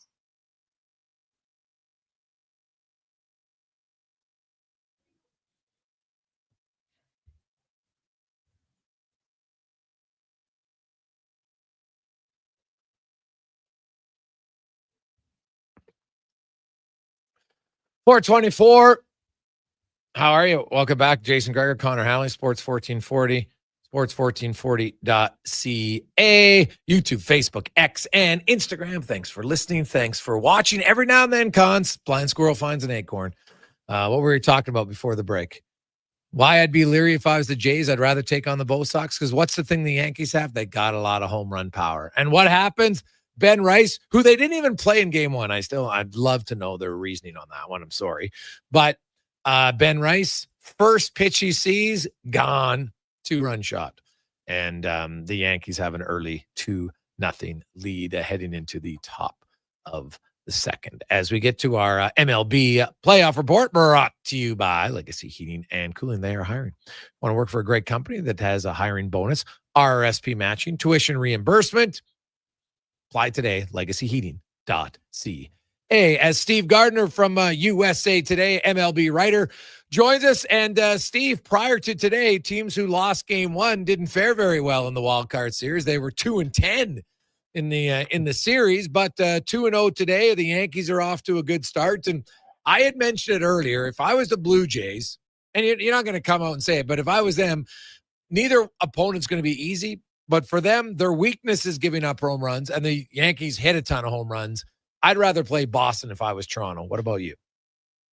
Yeah, I think so. I mean, right now, the Blue Jays certainly are in a pretty good position because Boston and the Yankees, they're going to expend as much effort as possible to knock the other off, and just to sit there and watch and hope you get 3 games of really intense baseball. You'll take whichever one comes out of there. But yeah, in terms of the matchups, I think the Jays do match up a little bit better with the Red Sox as well. Yeah, I would agree. The first 2 days of playoff baseball, man, they've been intriguing. They've been a lot of fun, a lot of pitching matchups and like some unreal performances. Mason for Mason Miller for San Diego. Yeah. Like, oh my goodness. See, like that guy, is there a better, more dominant reliever right now? Like he was literally unhittable today, and he threw the fastest pitch ever tracked at 104.5, at least since 2008, since they started tracking that speed. Like that was unreal performance today. Yeah, the Padres have built this Frankenstein of a bullpen with, bringing Mason Miller in at the trade deadline when I think a lot of baseball observers were wondering, hey, you've got the best closer in baseball in Robert Suarez. Why do you need, this guy? Well, it's the postseason, and you need all of those arms. I mean, the relief core and the bullpen arms are so important in the postseason, and especially swing and miss stuff. That's what plays up when the game is on the line, and the Padres have a ton of that, and Mason Miller probably the best example. Some of those pitches, you just shake your head because nobody's going to be able to hit that, and they can just deploy him, especially as we get into the later rounds of the playoffs. If the Padres advance, and you've got off days where the bullpen can recharge a little bit, that's just going to be frightening. Yeah, well, man, like that 104-mile-an-hour pitch, like it's almost like it disappeared on the screen. You're watching, I'm like, oh my god, like it, like 100 is fast, but you add that extra mile an hour, it makes a big difference. Especially as a batter, I couldn't imagine. I don't know how guys hit 100 miles an hour, never mind 104. It's kind of crazy. Yeah. You wonder like where it's going to go in 10 years. We're going to see like 110-mile-an-hour pitch. And not to mention, all the movement. Yeah. Some of these sweepers and curveballs and splitters. It's nuts. Pitchers are wizards, and I can't fathom to actually hit some of those pitches that they throw. Looking at that Cleveland Detroit game, like it's really remarkable that Cleveland found a way to win because Detroit just kept getting chance after chance after chance, and they couldn't put them away. Yeah, it what was it, 1 for 15 that the Tigers were with runners in scoring position, and the Guardians maybe had 3 at bats. They're 2 for 3 with runners in scoring position. It's just, that's one of the great things about the postseason is you just never know what is going to happen. The flukes that get papered over and you forget about during the regular season. Because everything is so intense and the spotlight is so bright. Those moments are what make playoff moments, make playoff heroes. And, Brian Rocchio is one of those guys now for that huge home run that put them ahead. And the Tigers have to be kicking themselves because they had every opportunity in the world to be able to knock off Cleveland, send them home and put that collapse in the second half, in the rear view. Now, I think the pressure is squarely on the Tigers to come out there and win again in Cleveland tomorrow. Well, what's the thing that's really impressive about Cleveland, really, in the whole month of September, man, like they'd given up half as many runs as even the second closest team. Like their pitching's been remarkable in their ability to stifle the offense of the opposition. Absolutely. It's ridiculous how much better they were. And, frankly, they had to be that much better than everybody to come back from 15 and a half games behind and win that division. So remarkable. The thing is, it doesn't matter. Once you get into the playoffs, it doesn't matter what you did all season long. It's how you're playing right now. And really, the Guardians are playing as well as anybody in the majors. So it would not shock me at all if they go through the playoffs and have a shot at the World Series. Yeah, for sure. You look at those teams that have the bye, the 4 teams that have the bye. Obviously, they're all really, the Phillies are good, the Brewers are good, the Blue Jays are good. There's no question about it. They had a little bit of a dip, but then they won when they had to get in. If you look at potential matchups, because we do know that Toronto's automatically playing Boston, New York. So that leads me to a question. Would you want them to just go with a peer who's ever the number 1 seed automatically gets the lowest seed? So if Detroit happened to win, then they would be facing Toronto, not automatically 4 or 5. Do you think that will ever come to baseball? I think it might, just because we see a lot of instances. I mean, you were looking at the end of the American League's playoff picture where the Red Sox, if they the last 2 games of the season, I think if they had lost out and the Guardians had won, there was a way that Boston could get the number 6 seed by losing on purpose or by not playing all their best players and get a better matchup, not play the Yankees, but maybe play the Guardians in the first round. I think when you have maybe a third division winner who's not as good as the wild card, the wild cards over the course of the season, that having that third division winner, getting, I think playing that third division winner might be an advantage. So reseeding after the first round, I think that might be something that baseball looks into, just because it can be perceived as unfair, just the way that the matchups are, and the advantage or the privilege that you get for finishing higher in the standings is not as great if your opponent is better than the other guys who didn't finish as well are playing. Yeah, I'm just kind of curious, what was their reason why they wanted it like the preset format? Like, does it really matter if they don't find out until Thursday? Because we know who the home team is regardless. Right, exactly. I don't know. I think this may be one of those things where that's the way baseball has done it, and reseeding is not something that they're comfortable with, whether it's tradition or what. But it makes a lot more sense, and it seems like it would be fairer to the teams that finish with the best record.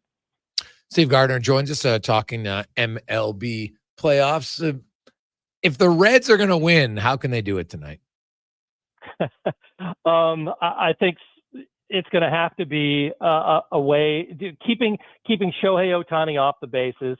Number one, I think to get solid, you got to have solid pitching to start, and to do that, you've got to keep the top of the Dodgers order off the bases and limit the damage. And it's certainly easier said than done. But as you get further down that lineup, you get into the Andy Pajes and the Kike Hernandez. The bottom of that Dodgers lineup is not really as strong as maybe even some of the other teams that have made the playoffs. So you try and limit the damage up top.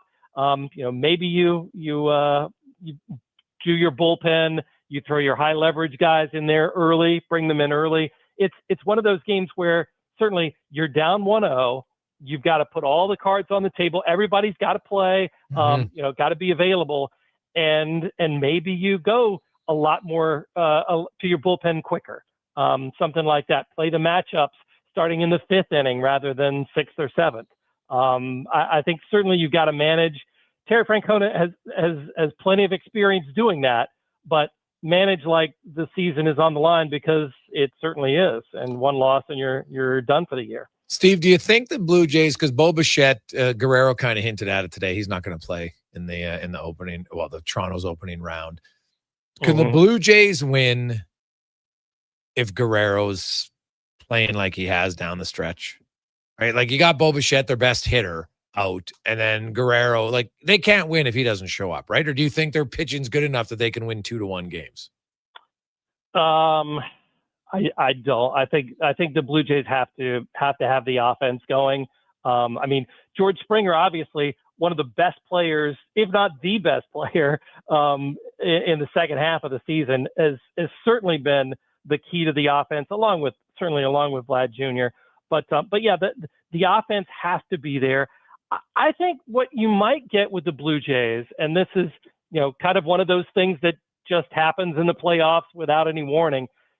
If Anthony Santander, can be at least somewhat of a force in that lineup, he makes that offense a lot better if he's performing up to his potential. And I know we didn't see a whole lot of that during the regular season, but that's the kind of thing, the X factor, if you will, that sometimes pops up in the playoffs. The offense has to be the best that it can be, because while the pitching can be good, I don't think you can expect it to be as good as it needs to be to shut down either the Yankees or the Red Sox. Steve, quickly, of the teams right now, if you had to pick a team that you think is your World Series favorite, who is it and why? I still think the Dodgers, from a talent standpoint, are better than anybody else, or can be better than anybody else. And the experience, I think the pitching that they have, they can rely on, they can turn to, not to mention those great hitters that we were talking about earlier. I think from top to bottom, I think the Dodgers, as long as they don't have to depend on the back of the bullpen, I think are the best team in all of baseball. So they would be my chalk pick. If I had to go out on a limb and maybe have a dark horse pick, because I think this whole playoff is so wide open, we could see any number of upsets. I think the Seattle Mariners could be that team in the American League. And the pitching for them, certainly we've seen those guys. We've seen Kirby. We've seen Logan Gilbert, Brian Wu, if he's able to come back. We've seen those guys just be lights out. The bullpen is very good, maybe close to what San Diego has in terms of the best bullpen of the teams still left. And if the offense can come through, they've got plenty of guys who are capable of doing that. I think Seattle could make this really, really interesting in the playoffs, and having the bye and getting into the second round, playing against teams that have worn out, at least had some work in the first round of the playoffs and had to get all that work to advance. The Mariners could be an interesting team that I'm certainly keeping my eye on. Lastly, if you're running the Blue Jays, what is your rotation, starting pitchers, games 1, 2, 3? I'm tempted to say Shane Bieber in game 1. Yeah. I would imagine they'll probably still lean on Gossman to go in game 1. maybe Bieber in 2, and I don't know about game 3. Maybe Scherzer, just because of the playoff experience, and then have him on a really, really short leash, and then make that kind of a bullpen game where you could bring in some lefties. The Jays have a decent number of left-handed pitchers, especially if they're going to face the Yankees. I think that's a key. We saw what Boston did with Garrett Crochet and Aroldis Chapman, just kind of neutralized all of those Yankee left-handed hitters. Yeah. I think that's the path for the Blue Jays if they face the Yankees. So maybe a bullpen game with Scherzer as an opener, and then just go to the lefties and play matchups from there. Great stuff, man. Always good to catch up with you. Have yourself a great day, and enjoy the playoffs. There's been no shortage of excitement, Steve. Thanks for your time. Absolutely. Thanks so much. Steve Gardner from USA Today, national writer for MLB. Oh, man. You think about it, you know what it feels like in the NHL in the playoffs. It comes in and you're so excited. It's just such a different level in the regular season, and that's why we're watching it right now in MLB, and it's awesome. Just the atmosphere, the electricity, every pitch is now. Obviously, I don't get to watch every pitch because I'm doing the show, but you just see it. You can just sense it. It's awesome. Love it. Quick break. We'll come back. We got 5 questions. Then Spec, Ian Furness. We'll talk some Oilers and Seattle Kraken. They got some injuries, actually. Bad news as Riker Evans is out 6 to 8 weeks, upper body injury. McCann's nicked up. Montour's nicked up. Got a few other guys. Vince Dunn. I don't think any of them are going to play tonight. So we'll see, though. Seattle, lots of their veteran forwards outside of McCann. And I don't think Chandler Stevens isn't going to play, but we'll find out for sure from Ian. We'll get to all that. And any of those young guys ready to take a step, we'll find out on the Gregor Show, presented by PlayAlberta.ca. God said, I need somebody to get up before dawn, milk cows, work all day in the fields, milk cows again, eat supper, go to town, and stay all night at a meeting of the school board.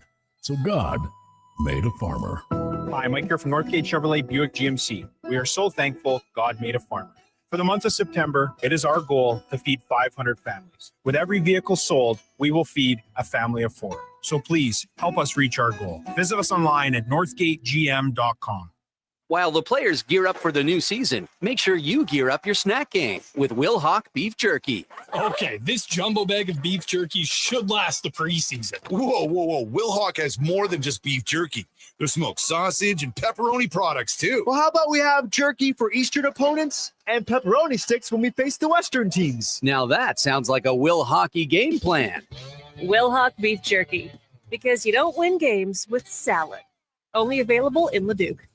Did you know The Brick is proudly Canadian-owned and operated? We started right here in Canada over 50 years ago. Now, our 5,000 team members are proud to be your neighbor in more than 200 communities across Canada. And we support all Canadians with a growing selection of quality-made Canadian products and manufacturers. Nobody knows more about furnishing Canadian homes at the guaranteed lowest price than us. The Brick, saving you more. Visit thebrick.com and use our store locator to find a brick store near you.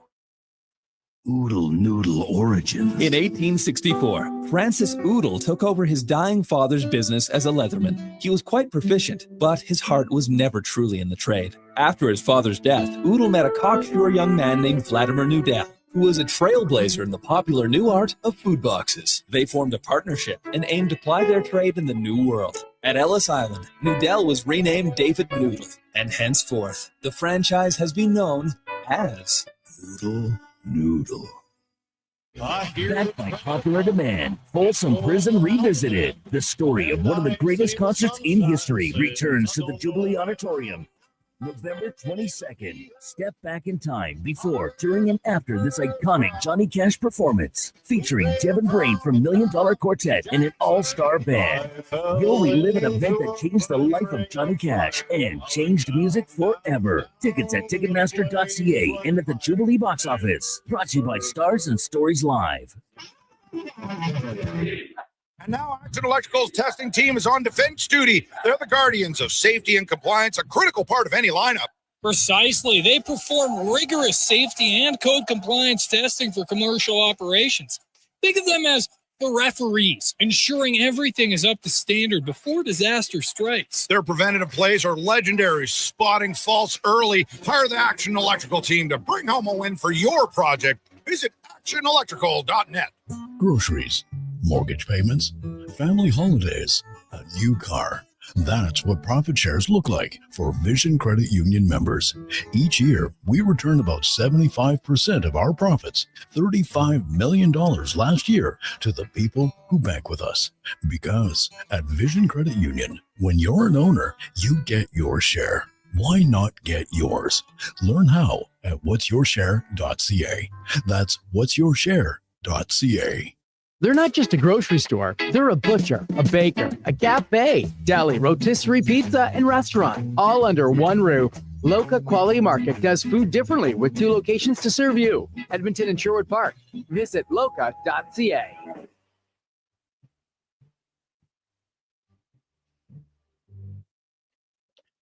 Portions of this hour brought to you by Elks Nation, 2 weekly podcasts with Eddie Steele and Declan Kruger breaking down the green and gold. The most in-depth EE football coverage on YouTube and anywhere you get your podcasts. The Jason Gregor Show, the best of Edmonton sports talk and beyond. This is Sports 1440. Presented by PlayAlberta.ca, Alberta's only regulated online gambling website.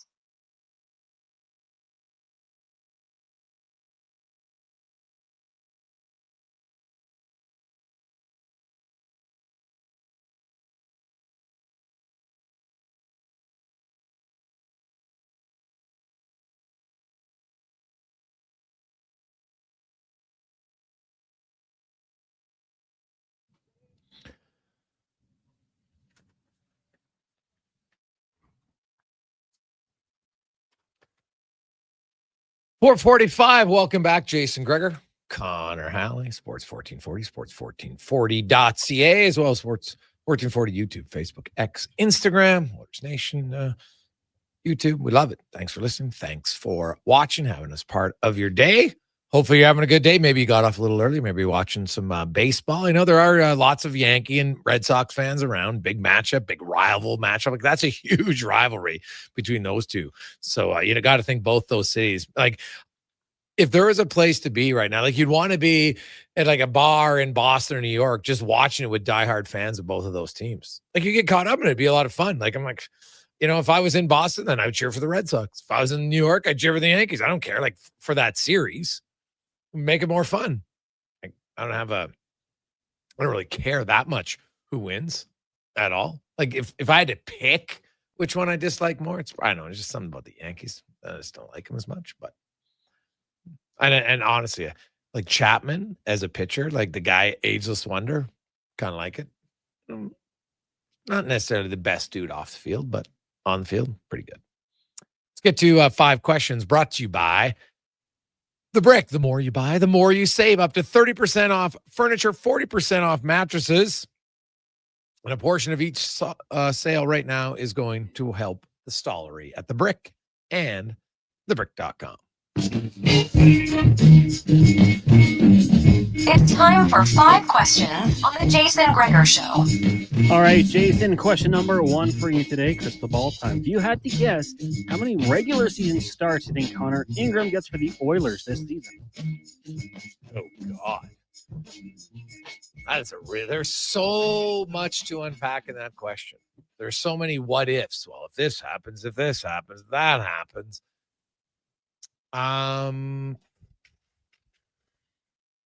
7. You're right. It's a loaded question. Yeah. Injuries and Very hard. so many things could happen. Like, I have 0. I could have said any number, and none of them I would have had confidence in. Like, I was going to say 0, and then I'm like, nah, it's probably going to be some. So, yeah, I'll say 7. To get PlayAlberta.ca to throw the odds up there on what it might be. I'll say 12 for no real reason. Just, I think they'd like to get him a look, and hey, maybe he hangs around. Question number 2 for you. Do you think the Kaprizov deal in Minnesota has any impact on McDavid and his new deal, or any of the other players waiting on a new deal as well? I don't think, well, honestly, I don't think Kaprizov deal does it. Like, I know I see a lot of people, this is going to impact everyone. What are we talking about? It impacts like what? Maybe, like, it doesn't impact McKinnon. It doesn't impact Rantanen. It doesn't impact Draisaitl. So McDavid, I think he's in his league of his own. So who's it really impacting? Right? I don't really buy into that. Like those guys are already signed, and McDavid's going to get his own contract. And the other thing is like, oh, you know what? Like this is great for league. I'm like, why? You have a salary cap. There's only so much money you can spend. So if one guy takes more of the money, it just means the rest of the PA is getting less. Like I think it's mistaken when people say if the top guy makes more money, then everybody else makes more. How does that work? Now, if the salary cap keeps going up, that's what's more influential for guys making more money because there's more money to make. But if you have 100 million and one guy makes 20, well, now you have 80 for the rest. If you have 100 million, one guy makes 18, well, now you have 82 for the rest. So sometimes I think our society, we're all about bigger's better, bigger's better. If one guy's making more, it's optics. But I don't think it really benefits the PA as a whole. It's the top guys get paid more money. Great. And some people are like, oh, you know, our top guy makes 20 mil. So now our league's more official. I think that's what some people misconstrue it as. But it doesn't really help the PA. And it really doesn't impact 98% of the PA.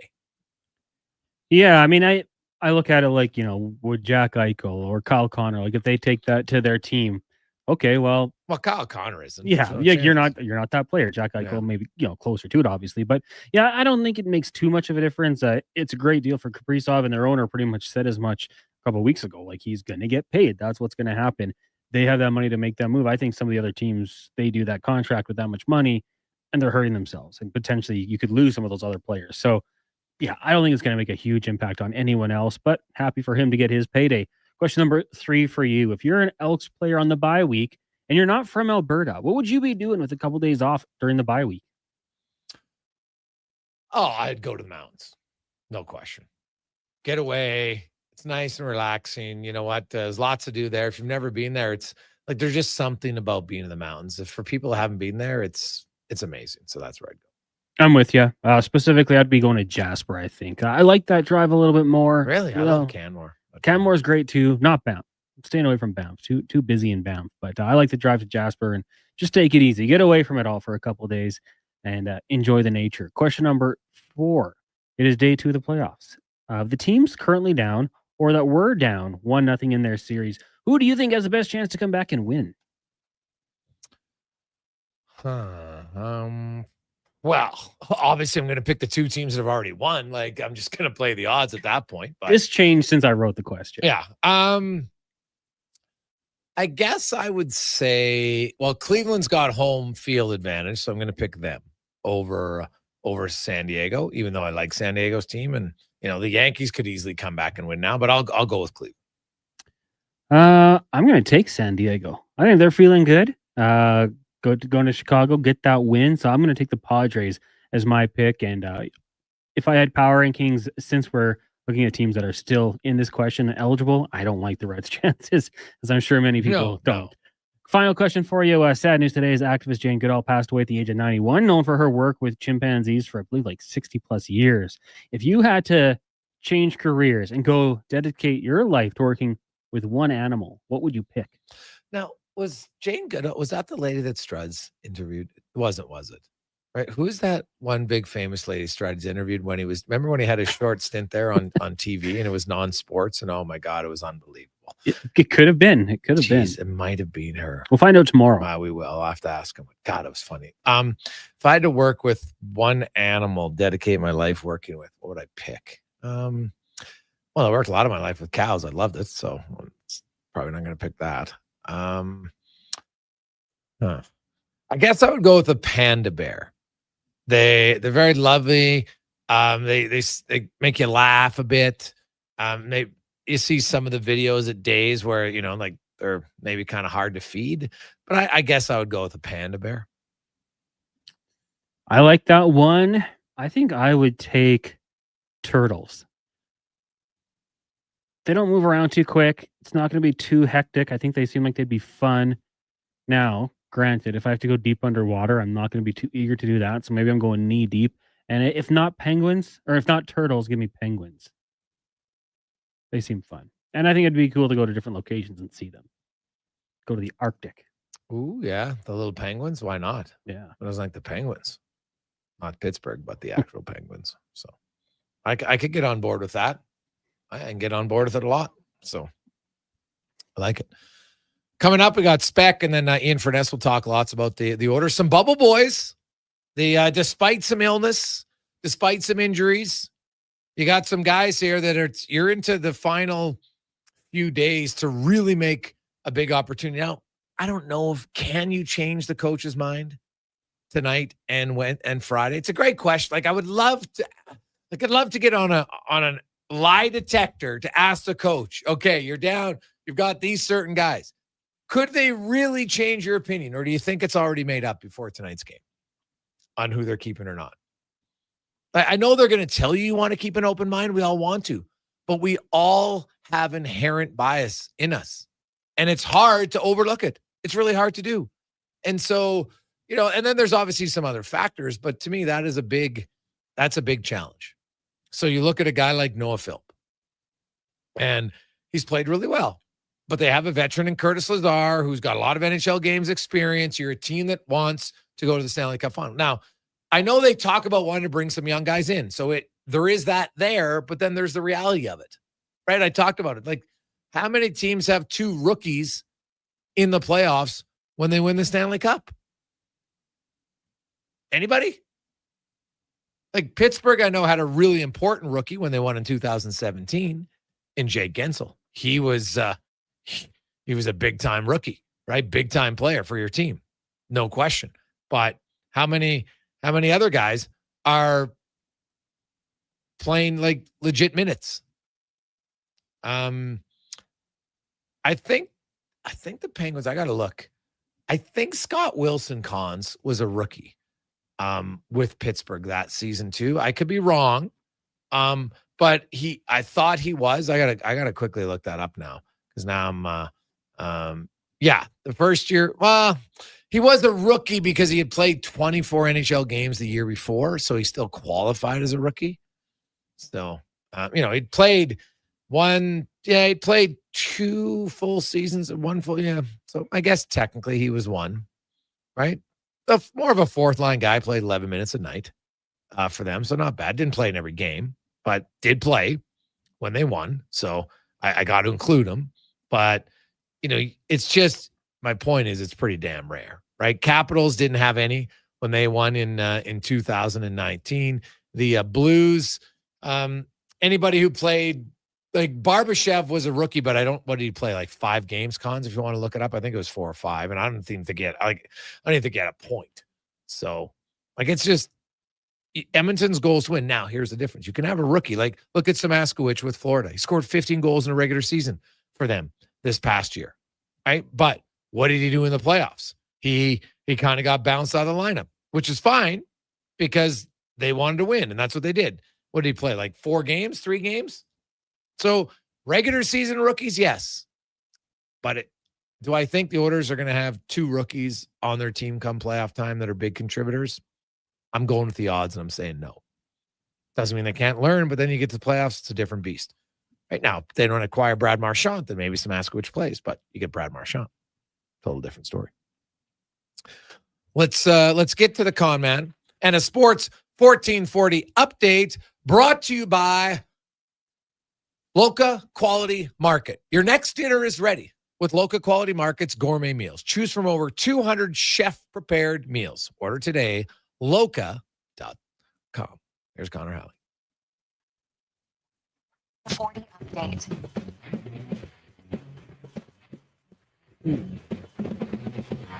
The Oilers acquired goaltender Connor Ingram from the Utah Mammoth with salary retained for future considerations. Then assigning him to the AHL's Bakersfield Condors. Ingram has a career record of 39, 44, and 15 with a .902 save percentage and 3.14 goals against average. Oilers are in action tonight, taking on the Kraken down in Seattle just after 8 o'clock. You've also got the Ducks and the Sharks. Flames host the Canucks. Golden Knights host the Avs, and the Penguins in Buffalo. The New Jersey Devils and RFA defenseman Luke Hughes agreeing on an extension. 7 years, $63 million.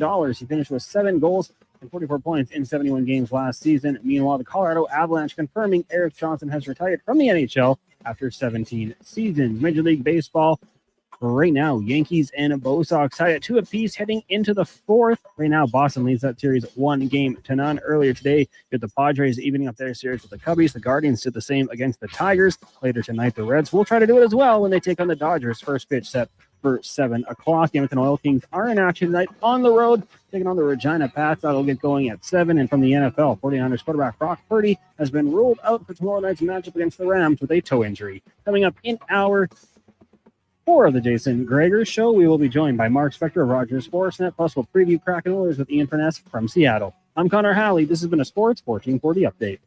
Sports 1440 in West Edmonton Mall and Wetaskiwin. CKJR is a Stingray radio station. Download the free radio player app and listen wherever you go. Is your company drowning in paperwork and administrative tasks? Do you need more data to make better decisions? Nectar.io is your company's all-in-one solution for fleet and materials management, safety, time cards, and GIS-based project management. Now is the time to capture and transform field, site, and shop data into boardroom-level business intelligence, all with one login. Visit Nectar.io to book a demo today. Nectar.io, your business made better. The job isn't done until the last load is hauled, and having a semi-trailer out of commission is not an option. Whether replacing or adding to your convoy, Edmonton Trailer has a huge inventory of new and used semi-trailers, trusted by the gravel, logging, oil field, fluids, and freight industries. Find a trailer right for you online or at one of their 3 locations. For sales, service, parts, rental, and finance, when you're in it for the long haul, Edmonton Trailer.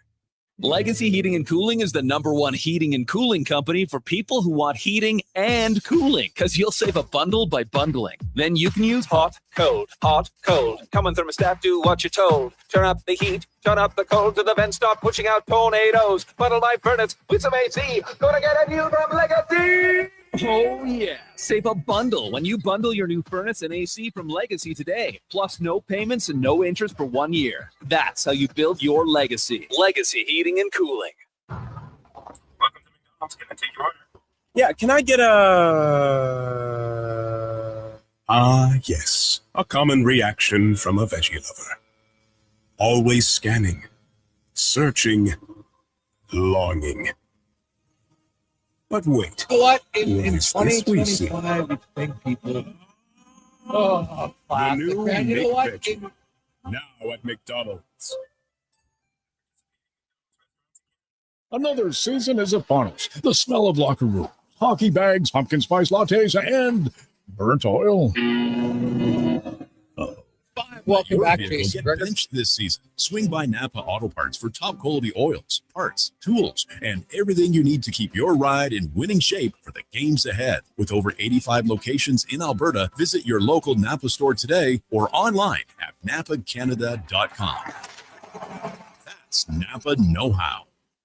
Imagine a family get-together where the smiles are as genuine as the conversations.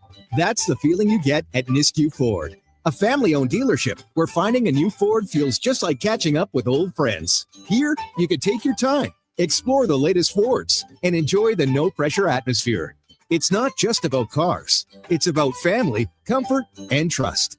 The coffee's on, so drive into Nisku Ford or visit niskuford.ca today. Above expectations.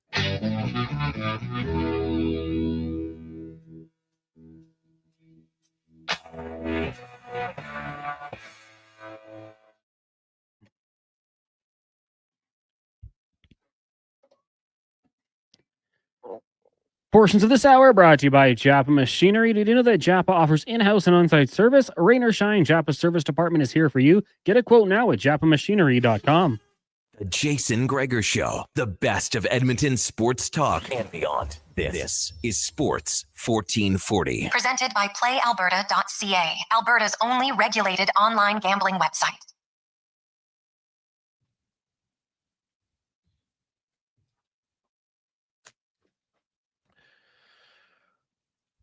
.503. Welcome back, Jason Gregor, Connor Halley, Sports 1440, Sports 1440. .ca and yeah, it's loca.ca. I think I might have said loca.com. Maybe I didn't, but I thought I might have. So loca.ca. Check it out. And you know, and the small little thing, Connor, little things matter in life. They have lots of glass jars for lots of things you buy there. And then I keep them. And now I use on my counter, I have the glass jars, and I find I'm eating the better food more because I see through the jar. Because I'm a guy. And if I can't see it, I'm not eating it. Right? You know how it is. I think that's very much a guy thing. You open the fridge, and sometimes you be, I can't see it. God, it's embarrassing. But I'm telling you, the glass jars from Loka, I'm telling you guys, it's a game changer. And ladies, if your husband or boyfriend or whatever significant other has what I like to call at times just guy vision, I don't know, it's okay. I own it. It's kind of funny.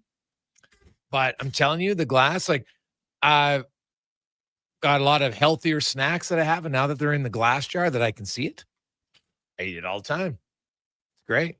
So check it out.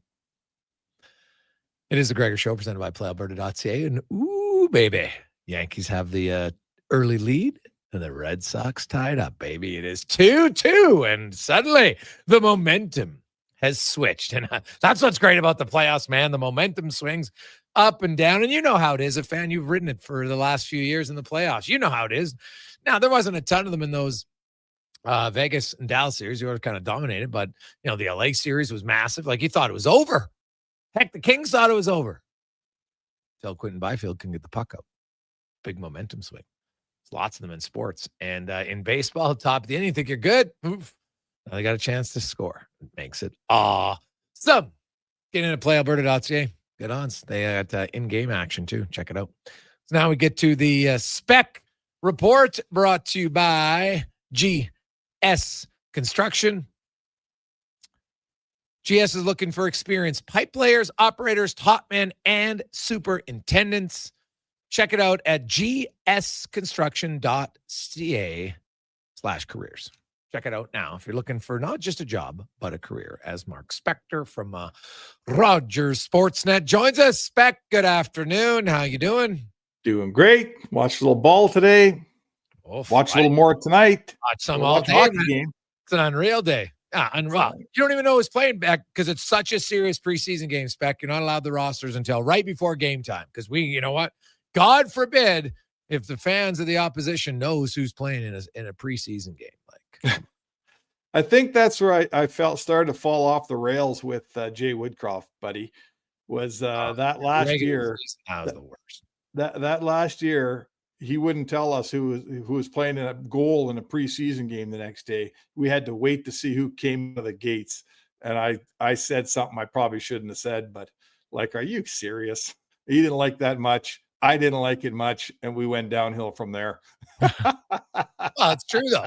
It's ridiculous. There's no reason to not do it. Like, you're not going to ask the coach who his whole roster is. I get it, but hey, it's called a social media team. You could put it out there in your social media post pretty quickly. If I was the Kraken or if I was the Oilers, that's what I'd be doing right away. Yep. Anyway, we do know some guys. We know Calvin Pickett's going to start in goal. There is some illness going around the team right now. So Noah Philp might not play. Didn't skate yesterday, so we won't know for sure. I'm guessing it's preseason. You might not rush him. And that's a guy, Spec. Like, so here's my question. You're Noah Philp. You played pretty well your 4 games. You're actually tied for the Oilers preseason points lead with Draisaitl.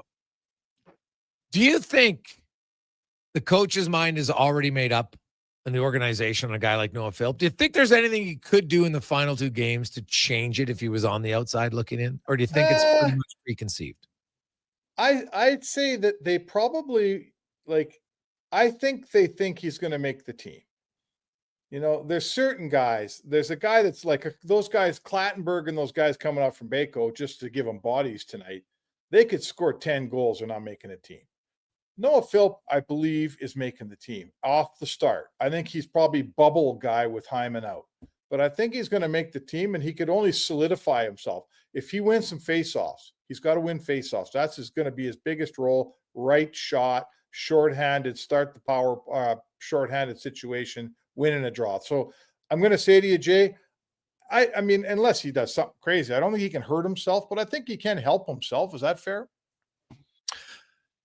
Yeah, maybe. Like, I think he could. And so it's disappointing, but then I'm like, geez, like, it's hard. Like, you just look at numbers and everything else. And I know the Oilers, talk about wanting to get younger. They can't have 4 rookies on the team, Spec. Like, it's just, now maybe you can have for a few games here or there, but it's challenging. Like, I was looking, look at Samaskowicz. Now, you can do it in the regular season, but he was a guy who had 15 goals played top 6 in and out in the regular season, came to the playoffs. They got Brad Marchand. He was out. And so the Oilers, to me, we're probably going to see Howard at times this year. You're probably going to see maybe you'll see Philp, right? Even Tomasic, who's not necessarily a rookie, but he's an NHL newbie, if you want to call it that. I'm just not sure how many of them can actually play come playoff time.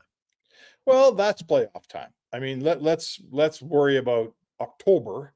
I hear what you're saying, but one of those rookies is gone probably when Zach Hyman comes back. And if those rookies are so good that you just can't get rid of one, then somebody gets moved. It's simple as that. Or a veteran gets sent down, if that's what happens. But I think, we're talking about Philp, we're talking about Savoy, we're talking about Howard, and we're talking about Tomasic. You're right. Are you going to play all those 4 guys every night all year? No, you're not. Those guys are going to go up and down. Tomasic's never played an 82-game schedule. He's going to have some time where he's in a press box, maybe even the minors. So let's wait and see, man. I'm not talking playoffs with you yet. We haven't even played the first game of the season. No, I'm not talking, but I'm just looking realistically. Like, people get so excited. Oh, these guys are going to make a big difference. They might in the regular season at times, great. But I'm just telling you, when the end goal is to win a cup, you're not doing it with that many rookies in the lineup. I don't care who they are. It's not happening. No, and the trade deadline, they'll bring in another veteran player, and that'll probably knock another rookie. They'll bring in a winger. That'll knock another rookie out of the picture. So, yeah, I hear you. I don't think you're winning a cup with 4 rookies either. Yeah. Spec, where do you come out on the Kaprizov contract? I'm totally fine with the number. In fact, as an 8-year deal, I don't think it's that particularly high. Remember, the cap's going up $10 million a year here for the next little while. So, what's $17 million? I mean, the most he could get is 20. He's taken 17. So he's taken, every year it's a smaller percentage of the cap. My point with Minnie is this: he's by far their best player. He's their franchise player. They wanted him for 8 years. They got to pay him for it. So I don't mind that deal one bit. How about you? I don't have a problem with the contract. I don't understand the notion, and I've heard this all the time. He set a new AAV standard. This is great for the Players Association. And I'm like, why? What's great for the Players Association is when the salary cap goes up that you just alluded to. That's what's great for the PA. That impacts the PA way more than Kaprizov because A, there's only a select few of elite players. B, just because one guy gets more, that doesn't help the overall general PA because they're only getting more because the salary cap is going up. That's what's important here. It's not one guy. Like, he sets a new trademark. Great. I think it's more for people want to, look, our league's better now because our highest paid guy gets paid X. I'm not really sure that that's truly the case. Maybe it's optically the case, but from a PA as a whole, Kaprizov getting 17 mil and taking up more of the cap percentage overall doesn't help the PA. No, I hear you. I mean, the PAs, they have several goals, but one of their goals is that every time a huge new player comes up, he sets a new bar. That's been a PA goal forever. And there is pressure on Connor McDavid to be that guy, right? There is pressure towards his agent and towards the player that to do your duty inside that union, he should push the standard up higher. That's what people expect. I'm not telling you he's going to listen to him, but that pressure exists. But there's no question, like, a union is built out of everybody, not just the highest paid guy. So, yeah, there's no, the rising cap is what everybody loves in that union. The Brett Kulaks of the world at the bottom of the roster who are never making 17 million. They just want the cap to go up, man. Yeah, 100%. Yeah. What are you thinking about Ingram? Yeah, I was going to get to that right now. You know what? Well, how they went about getting him makes a lot of sense. So, because if you claim him on waivers, now you've got him on your roster. The guy hasn't played in training camp, right? Like, what are you going to do? Then you're going to just try to send him back to the minors. Somebody else claims him. You lose him anyway. So you gain nothing by that. You weren't going to claim Ingram and then put Pickard in the minors when Ingram hasn't even taken part in training camp. It was never happening. So this way, to me, it's a very low risk proposition. There's no risk here. The only cost is that the ownership will pay $1.15 million for him to try to find his game in the minors. That's the only cost. There's no other well, there is one other small cost. Now the Oilers have 7 goalies in the organization spec. They only have spots for 6, right? There's 2 in Edmonton, 2 in Baco, 2 in the ECHL. And so where's one of those 3 young guys, Day, Unger, and Johnson. One of them is going to get squeezed out. I'm guessing it's probably going to be Unger just because he's not a draft pick. So we'll see. But, they don't in an ideal world, you don't need Tompkins and Ingram in Bakersfield, right? You need a good number 3, but you don't need like a number 4. If your number 4 should be a young guy. So that's a little bit of the negative in it, if I had to be honest on that. But overall, I like it. It's a low risk bet. If he goes down there and for whatever reason, just can't get his game back, well, okay, no harm, no foul, and you move on. But if he does, now it gives you a better option to look without having to give up anything to make a change. Yeah, I think these were the only parameters under which Stan Bowman acquires that player. His name came up here a couple of weeks ago, and it was just a straight waiver claim. And a lot of people in Edmonton said, grab him, take him, grab him. And I'm eating it online for saying that they shouldn't have done that and they weren't going to do that. And the context of that interview was, are you going to pick him up for $1.95 million? And they never were. And they did not. They did not. Right? Yes. They never were, and they did not. This is a whole when Bill Armstrong comes back and says, okay, I'll tell you what, you're looking for goaltending. Bill Armstrong did Ingram a total solid here, right? By eating, Utah doesn't have to eat that $800,000. They did that so they could move him to a place. Everybody knows Edmonton's in the market. Move him to a place where if everything goes great, he's got a shot at playing. Good for Bill Armstrong, good for Stan Bowman. Stan told me today, he said, the minute I found out that they're going to eat the 800 and we could send the entire salary to Bakersfield. Well, that changed the entire calculation here. I thought, why aren't I doing it? Right. Mm-hmm. So anyway, listen, this is putting your hook in the water. This is a guy that's only played 100 NHL games. He had one real good season in Arizona, and it was a good season, right? 907 behind the 27th team in the NHL. He put up a 907. That's good. But there's a lot of water under the bridge since then. So let's hope he can get some version of that back. And if he does, Bowman's going to look like a genius. Well, it's going to take a while, right? Because he hasn't played in a while. He also hasn't taken part in preseason. So he'll take some time and he'll figure it out, and then away they go. And I'm kind of curious to see. The number one thing you hope is that he gets just kind of like his life back in order. I think that's the best thing they're looking at. Yeah, he's really had it's an interesting player, an interesting story. And at this point, it sounds like he's kind of coming out of it. It sounds like he's on the upswing. So it's a happy, we're trending towards a happy ending. Anyone who hasn't seen the story, Emily Benjamin on NHL.com wrote a wonderful piece on him January of 2024. And, he had OCD, right? And it was taking over his life. COVID, he lived in a little hotel room in Nashville, like so many people did in COVID, and couldn't go out and couldn't do anything. And when you have OCD and you're in that situation, it's not healthy. No, it's not good. No. Yeah, he said a lot of people struggled in COVID, but a lot of them probably handled it better than I did, was one of the quotes he said. And to this day, is my understanding, is he still seeks help and sees, he came out of the NHL PA program.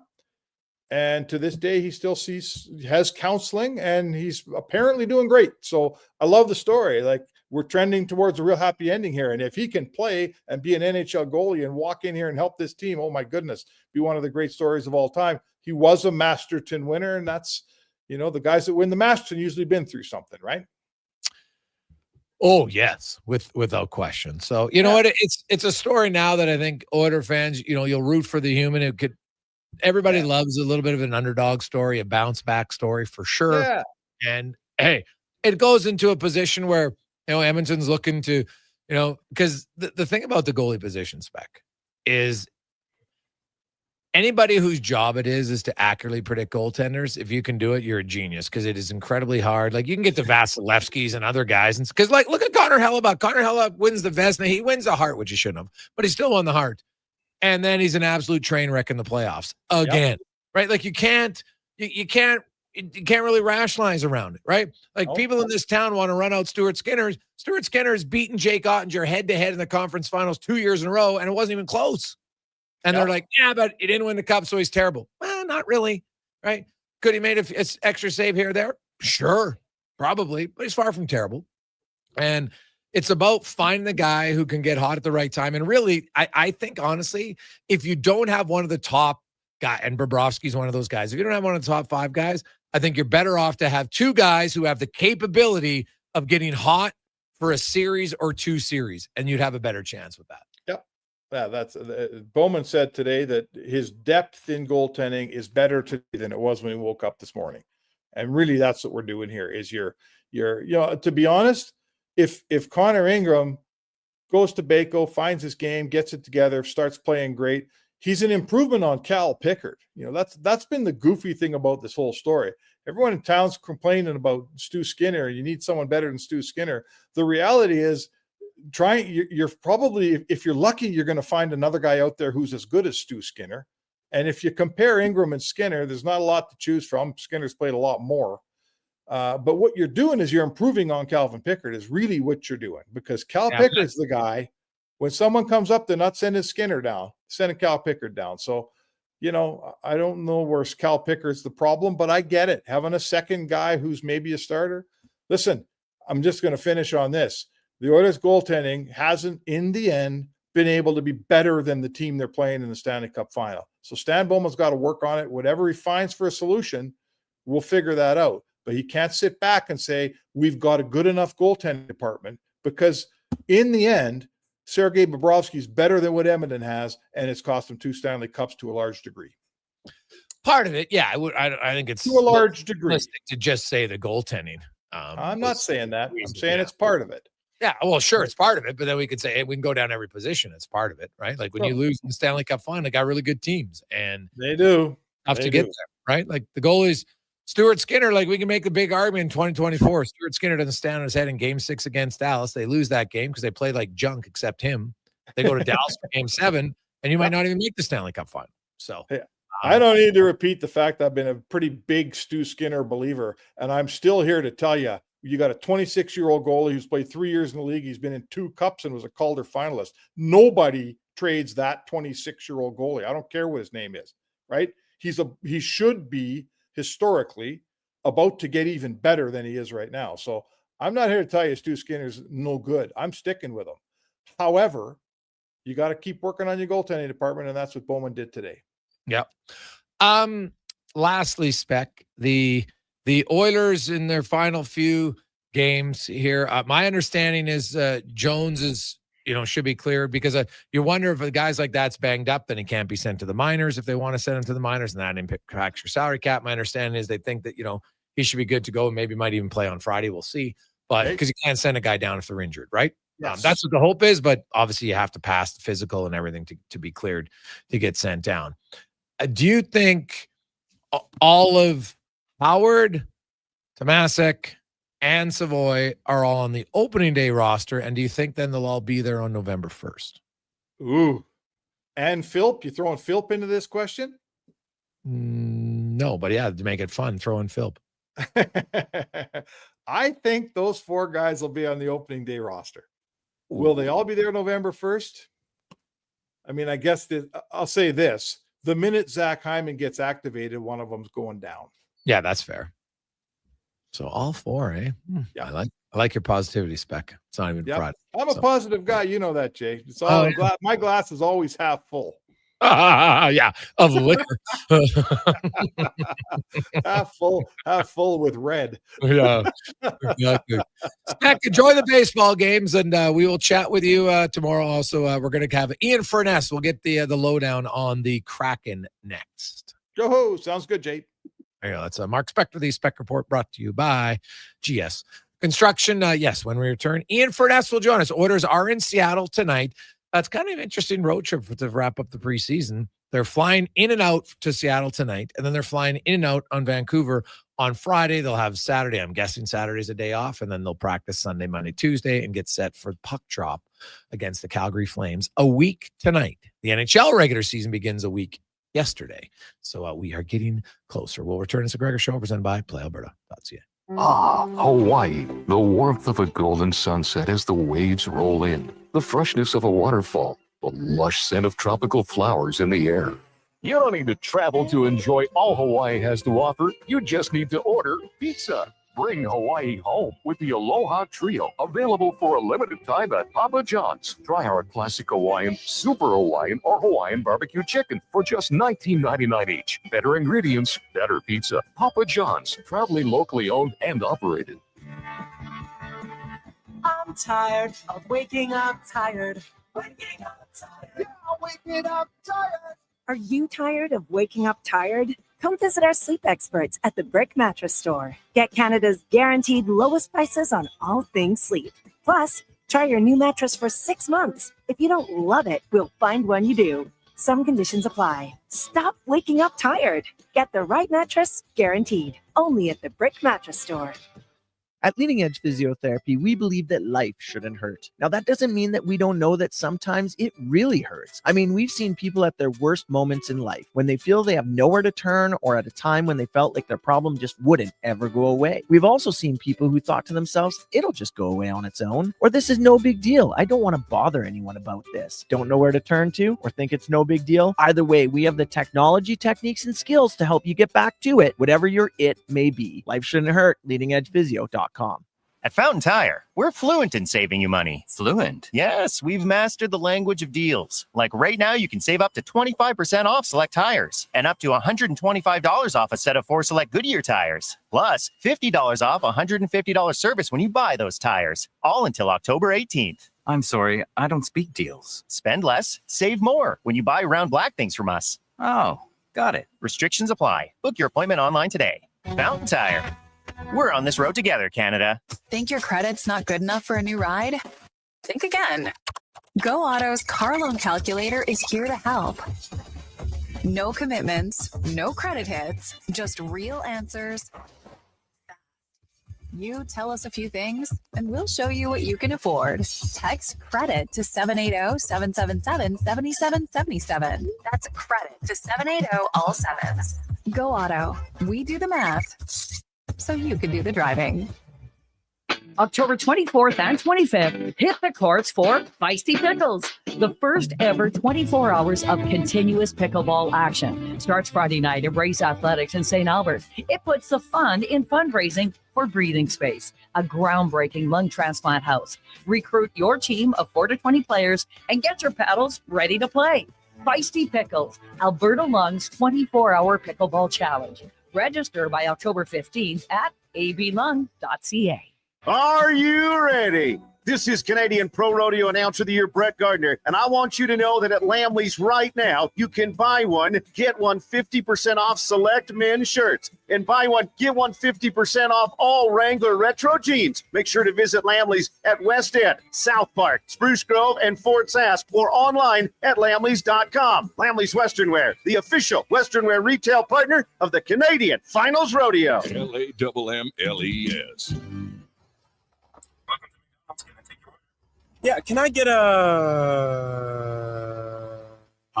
Yes. A common reaction from a veggie lover.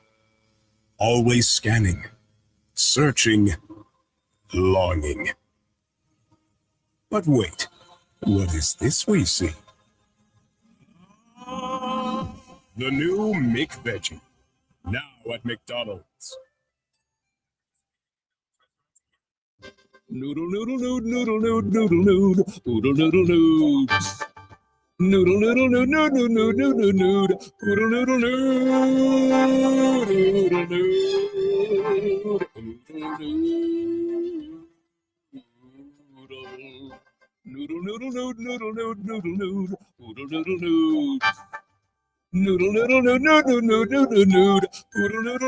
Throw the load down to Oodle Noodle tonight because dine-in is open.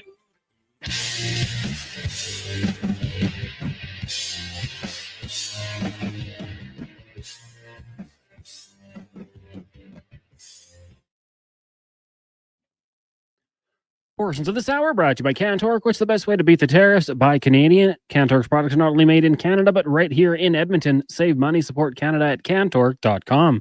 The Jason Gregor Show, the best of Edmonton sports talk and beyond. This is Sports 1440. Presented by PlayAlberta.ca, Alberta's only regulated online gambling website.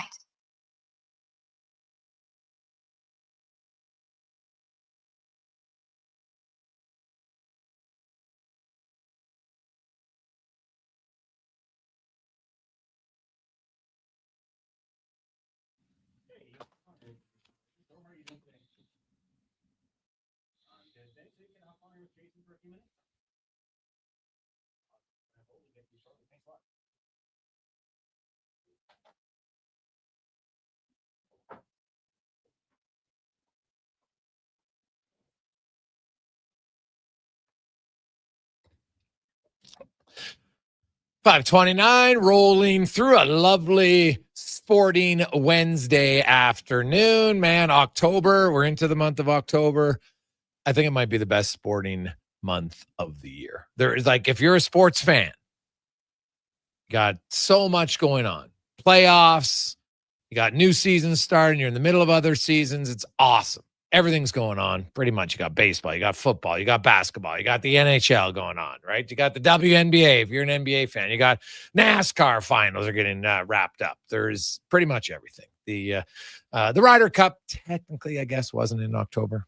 That would fill it out, but there's just so much. It's awesome. Love it. Absolutely love it. Of course, all hockey fans love it. NHL starts, WHL starts, AJHL, BCHL.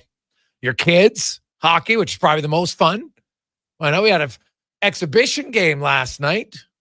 Managed a win. They had overcame bad coaching again, so that's good. And had some fun. Kids are all fired up and get back into it. So love it. Love it. It is the Gregor Show presented by PlayAlberta.ca as we go around the NHL, brought to you by McDonald's, and the McVeggie is here. Vegetables, all different kinds, all together in the meat, and oof, veggie lovers. We even had it in studio on Monday, and I have to say it was a thumbs up from all of us. Now, Connor does say the spicy one is pretty damn spicy, so be leery if you like the spice. You like the spicy McVeggie. As we stop in Seattle, where the Edmonton Oilers are playing their second final preseason game. It is the final preseason game for the Seattle Kraken. So I would think they'll have a lot of their NHL guys, but unfortunately they got a few guys banged up. So we'll find out who's in, who isn't in, coming out with our good buddy from Seattle. Ian Furness joins us once again from 93.3. Ian, how you doing, man? Welcome back to the show. I'm good, Jason. How are you, buddy? How are things? Things are pretty good, man. It's a great time of year. So much going on. I'm sure in Seattle, you guys are waiting. You got playoffs starting on Saturday. So for MLB, that'll be pretty electric. We'll talk about that before we end. But give me an update. So I know Dunn, I don't think, is playing. McCann's not ready. What about Montour and Stevenson? Are all four of those guys out? Yeah, they're all out tonight. I'm just looking at the lineup. I'm at the rink now, just getting ready for our broadcast next week, I guess, on TV. But Beniers, Eberle, Catton is a line. Wright, Leonard, and Schwartz, Gaudreau, Tolvin, and Marshment. Mulgard, Newman, and Cartier. So, that's probably, what is it? Maybe Winterden won't be here. There's a little battle for the last forward spot with Cartier, Mulgard. So that's kind of a little battle right there. I think Catton's going to be here. So defense is kind of lean tonight. Oldavanen's playing, and Mahura's probably in for a while, depending on what the injuries are with some of these guys with Riker Evans. So, yeah, I mean, it's Decord's in goal. So, I mean, it's probably maybe 2/3 of a lineup for Seattle tonight. Okay. Yeah, well, Riker Evans, they announced that he's out 6 to 8 weeks with an upper body injury. Yep. What about McCann, Montour, Stevenson, and Dunn? Are those guys expected to be ready for next week's season opener? Yeah, I think most of those guys will be ready. Dunn, we're not sure. He got an upper body injury, took a cross check from Seattle's favorite player, Pospisil, the other night, Calgary. Just an absolute punk, this kid. I mean, honestly, Jason, I don't know how this kid survives in the NHL. Like Adam Larson, you know Adam well. Like he was outspoken about it. Like it's a preseason game. The guy he sent Dunn to the sidelines and the injured list 2 years ago with a really bad hit. Dunn's been looking for him ever since. They had a skirmish in front, and the kid cross-checked Dunn right in the head. knocked him out and knocked him out of the game, I should say. And so we're waiting to see what happens there. I can't wait till December 16th when they come back here. It's going to be ugly. It almost got ugly the other night, but Dunn, I think, is still day to day. The only guy that's out long term that we know is Capo Caco. He's got a broken hand or thumb or something, so he's out for 6. So him and Riker are out for 6 weeks. So that's those are the two big injuries. McCann skating. Chandler, I think, is close. But boy, I mean, I don't know. I come from the NFL world too. A lot of times, this preseason is just a waste of time. I think. So, I mean, it's just a waste of time. It's just an absolute waste of time, dude. The Oilers are playing 8 preseason. You guys only have 6. This is the last year, buddy. Yeah. The last year. Next year, there's only a maximum of 4. We go to 4 and a maximum of 2 per veteran. So, God, it'll be like Christmas time in September. The season will start a little bit later. I mean, I looked at the Oilers lineup tonight. It's like, boy. Hey, tell us what it is, because it's like secret here in Edmonton. They didn't release it. Oh, it is? Yeah, so tell us who really? it is. Oh, yeah. It's ridiculous. All right, hang on. I hope I don't get in trouble for this. No, you won't. I mean, they gave it to us, right? Yeah, no, they gave it to you now. It's fine. Well, I mean, Henrique, Savoy, Mangiapane, Frederick, Kapanen, Janmark, Lazar, Hudson, Samansky. I don't know who 57 is. How do you pronounce his name? Mahara? Mahara. Yeah, the young guy. Yeah. Yeah, he's with Hamlin and Klettenberg. Yeah, Klettenberg. You know what, buddy? Sorry. That guy, he plays an honest game. He won't cheap shot guys, but he'll fire guys up. But he's an honest pest. But he doesn't cheap shot guys. But he'll probably fight someone. He's an old school. He's kind of like a WHL player. I'd say that. I don't know who he's going to fight in this lineup in Seattle. But, anyway, I'm trying to think. Nurse, Stetcher, they're not together, but I'm just looking at normal, regular guys. Kulak's playing. Okay. Yeah, Pickard's starting in goal. So, we're out here. We knew none of the big guys were going for sure. I think Edmonton will have more of their roster going on Friday night in Vancouver. They got a little illness, so they kept some guys back home because of that. Yeah. How much pressure do you think there is on the Kraken? And here's the thing. I know you covered the WHL for a long time. You know a lot of the prospects. Gavin McKenna. Like, I believe if there's one organization that could really use Gavin McKenna, I think it's Seattle. They got some young guys. Capo. I like Wright. You got Beniers. Neiman's coming and played really well. But like Gavin McKenna is like a legit guy who I think is going to be a first-line player in the NHL. I'm not going to use the G word because I think it's ridiculous to put that much pressure on a young kid. But when I look at Seattle, they don't they're in purgatory right now. They're not good enough to be a real contender. And, unless they get some injuries, they're probably not bad enough to be a bottom 5 team. So where do they come out? Right. Well, I think that's the hard thing, Jason, is that the way they've built this thing, it's, when they went to the playoffs 3 years ago, is, this whole depth lineup thing that they used and it worked, but you had a bunch of guys that had, I think what you had that year, not career years, you had a bunch of guys that played up to what you would expect. Like if you say, hey, this guy's going to be a 22 goal scorer. He scored 22 or 23 that year. If this guy's going to be a 60-point guy, that's what he was. And everyone kind of played to the level that was expected. And they also had this historic shooting percentage that year, right? So everything seemed to be going in the net. And so those things helped. And they got decent goaltending most of the year from Gruby, and Martin Jones was a good backup for them. And so they got into the playoffs. They also were a really good defensive team. And then the last 2 years, the structure was off. Haxall gets fired. Bilesma was just a horror show in terms of, structure, especially the defensive end. The power play was awful and they fell apart. But I think you're right. I think you're kind of in that weird middle class right now where, in this division, you're probably, 4, 5, 6 is where you are. At best 4, at worst probably 6, unless you have a bunch of injuries. And so, that's maybe you can contend for a playoff spot. Maybe you're in it, after the Olympic break. I think that's the hope. And I could make a strong argument that they'll be in it till the end and maybe even a playoff team, but they got to have a lot of things go right for them, like more so than other teams. And, it starts with the backup goaltender. I mean, I think you and I talked before. I mean, Philip Grubauer last season, he had 23 starts, 56 potential points. He had 12 points out of those. They got 12 points out of his 23 starts last year, Jason. Yeah. Wow. You don't have a chance. I mean, if Joey didn't play, you didn't have a chance. I mean, you guys think you had goaltending issues, and you do in the playoffs. We know that, but that was an issue. The power play was abysmal. The defensive structure was non-existent. Players were frustrated. That's why they made a coaching change. I think you could make an argument with even average backup goaltending. If your number 2 goalie is just average, well, you increase your point total by 10. You missed it by 20. Well, is the coaching better? Yeah, it has to be. I think, first of all, you have guys that are more dialed into today's game. I use this analogy on my radio show all the time. I've used it on TV here. Mike Holmgren is a Hall of Fame NFL coach. Mike Holmgren couldn't coach in today's National Football League. It's a different game. What you do to prep and prepare and the numbers you use, the analytics, what have you, is different than when Mike coached. Dan Bilesman was a great coach for a couple of years, 15 years ago. That wasn't what he was last year. I think Lambert gives them that. Chris Taylor, the assistant, will help the power play. You can make a lot of arguments, but I think what you said is true.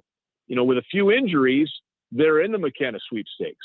If they don't get, and they've already had a couple, but if they play to their potential, they're probably going to be out of it. They'll have like a 1% chance to get that number 1 overall pick.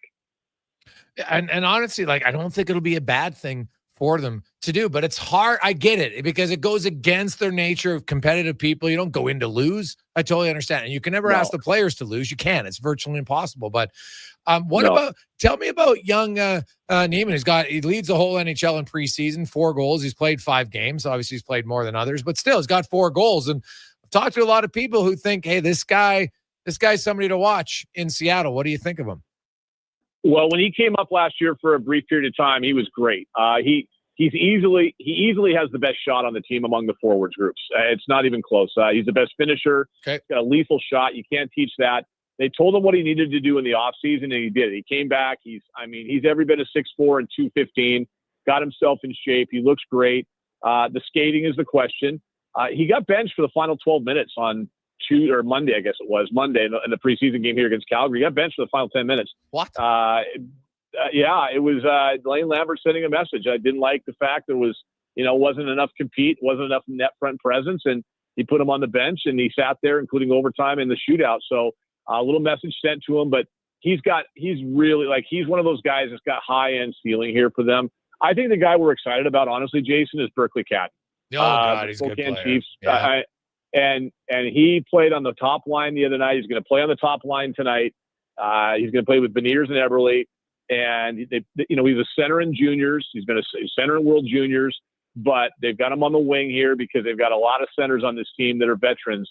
And so they got him playing on the wing. And boy, when they freed him up to play on the wing the other night, he looks fantastic. His skating is above average. His playmaking, his vision, his hockey IQ, all those things that we talk about. He is they're going to keep him here. There's nothing he can do in the dub. What else is he going to do? He's 19. He can't play in the American League, not until, the rule changes, hopefully next year. But so I'm assuming, going to be here. Scored a goal the other night. If Beniers could have finished, he would have had about 3 assists in that game. He looks every bit the part. I'll be curious if you see the game tonight, what you think of him, because I think this kid's every bit an NHL player. You talk about McKenna. There's been a lot of these kids, McKenna, Celebrini, obviously Bedard, that have come into the league. And, this kid he's got enough weight on him. He's got enough strength. I don't know why there's a question about him being in the NHL. Hell, Vancouver's looking at keeping Braden Coots right now. Yeah. Okay. I like him, and I worked with the T-Birds for a lot of years, so I'm partial to them. Braden Coots isn't in the same category as Berkeley Catton. So watch him tonight. He's a lot of fun to watch. Oh, he's a really good player. And I'm always cautious. Guys look great in preseason. Then you get to the regular season. Now it's NHL guys, and it is a big, big difference. Right? And I'll absolutely know that. I've been around the junior game long enough to know, there's guys that are 18 and 19, and they're probably ready to be in the NHL. If nothing else, it's better for them to be up. I just think, with Berkeley, I think he wasn't number 1 overall, right? He wasn't number 2 overall. So there's this waiting period that you don't have to be a number 1 or number 2 guy to make an impact in the NHL. I think he's going to be here this year. I think you can manage the minutes. I think you can manage him. World Juniors, he'll be gone for 3 or 4 weeks and things like that. But I think he'll be here with this team this year. And I think within a couple of years, people will be talking about this guy around the league. Ian, always good to catch up with you, buddy. Enjoy the games, and we'll talk to you throughout the season. Quickly, give me your thoughts on the Mariners and Cleveland or Detroit. Any preference?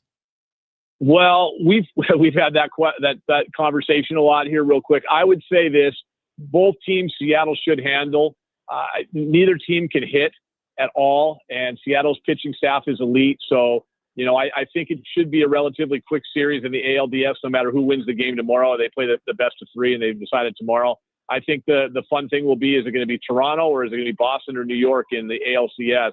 If it's Toronto, nice and spicy, huh? All the Canadians rolling into town. I can't wait for that. Let's go. Should be a lot of fun, man. We appreciate it. We'll talk to you again soon, Ian. Have a great day. Thanks, Jason. Talk care. There you go. That's Ian Furness joining us from Seattle.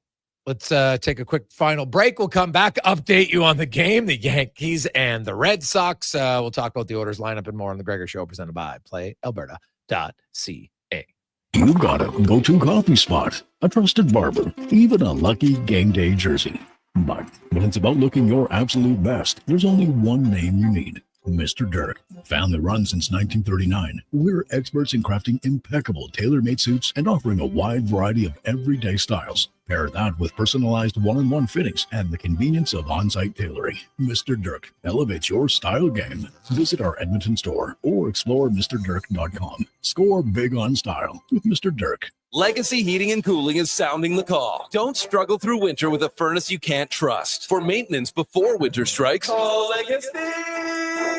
Call Legacy. For furnace tune-ups and repairs to give peace of mind. Call Legacy. Call Legacy. Or to scrap your old furnace for a brand new high-efficiency one. Call Legacy. Call Legacy. And with no payments, no interest for 1 year on your new furnace, it's gotta be Legacy Heating and Cooling. When it comes to choosing a hair clinic, the difference is in the doctor. I'm Dr. Vance Elliott. Transforming how you feel about yourself is a very personal experience, and I'll work directly with you every step of the way. Physicians come from all over the world to learn from Dr. Elliott. When your personal goal is to help other people achieve theirs, you must deeply understand the latest treatments. Want to feel confident and comfortable? The difference is in the doctor. I'm Dr. Vance Elliott at drvanceelliott.com. Albertans celebrate a bounty of beautiful places to visit, boundless adventures to take, all in driving distance. And Sherwood Honda has the fuel-efficient vehicle that helps you go even further and appreciate more. Hybrid CRVs and Civics mean more thanks in your tanks, more great trips to be grateful for. And of course, Sherwood Honda is thankful for the chance to help you get there. It's a beautiful time of year, and it sure would be nice to hit the road with Sherwood Honda. I'm Rick Showers from No Bull RV, and I know a lot about how RVs work. I post videos on Facebook every week showing the weak points and how failures can occur. But even I don't winterize my own RV. What are you saying, Rick? You don't think you could do it? Oh, sure, Bob, I could do it, but I couldn't do it at a professional level. When you expect your RV to survive the harsh northern Alberta winter, this is no place for hobbyists. And I don't service used RVs all day, every day. Instead, I hired people smarter than me to do that sort of work. That's the team that winterizes my trailer, the same team that'll winterize yours. Your RV service team works 12 months of the year repairing and maintaining used RVs. That's right, Bob. If you want your RV working right in the spring, the real work happens now, in the fall. Our winterization packages start at just $99, and that includes a full report in writing. No surprises, just the great outdoors waiting for you when the last of the snow melts. And that's No Bull. NobleRV.ca.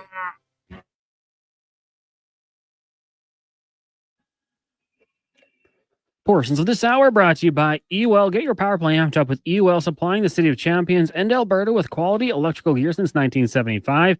eWell.ca is your partner in power.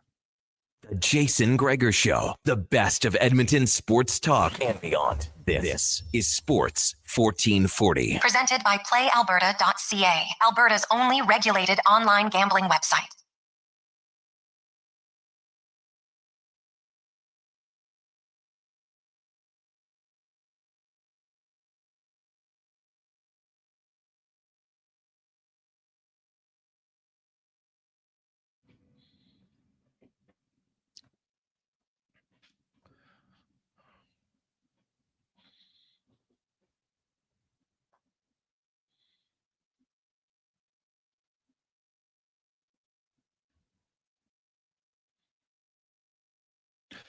We continue on as we wrap things up. Busy Wednesday afternoon, man. If you like baseball, they're going back and forth in the Bronx tonight. 3-3, the Yankees and the Red Sox. If you missed it earlier, San Diego staves off elimination. They win game 2, so they'll have a game 3 tomorrow in Chicago.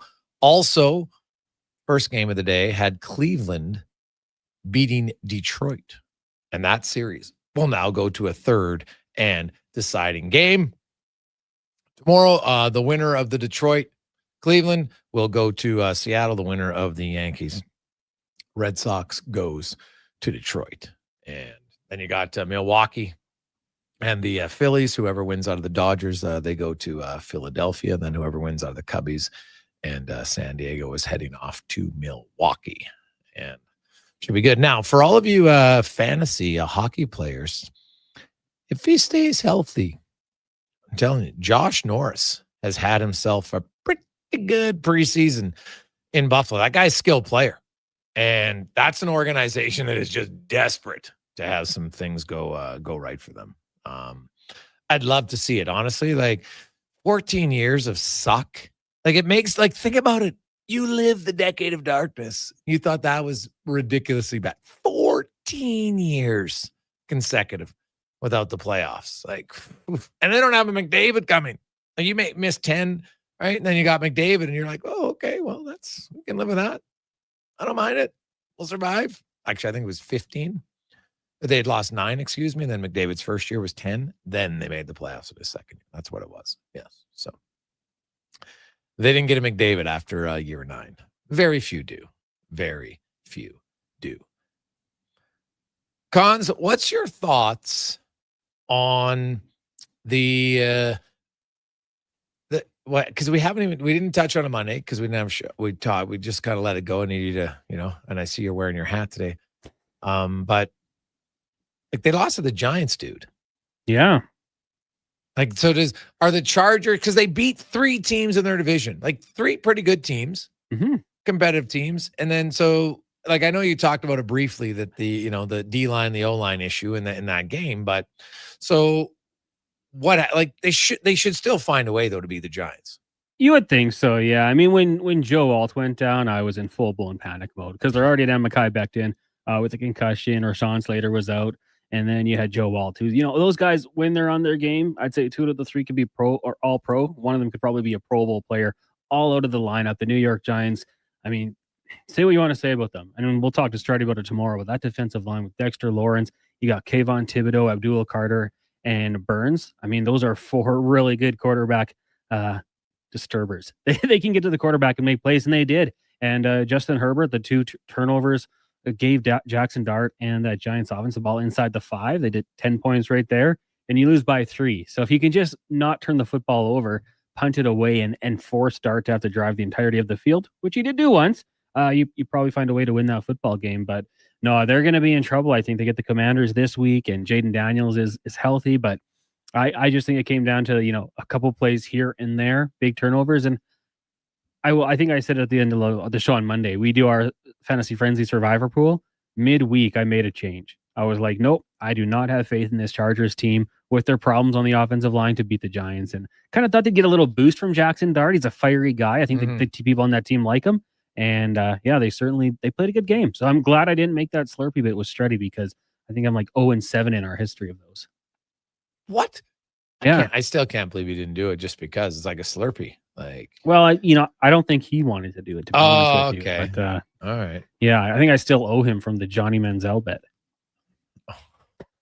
I thought a second team would give him a look. Really? Yeah. It was like, how many more games will Manziel start in the NFL? And the bar was low. It was like 7. I thought another team's definitely going to give him a look. Not the case. And we didn't say CFL games. So I probably still owe Strutty a couple Slurpees. Yeah, that's a tough one, man. That is a tough one, no doubt. So we got the Yankees and the Red Sox coming down to the wire. Then, of course, the late game tonight has Cincy and the Dodgers. It would be amazing if the Yankees win today. And at a time where in the first 12 teams had only gone 2-10 with the ability to extend it after losing game 1 to a 3-gamer. And we have 2 already today. So we've matched it. Could go over in one day. Imagine if they double it and somehow because let's be honest, I think Cincy beating LA would be the biggest surprise of the day. No question. I'd love to see it just for fun and excitement, but it would seem unlikely. Hey guys, the Oilers have 0 high-end scores. 0. Not sure they could make it very far. We're back to Shirelli days somehow. Perplexed Oilers. Come on, man. Dude, I should have read that text before. We're talking about Shirelli days. Give me a head of shit. Hyman scored 50 goals. No high-end goal score. Like, doesn't have to score 50. He can score 30. I have a problem with that. They'll be fine. The Oilers will be just fine. But you're right. They do need to add a scoring winger. I would agree with you on that. Your last line lost your credibility. You were doing good, and then you just into the ditch. Don't compare it to Shirelli. Come on. We all know better. Tomorrow, who knows why? We got at least 2 elimination games, maybe 3, maybe 4. We'll talk about the Oilers who stood out tonight in Seattle. And we will get set for another weekend in the NFL. So have yourselves a wonderful Thursday. We got some special guests joining us on the show tomorrow. A new guest we'll unveil every Thursday. It's tomorrow. Let's get to the Con Man Sports 1440 update brought to you by Northgate Chevrolet Buick GMC. They're helping feed families. They're continuing in the month of October. For every truck sold, they'll feed a family of 4. Farmers and small business owners get preferred rates right now. Northgate, this truck's for you. Good night. This is a Sports 1440 update.